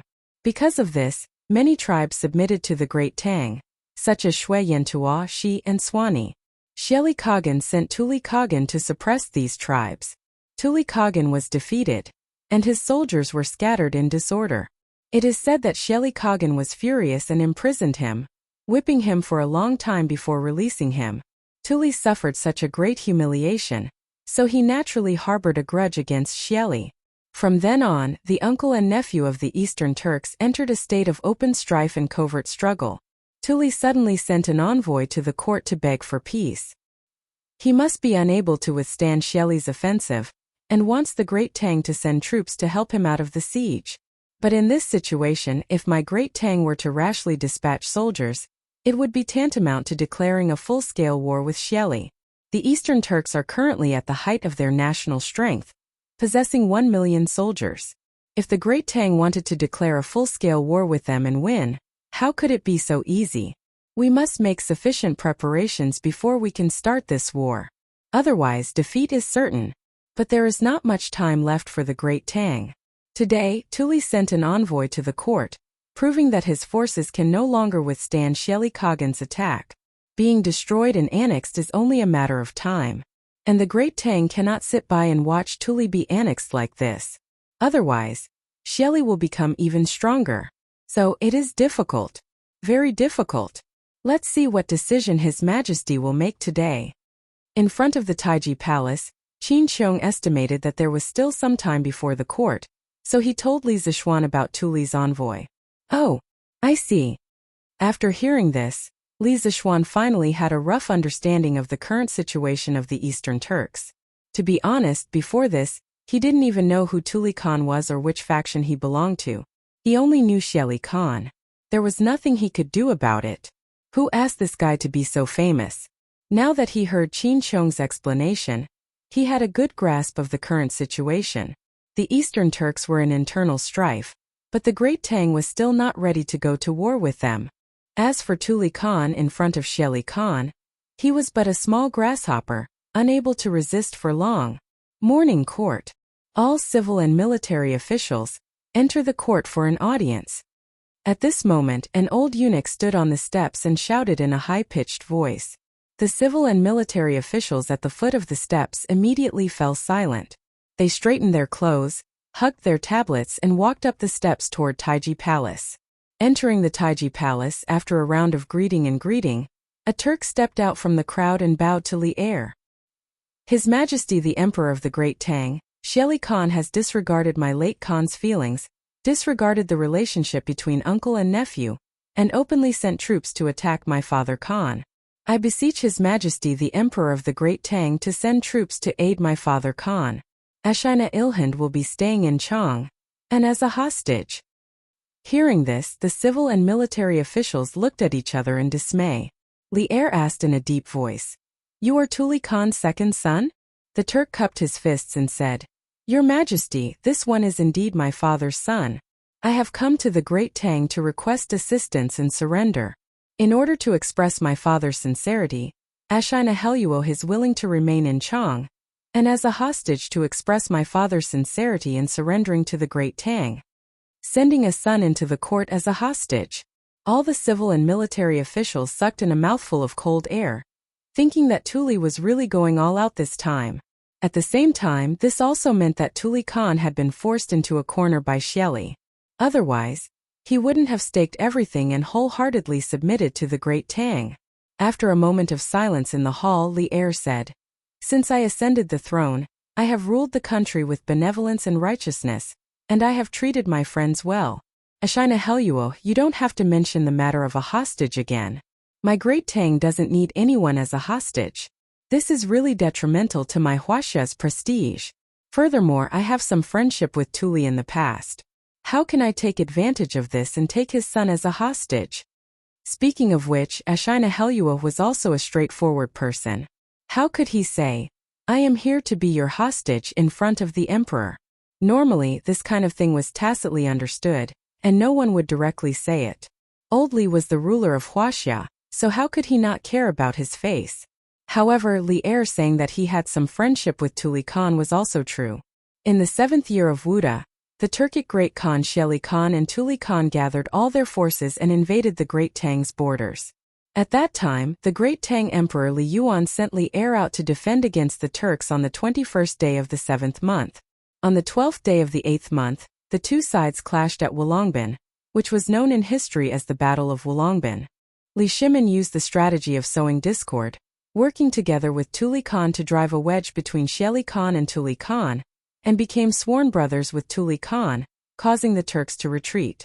It did not matter whether Li Er and Tuli's friendship was due to the situation, or whether it was feigning civility, or because of benefits, or whether it was sincere friendship, but in the end the two of them became sworn brothers. It was an indisputable fact. Although this kind of thing sounded inconceivable to other people. Hearing Li Er's words, Ashina Heluo was first stunned, and then he immediately wanted to refute. After all, when he left the Turks, His father had instructed him to do so. He had to complete the task his father had given him. Who knew that Li Er seemed to know what he was going to say next and spoke first. Ashena Heluo, you don't need to say anything more. We will not take you as a hostage. However, if you like the prosperity of Chong and want to stay in Chong and for a while, we naturally have no reason to refuse. Ashina Heluo's wooden brain finally reacted at this moment. He hurriedly cupped his fists and said, "Many thanks to the great Tang Emperor for taking me in. Ashina Heluo is willing to stay in Chang'an for a while. I only hope that the great Tang Emperor can send troops to rescue my father. When the time comes, my father will definitely remember your majesty's kindness and lead his troops to surrender to the great Tang Empire, joining the court and submitting to your majesty." Li Er's eyes narrowed as he said in a deep voice. In the past, the Turks had internal strife and relied on the power of the Sui dynasty to stabilize.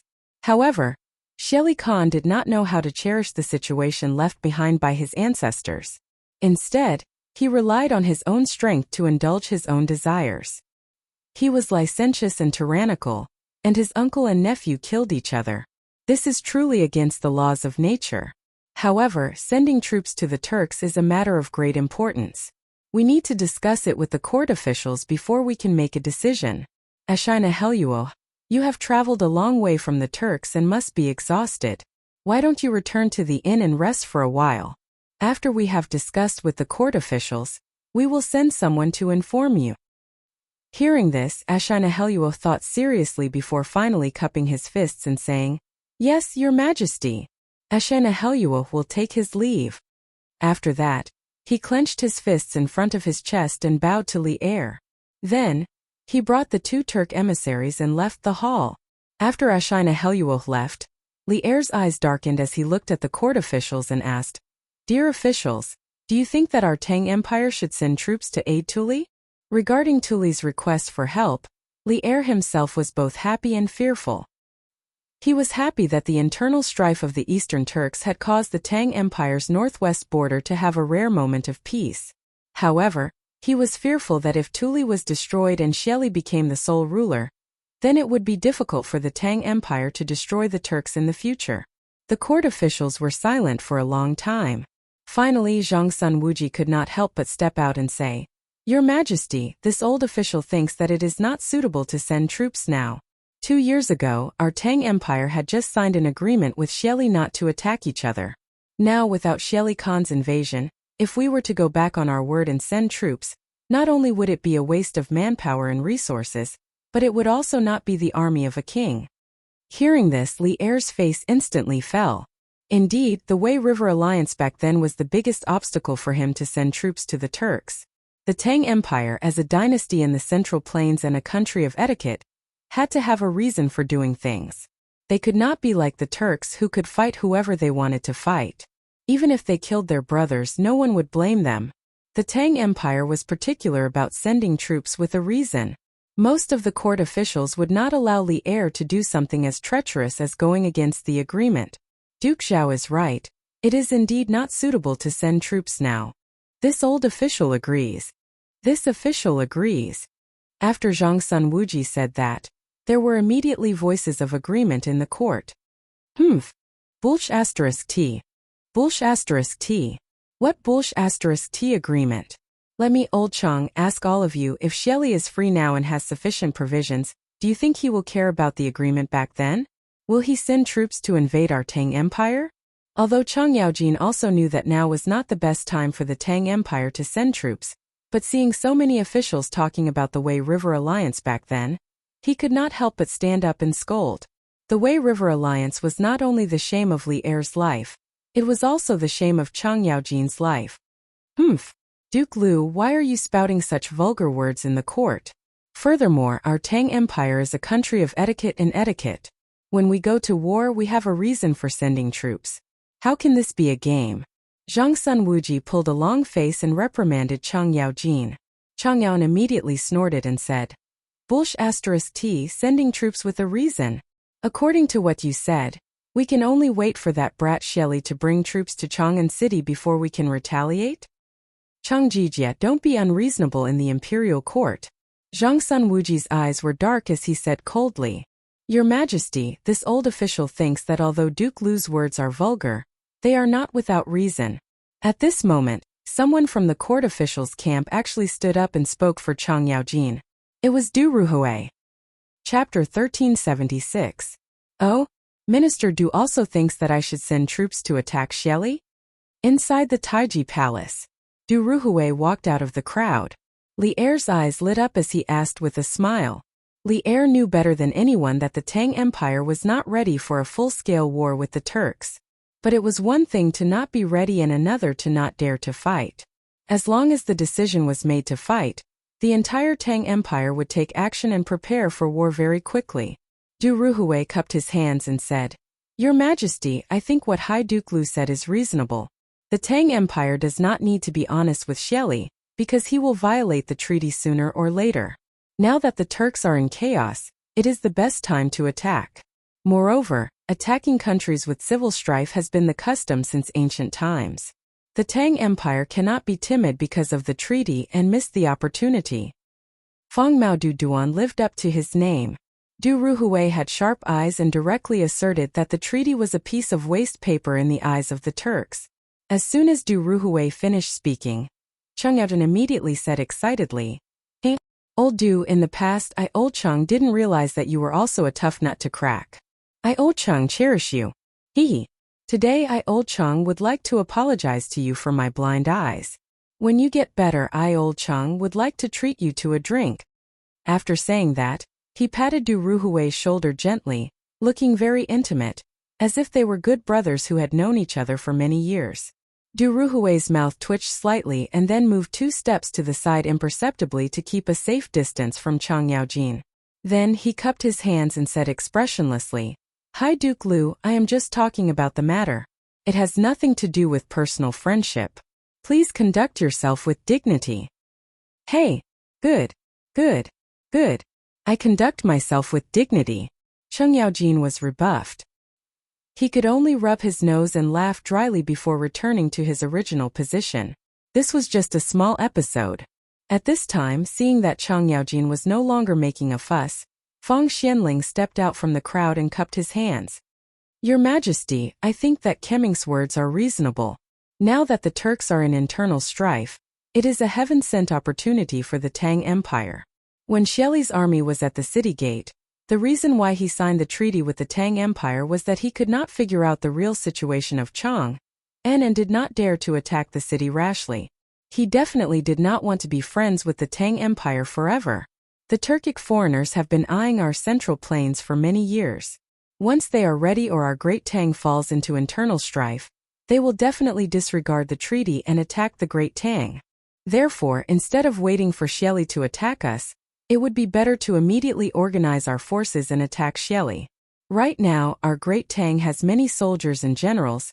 We have sufficient provisions and fodder. After 3-4 months of serious preparation, we will definitely have the strength to fight Xieli. Otherwise, when the Tuli Kaghan is destroyed and Xieli's clan becomes the strongest, when my Great Tang attacks Xieli again, who knows how many of our men will die? Li Er nodded. Just as he was about to speak, Kong Ingda stepped forward and said, Your Majesty, I think this is inappropriate. The Great Tang is the highest country in the Celestial Empire. A country of etiquette and propriety. How can we commit such a treacherous act? Even if Xieli secretly harbors evil intentions, as long as he doesn't take the initiative to attack and doesn't violate the treaty, then we can't rashly attack. Otherwise, where is the prestige of the imperial court? Where is Your Majesty's propriety? In the future, who will believe the promises of our Great Tang? Zhang Sun Wuji also clasped his hands and said, Chancellor Kong is right. Since the Great Tang is a country of gentlemen, it must have the demeanor of a gentleman. This time if we attack first, although we can win the initiative, we will also be spurned by the world. At that time, the righteous army will become an unreasonable army, and the other neighboring countries will no longer believe in the promises of our Great Tang. To the Great Tang, the gains won't make up for the losses. Moreover, even if we don't attack the Turkic Kaghanate now, we can also secretly make preparations, recruit troops, and store up provisions. Once the Turkic Kaghanates break the treaty or do something that violates the treaty, it won't be too late for us to attack them then. Even if the Tuli Kagan is destroyed and Xieli's clan becomes the strongest, we have sufficient preparations and may not lose to them. Buzz. I second the motion.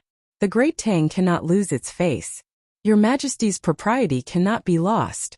The Imperial Court can secretly mobilize troops, but we definitely cannot take the initiative to break the treaty. Minister of Revenue Xiao Yu stepped forward and clasped his hands. I second the motion. After Kong Yingda and Zhang Sun Wuji finished speaking, the civil and military officials in the Imperial Court seemed to have woken up from a dream, and more officials voiced their agreement. Chang Yaojin, Fang Xianling, and Du Ruhui seemed to be a little weak and helpless. This point had nothing to do with factional struggles. In the early days of the Tang dynasty, there were basically no factional struggles in the Imperial Court. The reason why these officials didn't agree with the Imperial Court sending troops wasn't because they wanted to stand on the same side as Zhang Sun Wuji, but because what Zhang Sun Wuji and Kong Yingda said made sense. A country's promise. If the Great Tang went back on its word, it could gain a little advantage in the war against the Turks, but it would lose the country's prestige. This was something that couldn't be made up for. Li Zishuan, who was in the civil official camp, couldn't help but frown. Although he was also in the pro-war camp, he had to admit that what Zhang Sun Wuji and Kong Yingda said made sense. As a country in the Central Plains, they naturally had to pay attention to the country's prestige and couldn't go back on their words. Otherwise, if they lost their prestige and caused other countries to no longer believe in the Great Tang, this loss would be too great. After all, although the Great Tang was strong now, it wasn't strong enough to contend against all the countries in the world and didn't need any allies. How could Li Er, who was sitting high above, not see the current situation in the Imperial Court? He knew that the Great Tang couldn't send troops to reinforce Tuli in the current situation.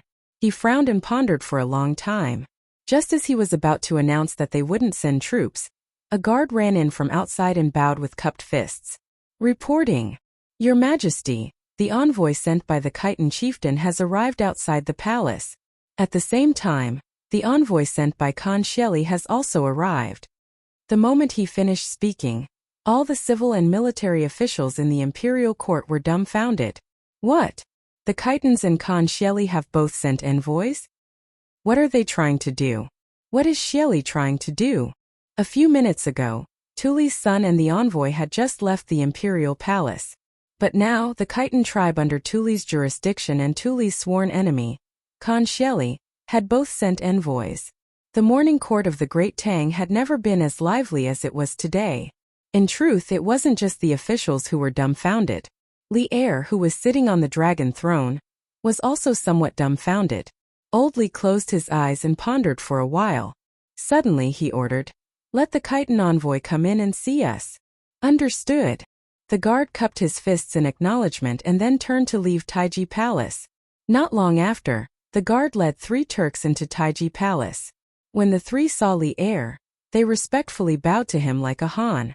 The leader of the Khitan tribe spoke in a clear voice with a broken Han accent. Chimi Liangwu of the Khitan tribe pays respects to His Majesty the Emperor of the Great Tang. Dispense with the formalities. Li Er waved his hand and asked directly, "Why has the Khitan tribal chief Pyre and the others come to the court?"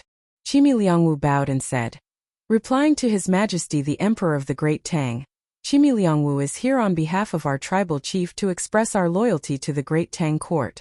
Our tribal chief has already led his tribe from Yunzhou into the Great Tang several days ago, and is now rushing toward Chang'an. He hopes that Your Majesty can take in the Khitan tribe. The entire Khitan tribe is willing to pledge their loyalty to Your Majesty." After Khan Xieli, the Khitan tribe of the Eastern Turks was also going to submit to the Great Tang?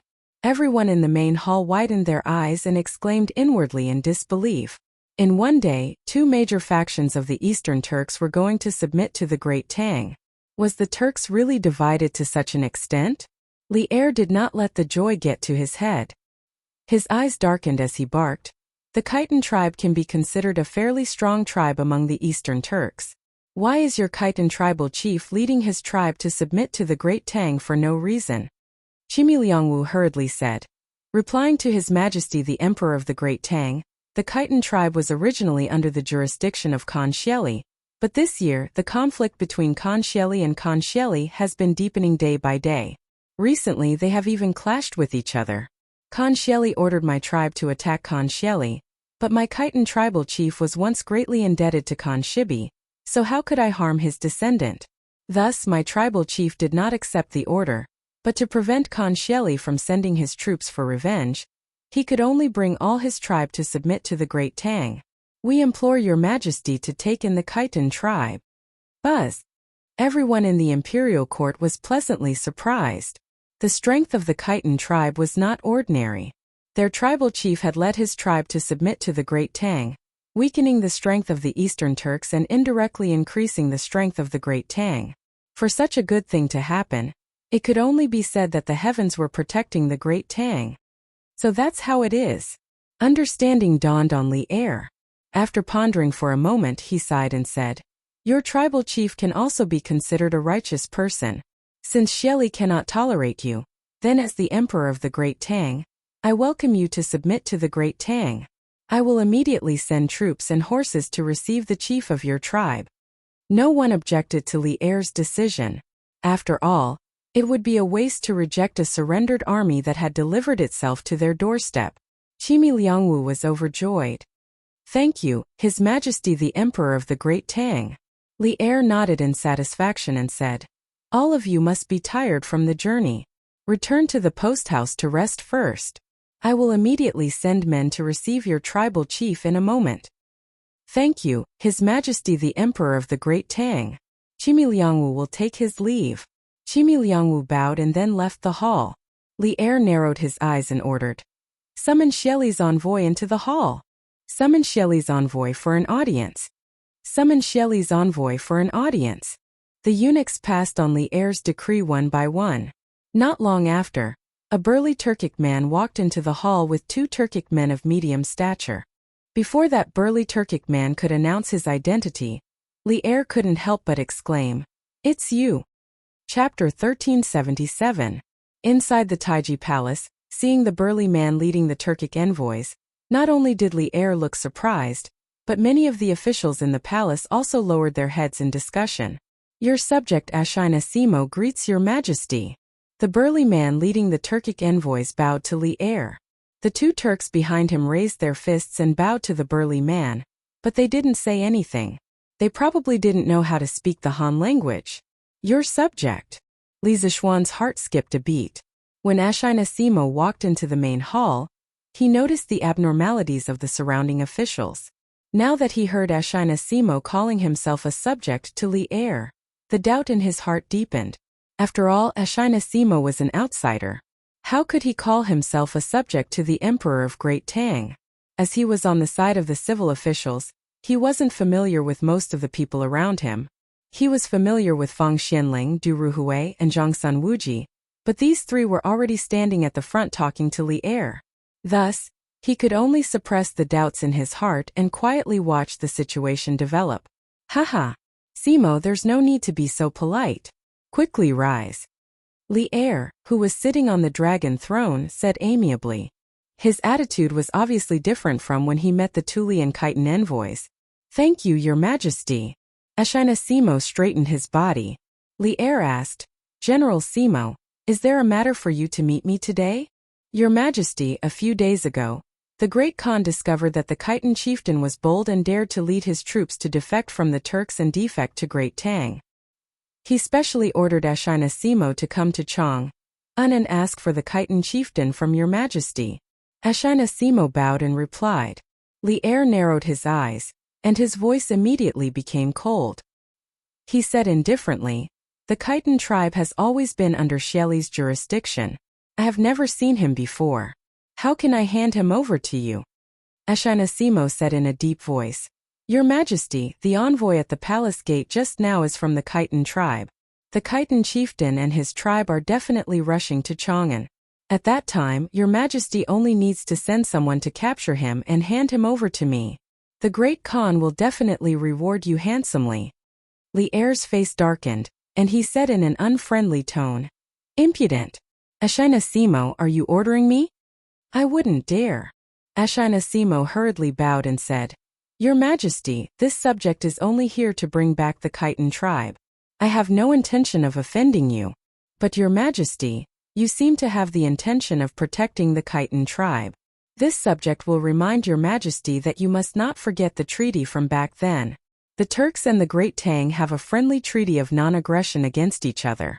Now that the Khitan tribe has defected to the Great Tang, if your Majesty can hand them over to this subject and bring them back, the friendship between the Great Tang and the Turks will definitely last for countless generations.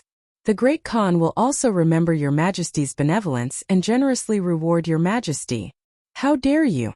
As soon as Ashinasimo's voice fell, Chang Yaojin could no longer remain calm. The old man jumped out from behind and pointed at Ashinasimo's nose as he scolded. Bastard, how dare you criticize His Majesty? His Majesty treats you with courtesy today only because of the previous emperor's high regard for you and the past friendship. You actually don't know what's good for you, offending your superiors and threatening His Majesty? Humph! If you have the guts, then come out and have a good fight with me, old Chang. Ashinasimo frowned and said, High Duke Liu, Ashinasimo did not threaten His Majesty. I only want to complete the mission given by the Great Khan and promote the eternal friendship between the Turks and the Great Tang. If I have offended you, I hope your Majesty and High Duke Liu can forgive me. Chang Yaojin glared at Oxai and said angrily, Humph! Don't use Khan Xieli to pressure this old man. I, Old Chang, am not afraid of him. Enough! Zhijia! Go down! Quarreling in the imperial court, what a scandal! Li Er, who was sitting high above, frowned and scolded. Yes. Unwillingly, Chang Yaojin immediately stopped and retreated. Li Er looked at Ashinasimo and said in a deep voice, We indeed have a non-aggression treaty with Xieli. The Khitan tribe is in the Turks and we can't do anything about it. But now that they have surrendered to the Great Tang, they are our people. We will not hand our people over to other countries, much less to Xieli. So, Ashinasimo, you should go back. Ashinasimo still clasped his hands and said unwillingly, Your Majesty, if you can hand over the Khitan tribe to me, the Great Khan is willing to use Liang Shidu in exchange.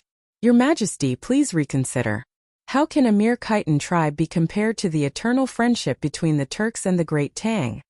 Liang Shidu. Everyone in the imperial court was first stunned. Then they burst into an uproar. Many of the officials and generals were tempted by the news.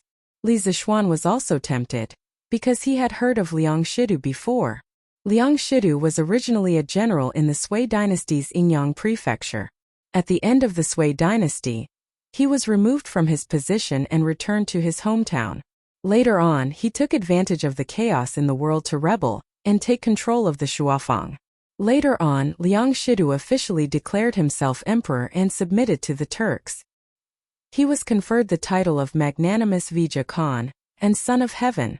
Later on, with the support of the Turks, Liang Shidu attacked the Great Tang several times, but he was defeated by the Great Tang army, and his power declined day by day. Especially after the Tang dynasty destroyed the other separatist factions, Liang Shidu was in even more danger. Thus, Liang Shidu decided to rely on the Turks, relying on them to prolong his feeble existence. Because the Eastern Turks were very strong at the start of the Tang dynasty, after the Tang dynasty destroyed most of the separatist factions, they decided to rest and recover their strength. When they could defeat the Eastern Turks, they would deal with Liang Shidu. Thus, Liang Shidu was able to survive under the protection of the Eastern Turks for more than a decade, and he was the longest-lasting separatist faction at the end of the Sui dynasty. Today, in order to capture the Khitan tribe members who had betrayed him, Xieli was actually willing to use Liang Shidu in exchange.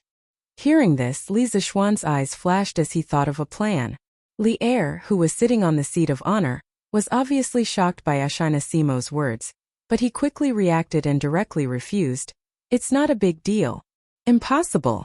No matter what conditions Xieli gives, I will not hand over the people who submitted to the Great Tang. The Great Tang is a country of nobles and will not do such despicable things. Thus, Ashinasimo, you should give up on this idea as soon as possible. Li Er was not stupid. Although he also wanted to get rid of Liang Shidu, he would not use the Khitan tribe in exchange. Otherwise, who would dare to submit to the Great Tang in the future? Li Er would definitely not do such a thing that damaged the prestige of the country. When the officials heard this, they all breathed a sigh of relief. Clearly, they all understood the current situation very well. Ashinasimo's eyes darkened, and after a moment, He unhappily clasped his hands and said, "Since that is the case, this official will take his leave. After returning, this official will report to the Great Khan. I hope that your majesty will not regret today's decision." "Humph. I have never regretted it. Men, send Ashinasimo out of the palace." Li Er angrily snorted and said. If not for the fact that the two countries were at war and envoys were not killed, he would definitely have someone punish this rude fellow. Ashinasimo glanced at Li Er, and then led his followers out of the hall. The hall fell into silence once more. This was because the situation was getting more and more complicated. Li Er had rejected Ashinasimo's request. After returning, Sheli Khan would definitely be furious. Everyone could foresee that an all-out war between the Great Tang and the Turks would soon come. "Your Majesty, Sheli's request was rejected, and he will definitely be furious. This old official estimates that after he finishes dealing with Tuli Khan, he will definitely organize the army to take revenge for today. Thus, even if we do not take the initiative to send out troops, we still need to make preparations as soon as possible. Otherwise, it will be difficult to stop the Turks' wolf cavalry." Great Tang's war god Li Jing stepped forward and bowed to Li Er. This official agrees with the medicine master's words. "Since your majesty has rejected Sheli today, we must make preparations early. Whether to attack or defend, your majesty, please make an early decision." Su Maogong of the past and Li Ji of the present also stepped forward and bowed. This official agrees. "Your majesty, please make an early decision." Qin Xiong, Chang Yaojin, Fang Xianling, Du Ruhui, and the other officials also bowed. Li Er nodded, and then he said, "My beloved officials are extremely correct. Although the Great Tang and the Turks have an alliance, the Turks' ambitions are known to all.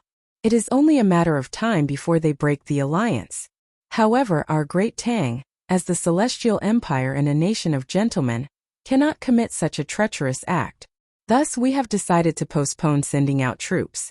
However, the generals of the various camps of the capital's 16 guards need to urge the soldiers to prepare for war and strengthen their training. The Ministry of Works, Ministry of Revenue, and Ministry of Works need to prepare weapons, armor, war horses, and provisions. Once the Turks violate the alliance, we will immediately send out troops to capture Sheli alive. In the face of a national crisis, all officials must do their best." "This official obeys your majesty." The civil and military officials all bowed and accepted the order. Li Er nodded and was about to say, "If there is something to report, please report. If there is nothing, the court is dismissed." Unexpectedly, Li Zishuan stepped forward. "Your Majesty, this official has a plan to deal with the Turks." Li Zishuan, dressed in a purple robe, stood proudly at the bottom of the hall, looking as if he had a card up his sleeve. He was truly elegant and had an outstanding temperament. Many officials praised him in their hearts. The main thing was that this fellow had a good appearance. "Oh, Markyong, what plan do you have? Quickly tell me." Li Er's eyes lit up as he asked expectantly. The reason he had called Li Zishuan to the morning court was mainly to let Li Zishuan participate in the affairs between the Great Tang and the Turks. After all, when they attacked the Turks in the future, he still wanted Li Zishuan to contribute his strength. He did not expect Li Zishuan to have his own opinion on the current situation between the Great Tang and the Turks. When Ashinasimo left the hall, Li Zishuan had already been brewing a plan in his heart. At this moment he had a card up his sleeve. Hearing Li Er's words, he clasped his hands and said, "Your Majesty, this official suggests that we immediately send troops to attack Liangshidu to get rid of the last obstacle in the Great Tang." Hearing this, Li Er was slightly disappointed and said, "Send troops to Liangshidu? What does this have to do with the Turks?" Li Zishuan said in a deep voice, "Your Majesty, this time, the Turks sent an envoy to exchange Liangshidu for the Khitan division. It is clear that the Turks are in a state of chaos and are unable to protect Liangshidu.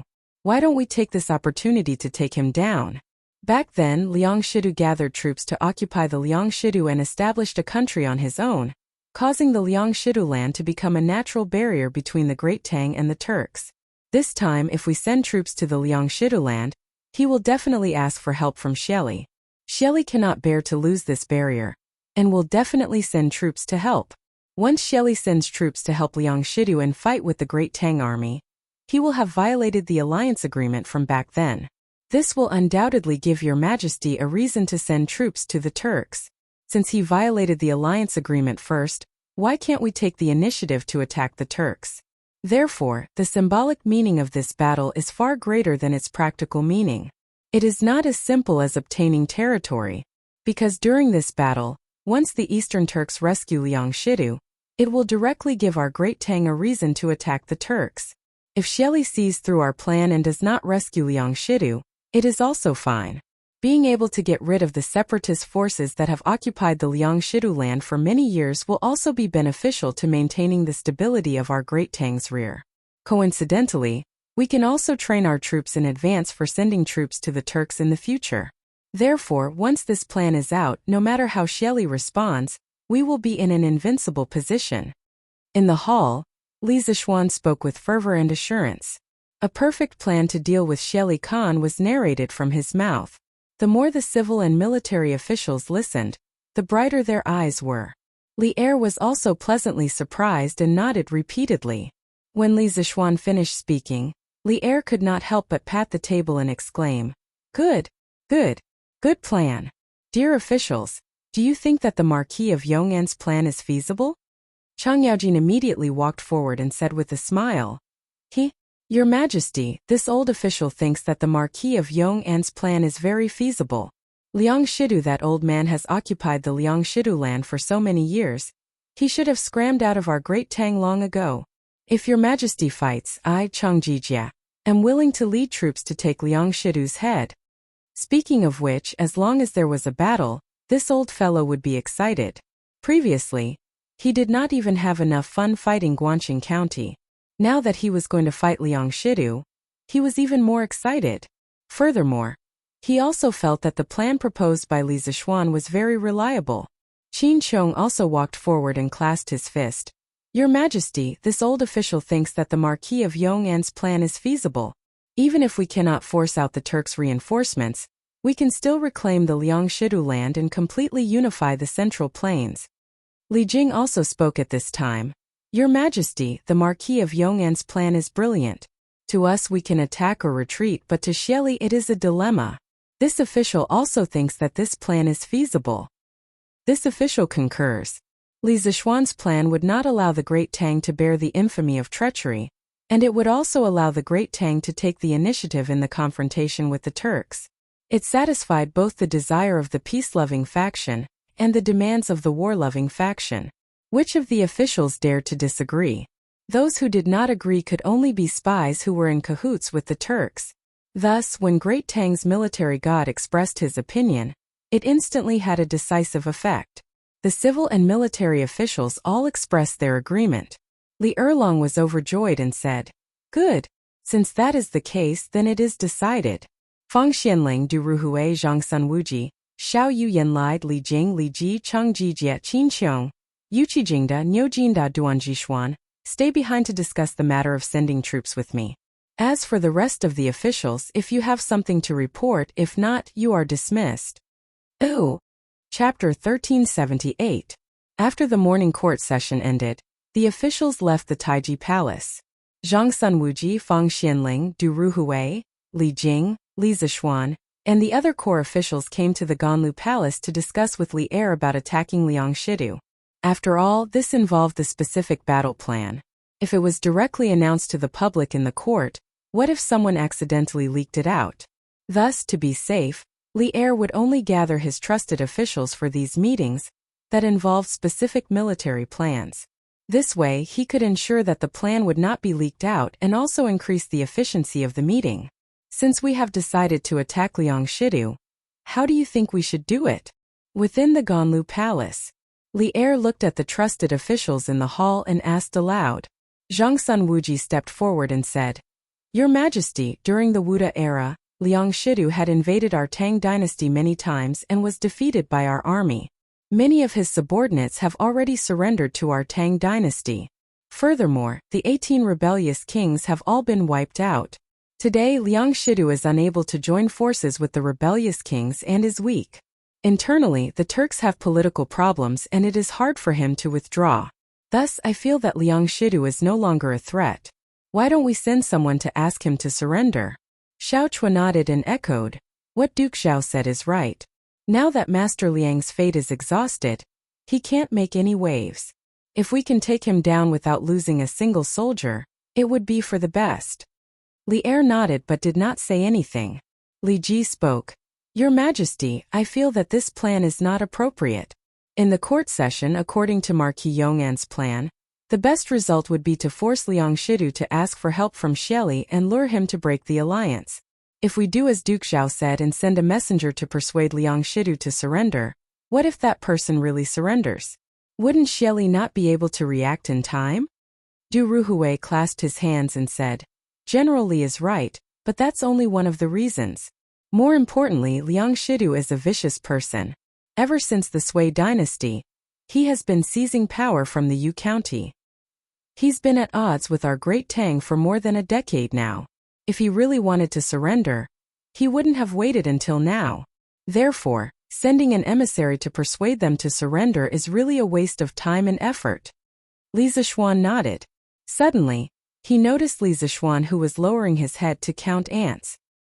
His heart stirred as he asked, Marquis of Yong'an, you were the one who came up with this plan.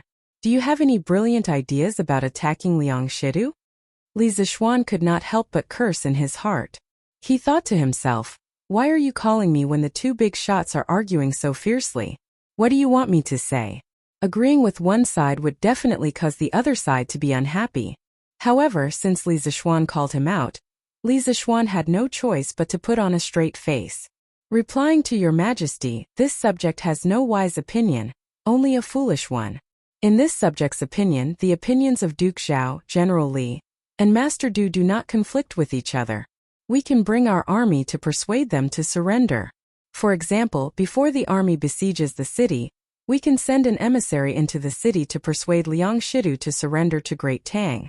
Of course, Master Du also said that with Liang Shidu's character, he would definitely not surrender. At that time, when the emissary comes out, the army will surround the city and force Liang Shidu to seek help. This is called using peaceful means before resorting to force. This way they would not offend either side. Li Zishuan added in his heart. In the royal court, only those who did not offend others would be able to live longer. After being an official for so long, Li Zishuan felt that his emotional intelligence seemed to have increased. Good. What a good using peaceful means before resorting to force. However, in this old man's opinion, why don't we call this killing the heart? Zhang Sunwuji chuckled. Heh, this is good. To deal with that old scoundrel Liang Shidu, we should kill the heart. Cheng Yaojin agreed with a smile. Li Zishuan nodded and finally said, Good. We will do as Marquis of Yong'an says. Order Chai Shao and Xue Wanjun to lead 50,000 right guards and 30,000 Xia province soldiers to besiege Liang Shidu. We must take down the city. I will send 2 Taichung temple officials to follow the army.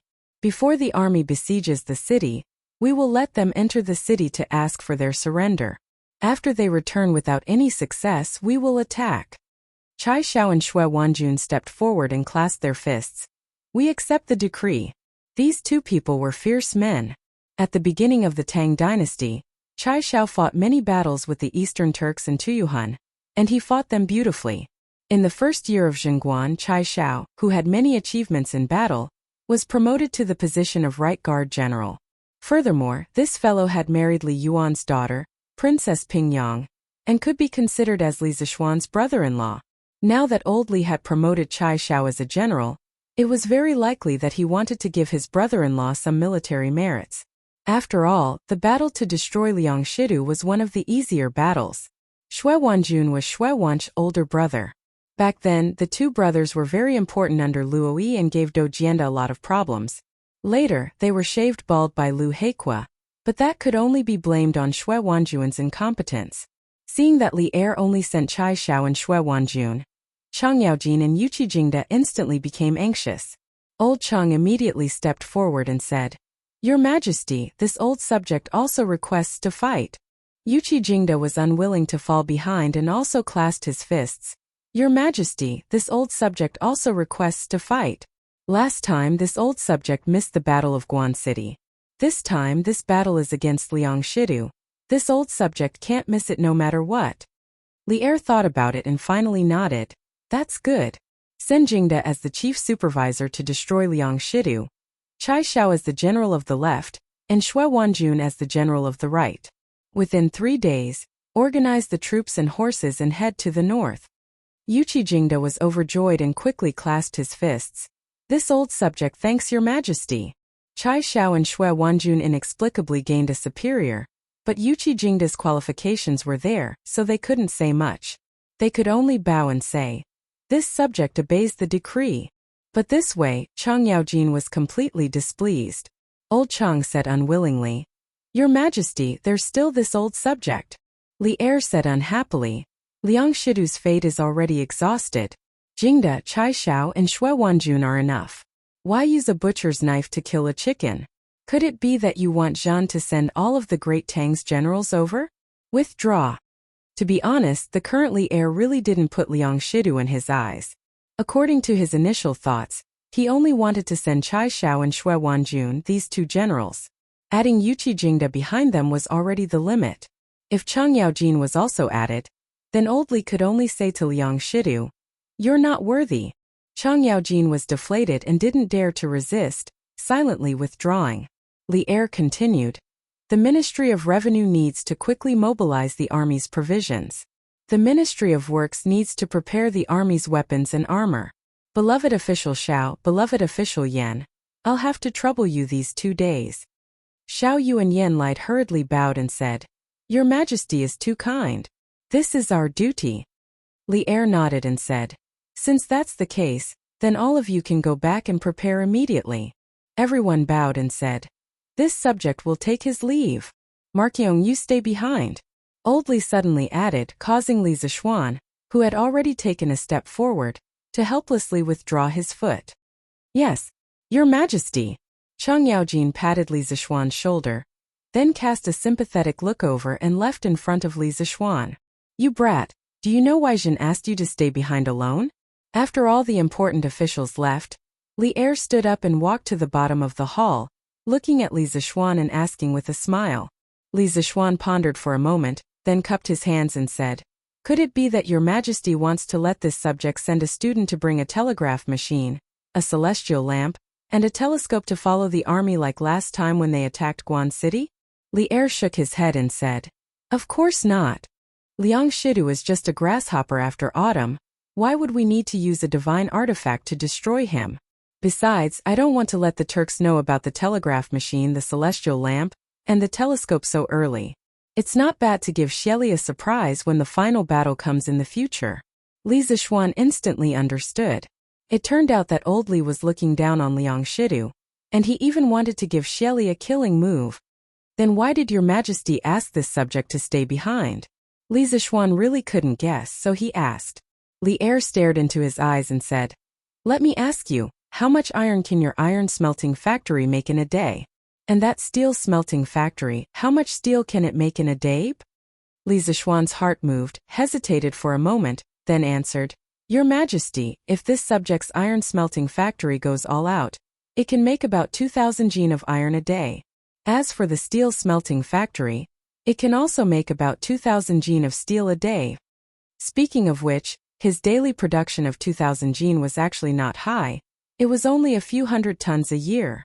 One must know that according to the original history, in the middle of the Tang dynasty, the annual production of steel could reach 5,000 tons. The Song dynasty was even more ruthless. The annual production of steel could reach 70,000 tons. Therefore, his annual production of a few hundred tons was not high. The main reason was that the scale of the iron smelting factory and steel smelting factory was a little small. But then again, his iron smelting factory and steel smelting factory could already be considered the highest production in the Tang dynasty. 2,000 jin a day? Li Er's expression changed slightly, and he let out 2 light breaths. He said to Li Zishuan, You must have seen the situation in the imperial court today. The war between the Tang dynasty and the Turks is not far away. Although the Turks have made a decision now, their strength is still not to be underestimated. It is said that Xieli has more than 1 million soldiers under his command, and all the Turks are soldiers. Moreover, they live in the grasslands all year round, and most of them are brave and good at fighting. Therefore, this war with the Turks will definitely not be easy to fight. As the saying goes, if a worker wants to do a good job, he must first sharpen his tools. Before the war, I intend to transfer the elite soldiers of the 100 Cavalry to expand the Black Armored Army, and also upgrade the armor and equipment for the Black Armored Army. The steel used for this will be provided by your workshop. How about it? Hearing this, Li Zishuan bowed without any hesitation and said, "This subject is duty-bound." Seeing Li Zishuan agree so readily, Li Er was surprised and said, "Ha! You have always been a person who does not move without benefits. Today I have not promised you any benefits, so why did you agree so readily?" Li Zishuan said seriously, "Your Majesty must be joking. The country is facing a great enemy, not to mention offering some steel. As long as the enemy can be annihilated, even if you want this subject to give up all my assets, this subject is willing. Although this subject is usually stubborn and mischievous, in the face of such major issues, I can still distinguish between right and wrong." Li Zishuan was not stupid. He knew better than anyone else that only when the country was stable could he live a carefree life in the Tang dynasty. Li Er's eyes were filled with admiration. He smiled and said, "Good. Good lad. I did not misjudge you. You will probably be able to mine the vanadium mine in the Shu lands soon. When the time comes, I hope that you can refine a batch of the vanadium steel that you mentioned earlier to make armor and swords for the Black Armored Army. I want to make the Black Armored Army, the sharp sword of the Tang dynasty, even sharper and pierce Xieli's heart." Chapter 1379. 2-in-1 chapter. Oh, that's right. Yesterday I heard from Chengqian that you have a new method of growing white stack flowers. It can save on seeds and also increase the harvest. Is this true? In the Ganlu Palace, after giving orders on the war, Li Er talked to Li Zishuan about farming. Recently, Lantian County had been bustling with activity to grow white stack flowers. Hearing this, Li Zishuan clasped his hands and said, "Your Majesty, this method was something that my master spent a great deal of effort researching. It is indeed exceptional, but as for how good it is, it still needs to be tested. If your Majesty wants to promote growing white stack flowers throughout the Great Tang, why don't you wait until next year or the year after? At that time, you might not even need to buy white stack flower seeds from the small Nanyang countries. You can just find me." Having his plan exposed, Li Er was slightly embarrassed. Immediately, his expression returned to normal. He smiled and said, "Oh? This means that you are quite confident in your method? That's good. My imperial plantation can also open up some wasteland. In a moment I will have Chengqian send people to Guangdong to buy some white stack flower seeds. When the time comes, I will copy your method and plant white stack flowers in the imperial plantation." Since Li Zishuan was so confident, Li Er decided to believe in Li Zishuan and make a risky investment. When the time came, the white stack flowers he received could be used to make winter clothes for the imperial concubines and princes and princesses. Speaking of which, it was quite sad. Although he was the emperor, when he had just ascended the throne, the national treasury had been emptied. He and Empress Zhongsun were used to living frugally. Many of the people with large wealth wore winter clothes made of white stack flowers, but none of his imperial concubines and princesses had ever worn them. He knew Li Zishuan's character very well. Anything that could make Li Zishuan so confident was basically a sure thing. Therefore, he planned to take advantage of Li Zishuan's east wind to make a small fortune. When Li Zishuan heard Li Er's words, he couldn't help but feel sad for Empress Zhongsun, Li Chengqian and Chengel. Who said the royal family was happy? Looking at all of them being detained by old Li to the point that they couldn't even afford to wear cotton-padded jackets, they were truly a disgrace to the Great Tang Empire. If your Majesty has such intentions, then I will immediately write a letter and have my men bring back more seeds. When the time comes, I will directly distribute them to your Highness." Li Zishuan cupped his hands and said. Li Er nodded and said, That's for the best." However, the following conversation between the two of them was a little unbearable to the ears. "But your Majesty, why don't you give me the money needed to buy the white fold flower seeds first?" "Scram! Bastard! Do you think I will go back on my word?" After scramming out of the Sweet Dew Hall, Li Zishuan was silently criticizing old Li for being unkind and wanting to cheat him of the seed money when he bumped into three people. Hey, Xiao Xian.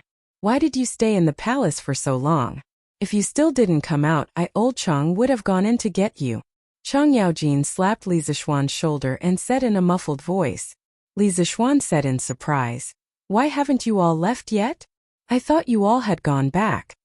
The people waiting for Li Zixuan at the palace gate were Chang Yaojin, Qin Xiong, and Niu Jinda, the 3 old generals closest to him. Hey, the 3 of us have nothing to do when we go back, unlike Yuqi Laohei who has to go to the military camp to deploy troops. Let's go. Let's talk as we walk, Chang Yaojin said sourly.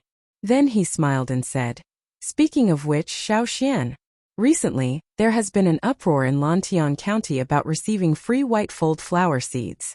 We old fellows have all heard about it. We also heard that you taught the farmers a new way to plant the white-fold flower. You can't hide it from us. Li Zixuan asked in confusion. Why? Uncle Chang, Uncle Qin, Uncle Niu, are you also planning to plant the white-fold flower in your fief? Qin Xiong smiled and nodded.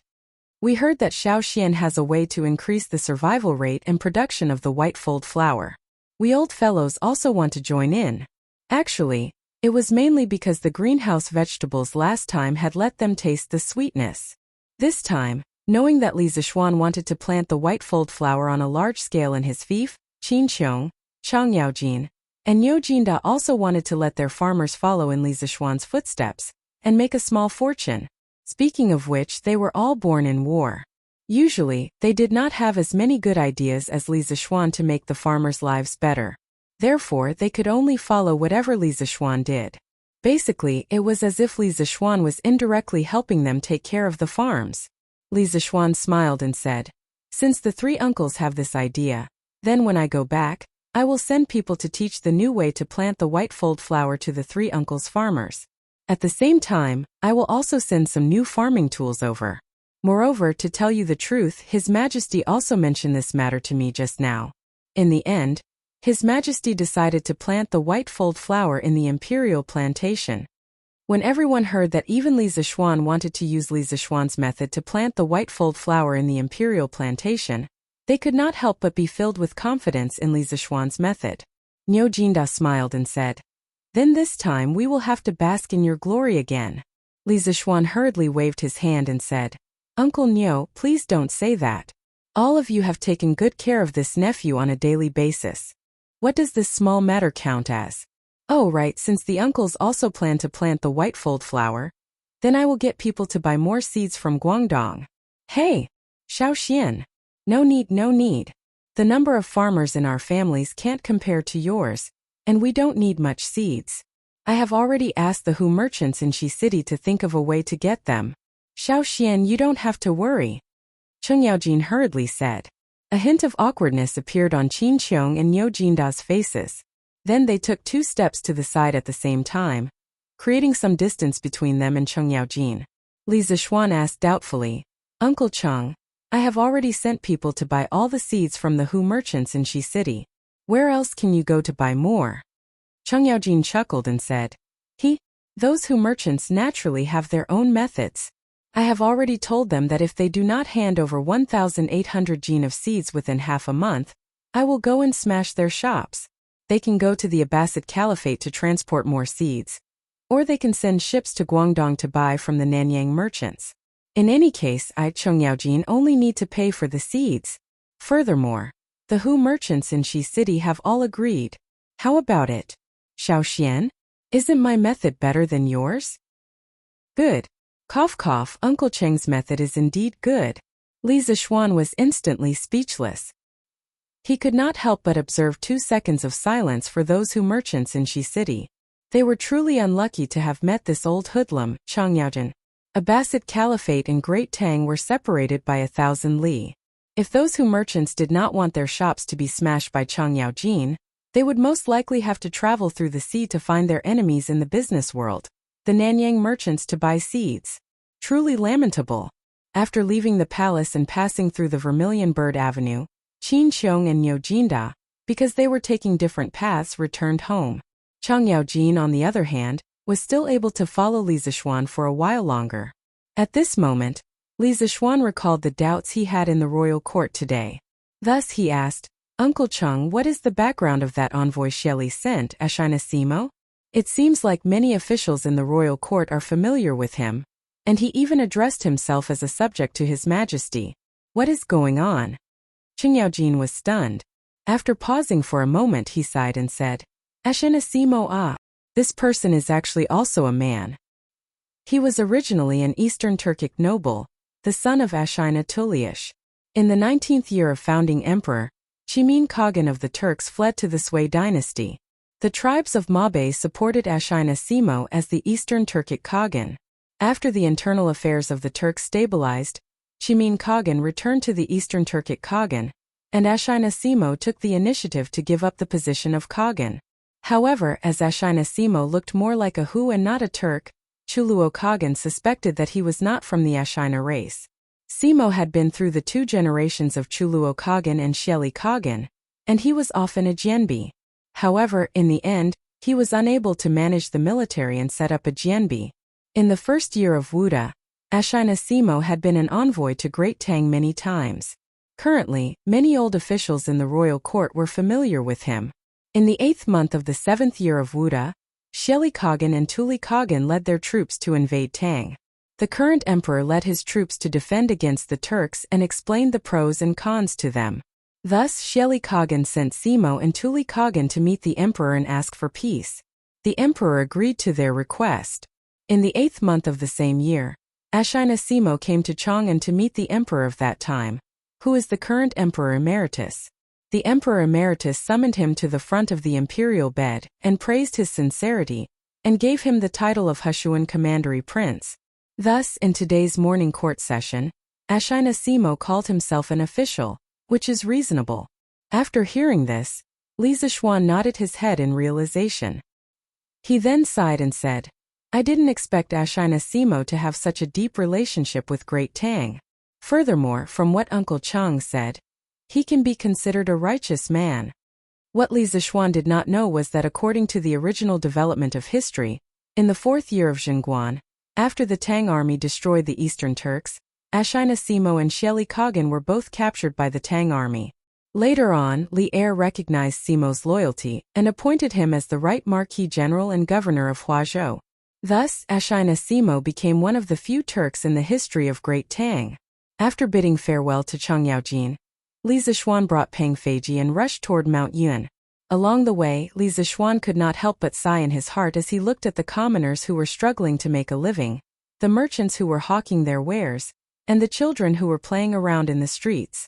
The war between Great Tang and the Turks was about to arrive. The current peace would probably be gone soon, right? The Turkic Khaganate had over 1 million soldiers. The information he had obtained from Li Er had given Li Zishuan a huge amount of pressure. Millions of soldiers might not be much to modern people, but in the ancient times where there were few people, they were basically an invincible existence. One had to know that the total population of the Great Tang was only about 20 million. Not to mention that the Turks lived on the grasslands and on horseback all year round. The physical strength of their soldiers was more or less better than that of the Great Tang. This war was really going to be a fierce one. Although in the original history, the Great Tang had completely defeated the Turks, there were no absolutes in the world. Facing such a strong Turk, if there was a slight mistake, the Great Tang had the possibility of being overturned. Furthermore, the current Great Tang had already deviated from the original historical path in many areas. Who could guarantee that they would be able to win again? Once the Great Tang was defeated, everything he had in this world would be destroyed. Li Zishuan would definitely not allow this to happen. Marquis.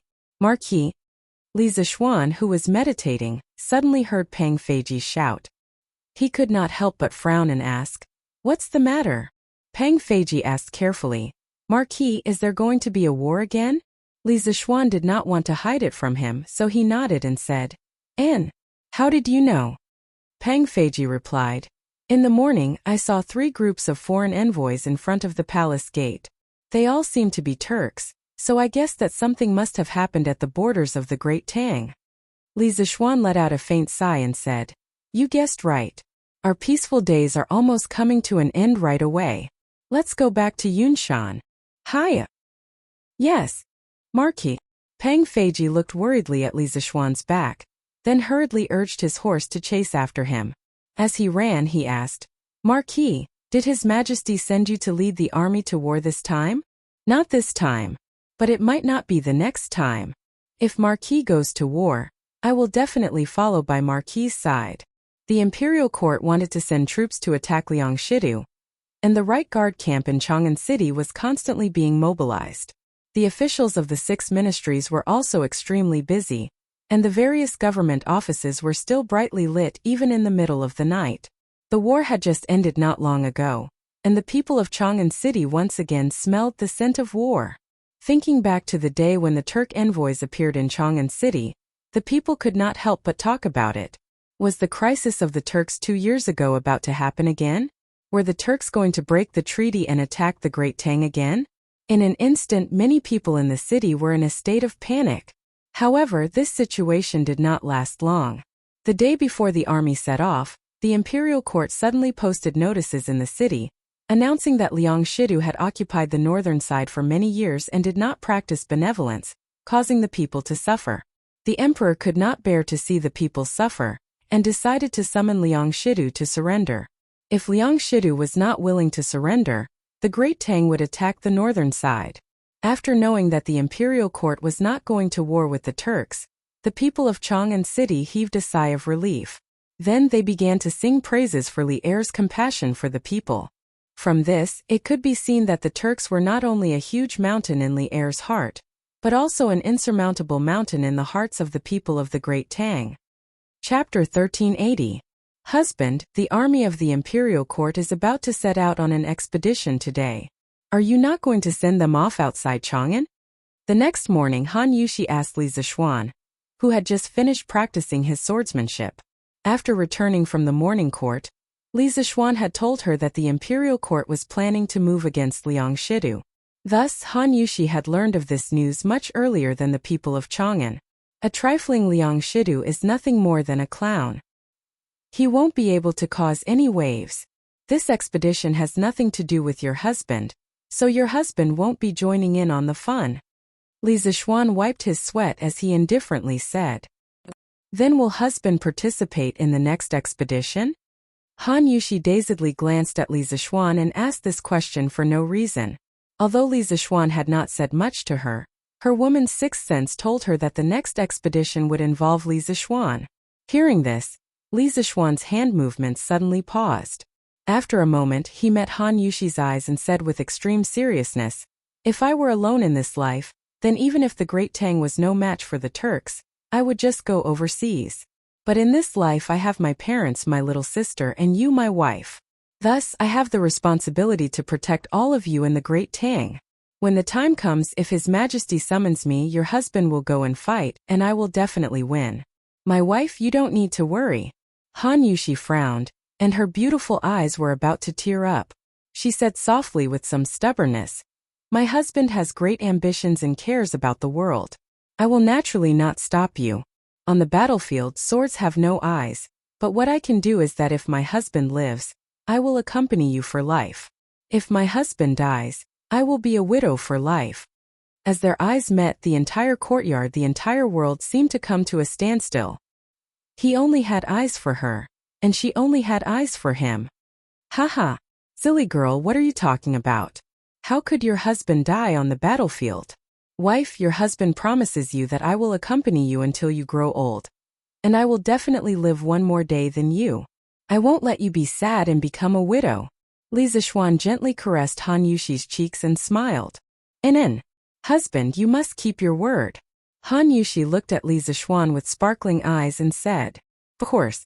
Chang'an City. At 7 in the morning, Yuqi Jingde, Chai Shao, and Shui Wanjun brought 50,000 right Wu soldiers and Li Er's imperial edict out of the south gate of Chang'an. The army was majestic, and their footsteps were orderly. The citizens who had woken up early lined the streets to send them off, praying in their hearts that the army would return victorious this time. 2 days ago, Li Er's reply to Tuli Khan's son, Ashina Helagu, was that the imperial court would send troops to the north, using Liangshidu to pin down Xieli's army, thus reducing the pressure that Tuli Khan was facing. Ashina Helagu believed it. Naturally, he was moved to tears by Li Er. On the other side, the imperial court's army received the Khitan troops in Bingzhou yesterday. In a few days, the Khitan chief would arrive in Chang'an to meet Li Er. Since then, the wishes of 2 out of the 3 emissaries had been fulfilled. The remaining emissary, Ashina Simo, was already on his way back to the Turks. In the morning, Li Zishuan made a trip to the academy. Today was Saturday, and all the teachers in the academy had to take part in the confidential exam. As the person who set the questions and made the Yanhuang College confidential regulations, he naturally did not need to take part in the exam. He was here in the morning to invigilate the exam. As for the students of the academy, they had already finished the first confidential exam yesterday afternoon. There was a total of 1 hour of exam time, so Li Zishuan quickly carried a stack of exam papers and walked out of the academy. For the sake of fairness, the exam papers of the teachers of the academy had to be personally marked by him, the Yamacho. Not long after he returned to the study, Pang Feiji came in and reported, "Marquis, the young master of the Zheng family wishes to meet you. He even brought a carriage of gifts." After saying that, he looked a little uneasy. Last time, the elder brother on the mountain back gave Li Zishuan a gift in a carriage. In the end, what was in the carriage was not a gift, but a living person. "Oh? Zheng Qianjun? Let him in." Li Zishuan raised his eyebrows. He guessed that there must be new developments in the tea plantation and fairy tea in Jiangnan, so he nodded to Pang Feiji. "Yes, Marquis." Pang Feiji took the order and left. After a while, Zheng Qianjun was brought to the main hall. Li Zishuan also came out of the study. Zheng Qianjun hurriedly bowed and said, "Qianjun greets Marquis. No need to be so polite." Li Zishuan nodded and said, "Qianjun, why are you looking for me today?" Zheng Qianjun saluted and said, "Marquis, my father used your method to stir-fry the first batch of fairy tea in Jiangnan and ordered the servants to transport it here by water. There is a total of 50 kilograms. They are all in the carriage outside. Marquis, please take a look." 50 kilograms. Li Zishuan was slightly shocked. He thought to himself that Zheng Yinhong had gotten so many dried tea leaves in such a short time. In Jiangnan, only the Zheng family had this ability. It seemed that he had found the right partner. "Feiji, go and get a box. I want to see the color." After thinking for a while, Li Zishuan ordered. He not only wanted speed but also quality. "Yes, Marquis." Pang Feiji cupped his fists and left. After a while, he returned with a box of tea leaves. The tea box was made of high-quality white porcelain. It was snow-white and had a very good texture. Li Zishuan opened the tea box and saw that it was filled with flat, smooth, sharp, tender and heavy tea leaves. Li Zishuan couldn't help but nod his head and say, Not bad. Not bad. These tea stir-fryers are very skilled. It seems that Heights Lord Zheng has put in a lot of effort." Zheng Qianjun said with a smile, "Thank you for your praise, Marquis. If my father knew that these tea leaves could be appreciated by Marquis, he would be very happy." Li Zishuan said with a smile, "I have seen and remembered Heights Lord Zheng's efforts. As for these tea leaves, leave half for me. As for the rest, you can divide it according to the proportion of your shares in the tea garden. The next time the tea garden produces tea leaves, the Zheng family will keep your share and send the rest to Chang'an." He held 60% of the shares in the tea garden. Logically speaking, he should be able to get 60 jin of the 100 jin of tea leaves. However, he did not want to be so ruthless. Moreover, he did not lack the money for the 10 jin of tea leaves. So he decided to give it to Zheng Qianjun as a favor. When Zheng Yinhong left Chang'an, he had told Zheng Qianjun about the immortal tea garden in detail. He was very clear about the twists and turns. Hearing this, he was very grateful and said, "Thank you, Marquis." Li Zishuan waved his hand. A large part of the 50 jin of tea leaves he wanted was to be sent to the palace. Recently, the palace had been in a shortage of tea leaves. When the concubines in the harem heard that drinking immortal tea could slow down their aging, they all wanted to sleep with the teapot every day. They tried to find ways to ask Li Er for some immortal tea. Li Er was very annoyed. If he did not send some tea leaves, old Li would probably come personally to snatch them. Therefore, there was no shortage of tea leaves in the palace. Li Zishuan planned to send 15 kilograms of tea leaves to the palace first. As for the remaining 20 kilograms, he would keep some for himself, give some to the academy, and give some to the old generals in Chang, and who had a good relationship with him. If there was any left, he would directly give it to shopkeeper Liu of the Drunken Immortal restaurant, so that the lucky customers in Chang and could also enjoy the taste of immortal tea. Oh right, Marquis, because of the urgency of the time, the tea garden could only send this much tea leaves. There will be more and more in the future. So I was thinking that during the football league in Chang, and the gathering of businessmen from all states and counties, we can promote our immortal tea. First we can make a name for ourselves. Then we won't have to worry about the sales in the future. Zhang Qianjun hesitated for a moment and then cupped his hands to Li Zixuan. Li Zixuan narrowed his eyes and asked, "How do you plan to promote the immortal tea?" Recently, he was more concerned about the situation in the north and the people's livelihood and farming in Lantian County. As for business, he did not want to be too distracted. When Zhang Qianjun heard Li Zixuan's question, he immediately became spirited and said, "Marquis, this is what I think. The Wind Thunder team of the Zheng family has not been defeated since the start of the competition in March. Only a few days ago, they tied with the ferocious tiger team of the king of Jiangxia. Now they are in the limelight. I plan to customize a batch of clothes for the Wind Thunder team with the words Immortal Tea embroidered on them. It can more or less create some momentum for the immortal tea. Marquis, what do you think?" Li Zixuan thought to himself, "Isn't this similar to the sponsors of modern football teams? It's really not easy for Zhang Qianjun to think of this." "Well, very good. I didn't expect you to be so business-minded." Li Zixuan nodded and praised him. Then he said, "Using the team to promote the immortal tea is indeed a feasible way. In this way, if the Wind Thunder team can become a League One team, all the shareholders of the Immortal Tea Garden can take out 3,000 strings of money every year to keep the words Immortal Tea on the team uniform of the Wind Thunder team. If the Wind Thunder team can break into the top 3 of the League One, the Immortal Tea Garden can give 5,000 strings of money every year. If the Wind Thunder team can win the championship of the League One, the Immortal Tea Garden can give 8,000 strings of money every year. In short, the better the team's performance, the more money they can get in the end." Zhang Qianjuan's eyes lit up and he said excitedly, "It can be done like this? If what Marquis said is true, then the Wind Thunder team can be regarded as valuable. When I first saw the news in the newspaper that Marquis was going to hold a league tournament, I immediately had the idea of forming a team. At that time my father thought that I was not doing my job properly. Now, if Marquis is really willing to let the Yanhuang Tea Garden fund the team with money, then my father will never say that I formed a team for fun." Li Zixuan saw that this child had a good temperament, so he wanted to give him some advice. So he nodded and said, "The existence of a team requires the local merchants to fund it. The team can make a name for the merchants, and the merchants can provide the team with money. Everyone takes what they need. This is the normal way for a team to operate for a long time. Correspondingly, if the team wants to get more funding, it must have good results. If you want to have good results, you must spend a lot of money to train or poach some players with good skills. In this way, people will be willing to pay more money to fund you.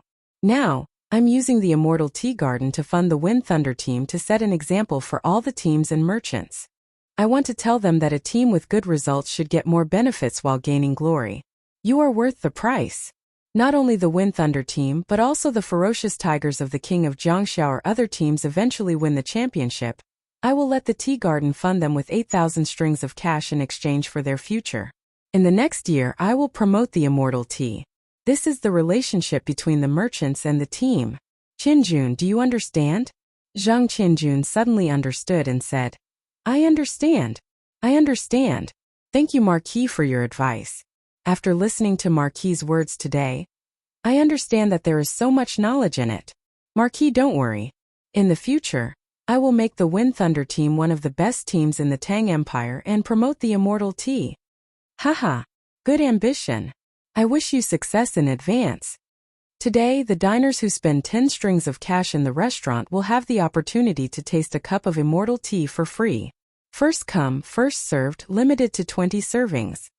The next day, the same notice board appeared in the lobby of the Drunken Immortal restaurant in Chang, and City and Lantian County, which aroused a lot of discussion among the diners.